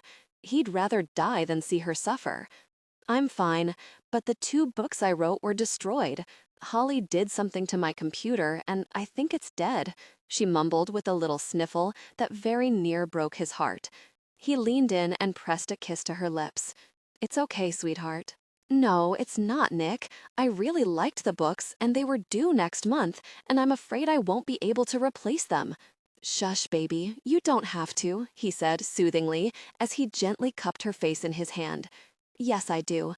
I signed a contract, and now I don't have the books, so they're going to—" "You have the books, baby. I installed software onto your computer that automatically backed your files online. It's all there, sweetheart. Everything's fine," he said, pressing a kiss against her mouth. "Everything is fine." "Oh," she said against his lips. When he pulled back just enough to look at her, he couldn't help but smile as she pursed her lips up in thought. "Is there something else, Jamie? I was just wondering if we were going to get a chance to finish the tour. We never got to go to Vegas, Hawaii, or do the rest of the things on the list." He bit back a smile as he asked, "Is there something in particular that you wanted to do, sweetheart?" She shrugged in indifference, but he wasn't buying it. What do you want to do, sweetheart? You know that we don't have to wait for the tour to do it. I just don't want to go back to being the old, boring Jamie, that's all, she muttered shyly. He chuckled as he leaned forward and pressed a kiss to the tip of her nose. You were never boring, sweetheart, but you should know that we can do whatever you want, sweetheart. Anything you want to try, we'll try, and I will be right there by your side. Promise? I promise, Jamie. Anything you want, he promised, moving his lips back to hers. Then can I have chocolate? She asked, sounding so very hopeful that he couldn't help but laugh. No yet. I hate you. You love me. No, I love chocolate. I hate you, she clarified, even as she smiled so very sweetly up at him. Really? Mm-hmm, really, she said, nodding solemnly. What if I sneak you in a double chocolate milkshake? Will you love me then? Will it have a shot of hot fudge? She asked, appearing to think it over. It will have anything you want in it, sweetheart. She reached up and cupped his face. What if I want you? Can I have you? You already have me, Jamie, he swore, turning his head to press a kiss against her palm. In that case, I'll take a double shot of hot fudge in it, she said, grinning impishly up at him. He chuckled as he leaned down and kissed her. I guess it's too bad that I lied then, huh? I really do hate you, she said, sighing against his lips as she kissed him back. Too late, Jamie. I already know that you love me. Do you love me? She asked, shyly. He moved back just enough to look into her beautiful caramel eyes. So much that it hurts, Jamie. You're my world. I think you should prove it with chocolate. I just bet that you do, he said, chuckling as he leaned in to cut off her protests with a kiss that probably wasn't appropriate for a hospital room, but he couldn't help himself. The little recluse set him on fire, and holy gosh, did he burn for her. 3 months later, 10 miles outside of Hershey, Pennsylvania. Is my surprise a visit to heaven on earth? Jamie asked, trying not to sound too eager, and failed. All she knew was that he better not have brought her this close to the Hershey factory without any intention of bringing her there. Nick's deep chuckle relaxed her somewhat as he picked up their entwined hands and pressed a kiss against her knuckles. She noticed that he did that a lot, kissing her, that is. He couldn't seem to be around her without touching her or kissing her. It made her happy and helped ease the anxious part of her that waited every day for him to break her heart when he decided that he couldn't handle being with her any longer. After 3 months, they were still going strong. It surprised her how well they were doing. Even more surprising was the fact that they seemed to be living together. It wasn't something that they discussed, it just kind of sort of happened. When they finally released her from the hospital, she'd been too weak to go through the hassle of searching for a new home and moving. Thankfully, Nick told her that there wasn't a rush and that she could wait until she was fully recovered. When her doctor announced that she was able to return to work, well, go to the office instead of just working from Nick's bed, he didn't say anything, and neither did she.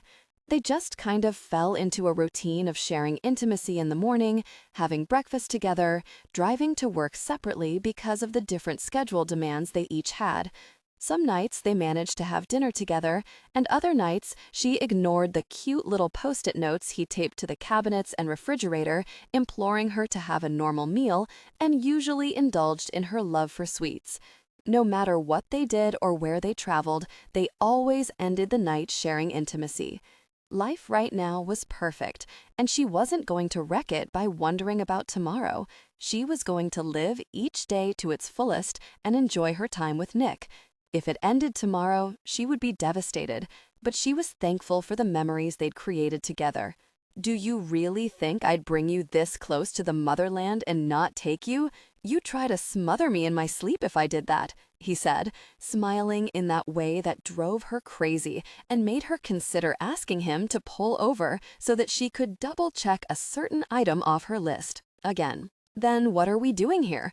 I heard you telling Rick that you had to schedule a stopover during this tour, so I'm guessing this is the stopover. What is it? She asked, turning in her seat to look at him.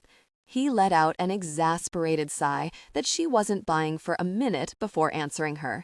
"It's a surprise, my little eavesdropper." She shrugged off his teasing. "Is it a good surprise or a bad surprise?" "I'm hoping that it's a good surprise, Jamie," he said, turning all serious on her.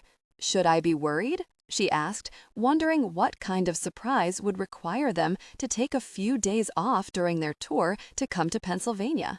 Maybe he was bringing her to a Hershey's outlet store and was going to let her fill the trunk and back seat with chocolate. She could hope at least. "There's nothing to worry about," he said, pressing another kiss to her hand as he pulled into the parking lot of a 50s-era diner with a sign that boasted to having the largest dessert menu on the East Coast, something the sugar addict in her was more than willing to look into. "Why don't we grab lunch?" Nick suggested as he parked their rental car. "That sounds like a good idea," she said, wondering if he was going to count that donut she snuck earlier against her. The man was so very stubborn when it came to her sugar intake, but in a sweet, cranky sort of way that actually made her smile. That is, when he wasn't coming between her and sugar. She watched him loosen his tie as he walked around the front of the car and nearly sighed. The man was a sight to behold. He was handsome, hot, masculine, and so very sexy that sometimes it was a struggle, like now, not to tackle him to the ground and give in to her intense attraction. By the time he made it around the car to open her door, she was focused back on what was important, a huge dessert menu calling her name. He leaned down and brushed his lips teasingly over hers as he took her hand in his before they headed towards the front doors. The scent of home cooking hit her before they made it to the doors, making her stomach growl viciously. Perhaps she'd eat lunch before hitting the dessert menu, she decided, as they walked into the dinner and nearly tripped over her own feet. The dinner was large, homey, and filled with a large crowd. Instead of the 50s memorabilia that she expected, it had old-fashioned dessert and candy pictures everywhere. But that's not what took her by surprise, not even close. It was framed pictures, magazine covers, and article newspapers of J.L. Lewis books placed among the yummy-looking photos. At the front counter, where a smiling woman stood near the cashier, there were even J.L. Lewis books on sale among the homemade candies and treats being sold. "What is this?" she asked distractedly as she ran her eyes over everything once again, sure that she was just seeing things. "How many?"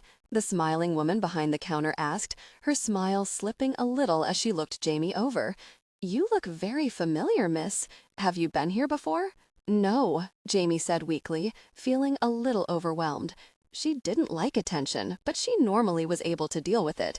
She wasn't so sure she'd be able to do that in a place that was set up as a living shrine to her. It was a little unnerving. "It's our first time here. Who's the big J.L. Lewis fan?" Nick asked, gesturing lazily to the large stack of books on sale behind the cashier. The woman's smile returned full force. "That would be Aubrey. She's the owner, and the nicest woman you could ever meet," the woman said warmly. "Is she here?" Nick asked, and Jamie just barely fought back the urge to give his shin a good solid kick. What in the heck was he thinking? He knew how nervous overexcited fans made her. If the promise of a large dessert menu didn't intrigue her, she would so be out of here. But it did, so she was staying. She was also having more than one dessert because of this, and if he didn't like it, then that was too bad for him. "She'll be here soon," the woman said, picking up 2 menus as she stepped around the counter to show them to their seats. When she comes here, could you give her my card? Nick asked, pulling a business card out of his pocket and handing it to the woman, and tell her that I would love to meet her. She took the card as she gestured them towards an oversized booth near the jukebox. "I sure will." "What was all that about?" Jamie asked once the woman walked away. Nick shrugged as he looked down at his menu. "Just curious to meet her, that's all," he said, but she wasn't buying it. If her eyes hadn't landed on the most enticing appetizer menu that she'd ever seen, she would have questioned him further. "You do realize that I'm going to have to get several desserts here, right?" she asked as she ran her eyes over the largest dessert menu she'd ever seen. Did she just whimper? She just might have.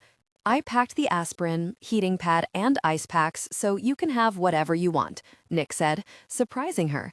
Not that he was prepared for one of her sugar binges, but that he was accepting it so easily. Something was wrong. Something was very wrong. The one and only time he'd encouraged her to indulge in too much sugar had been right after she was released from the hospital, and he had to break the news to her that her family had yet again screwed her over. Finding out that her family had made money by selling the journal she'd kept when she was 15 had not been her favorite day.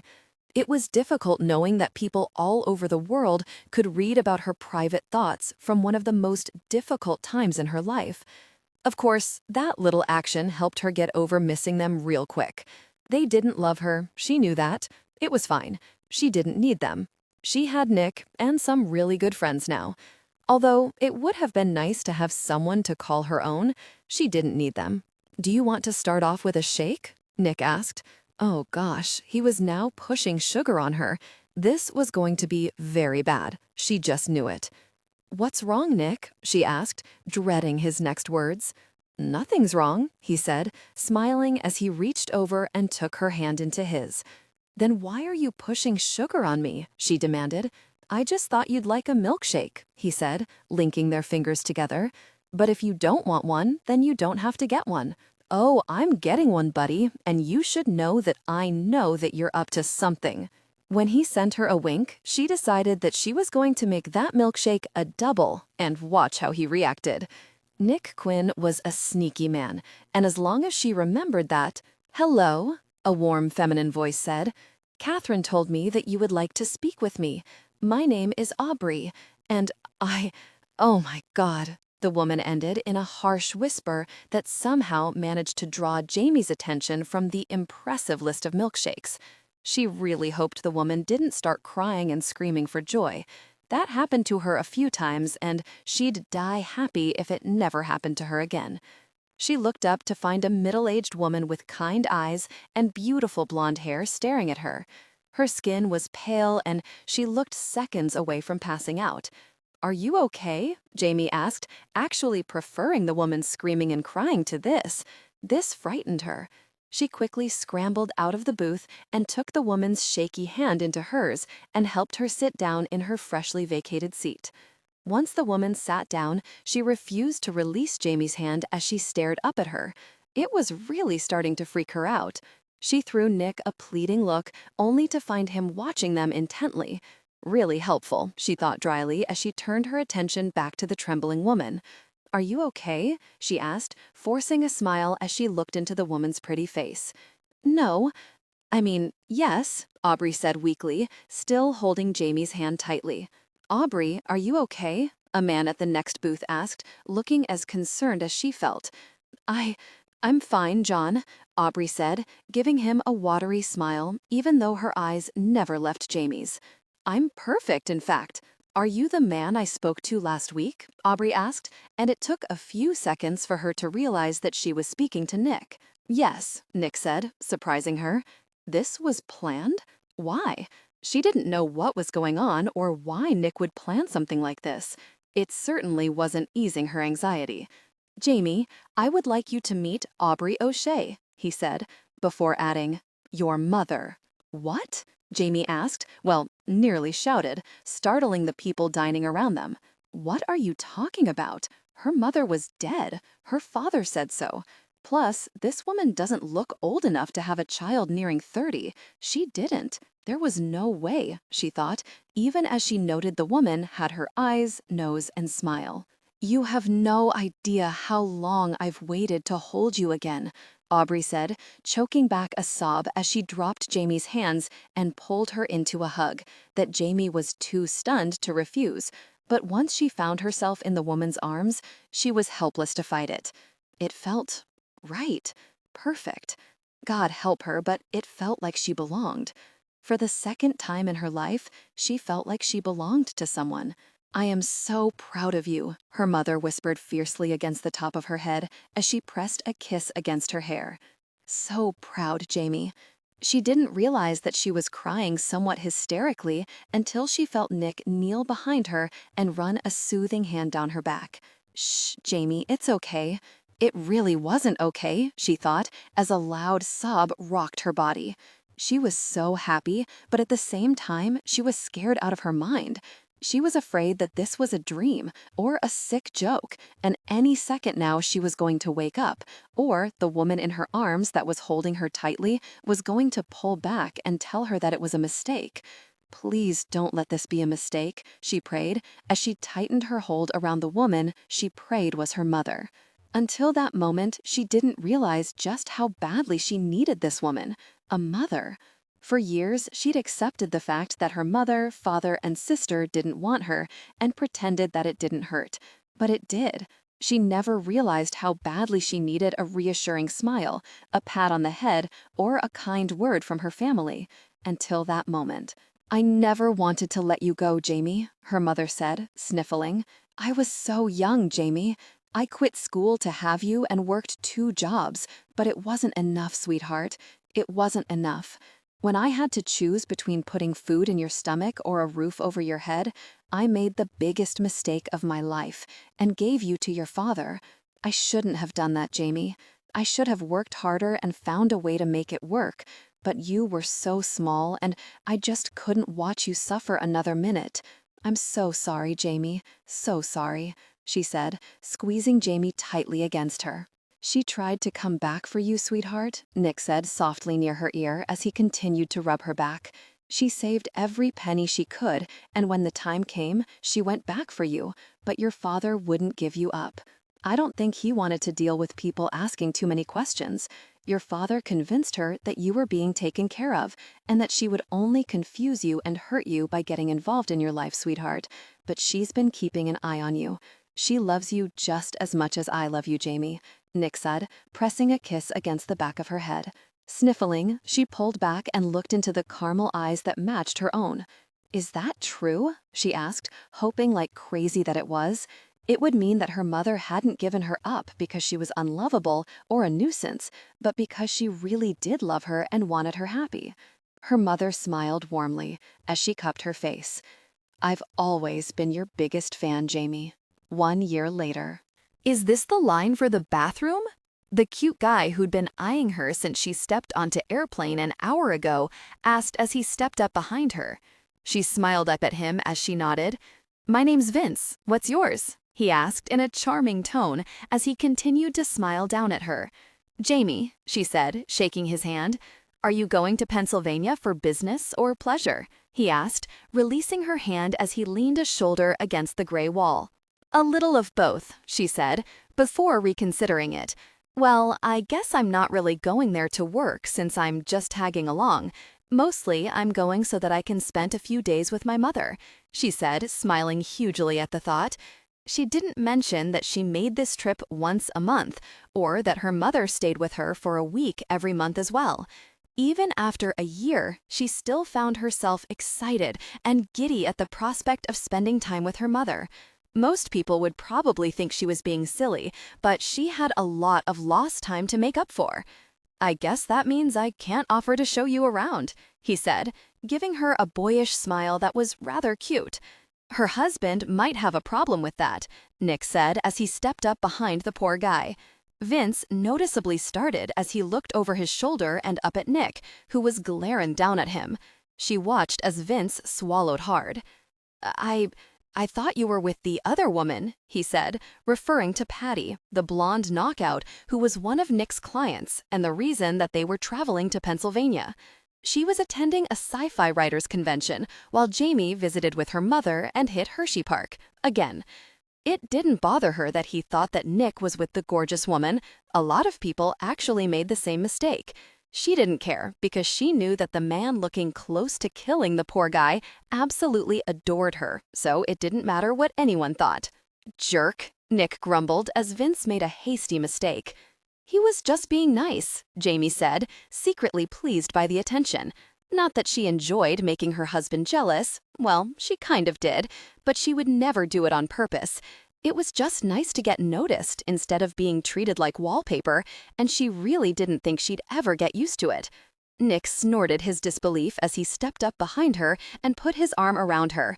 "Yeah, real nice," he said tightly as he pointedly raised her left hand and looked at the wedding band and engagement ring on her finger. With a soft chuckle and an eye roll, she pulled her hand away. He was just so very cute when he got all jealous.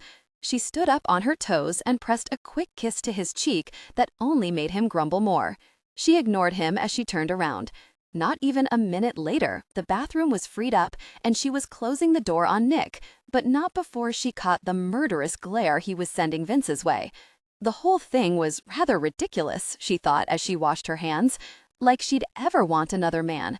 He really should know better. She was his whether he wanted her or not. He'd married her, and she was never going to let him go.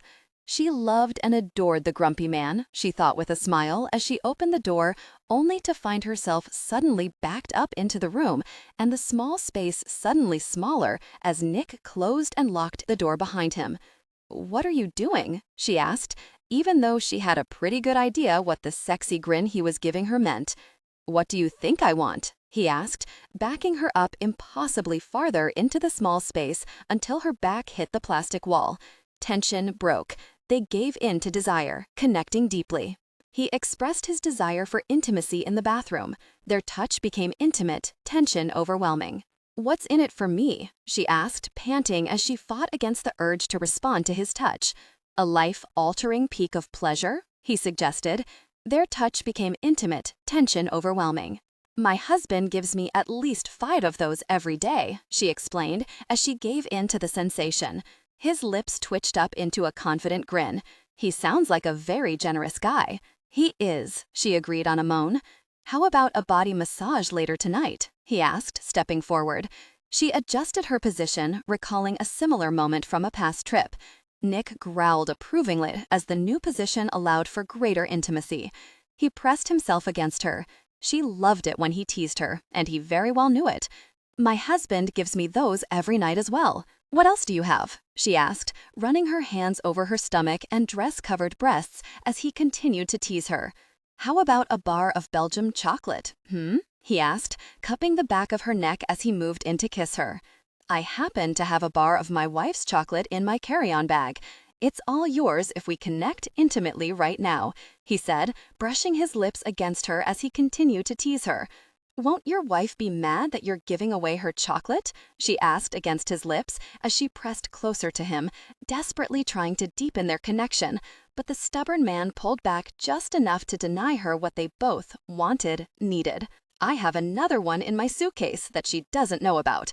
I'll give her that and she'll never have to know about this," he said, emphasizing this by intensifying their intimate contact. "I want both," she said against his lips. "Greedy," he said approvingly against her mouth, seconds before he stopped playing around and deepened the kiss. Passion peaked. They came together intimately, deeply connected. She reached her peak and he followed, their embrace deepening. "Love you, Jamie," he groaned against her mouth as their passion culminated. She was still clinging to him when the banging on the door started. Nick simply chuckled as she struggled not to die of mortification. That mortification only intensified when Nick picked up an item of her clothing and pocketed it. When she arched a brow in demand and held out her hand, he chuckled. "Sorry, sweetheart, but I need these for another item on my list." "Planning on wearing them?" she asked teasingly. He shook his head good-naturedly as he fixed his pants. "No, I'm planning on having my wife use it later for intimacy," he said with a wink as she struggled not to jump him again, as the image of doing just that sparked her desire. That was definitely going on the list, she decided, as she followed him out of the bathroom and past the short line of irritated passengers. She stepped past Patty to get to her seat and ignored the woman's pout. It wasn't too hard to guess the reason behind the pout. She wanted Nick, but then again, most women that met him did. As long as the woman respected the ring that Nick wore proudly on his finger, then she was fine with the woman's obvious crush. Nick was hers, and she never had to worry because he never gave her a reason to worry. He loved her, and she never had to question that. She also knew that he hated to be apart from her, which was why whenever he had to go on the road, he always brought her along. Rick didn't seem to mind since she stayed out of Nick's way and whatever author he was promoting.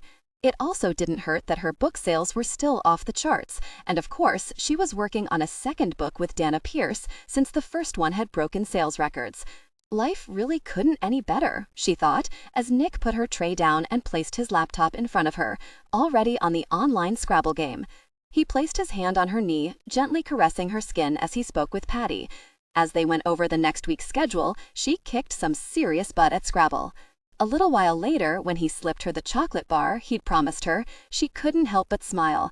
She had her dream job, a great mother, and an incredible guy who spoiled her with chocolate. What more could a girl want?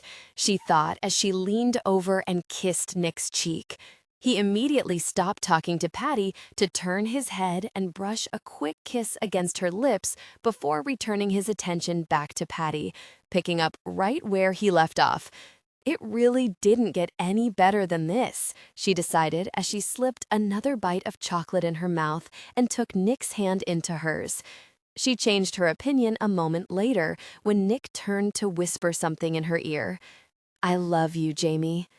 Maybe being plain old Jamie wasn't so bad after all, she thought with a smile.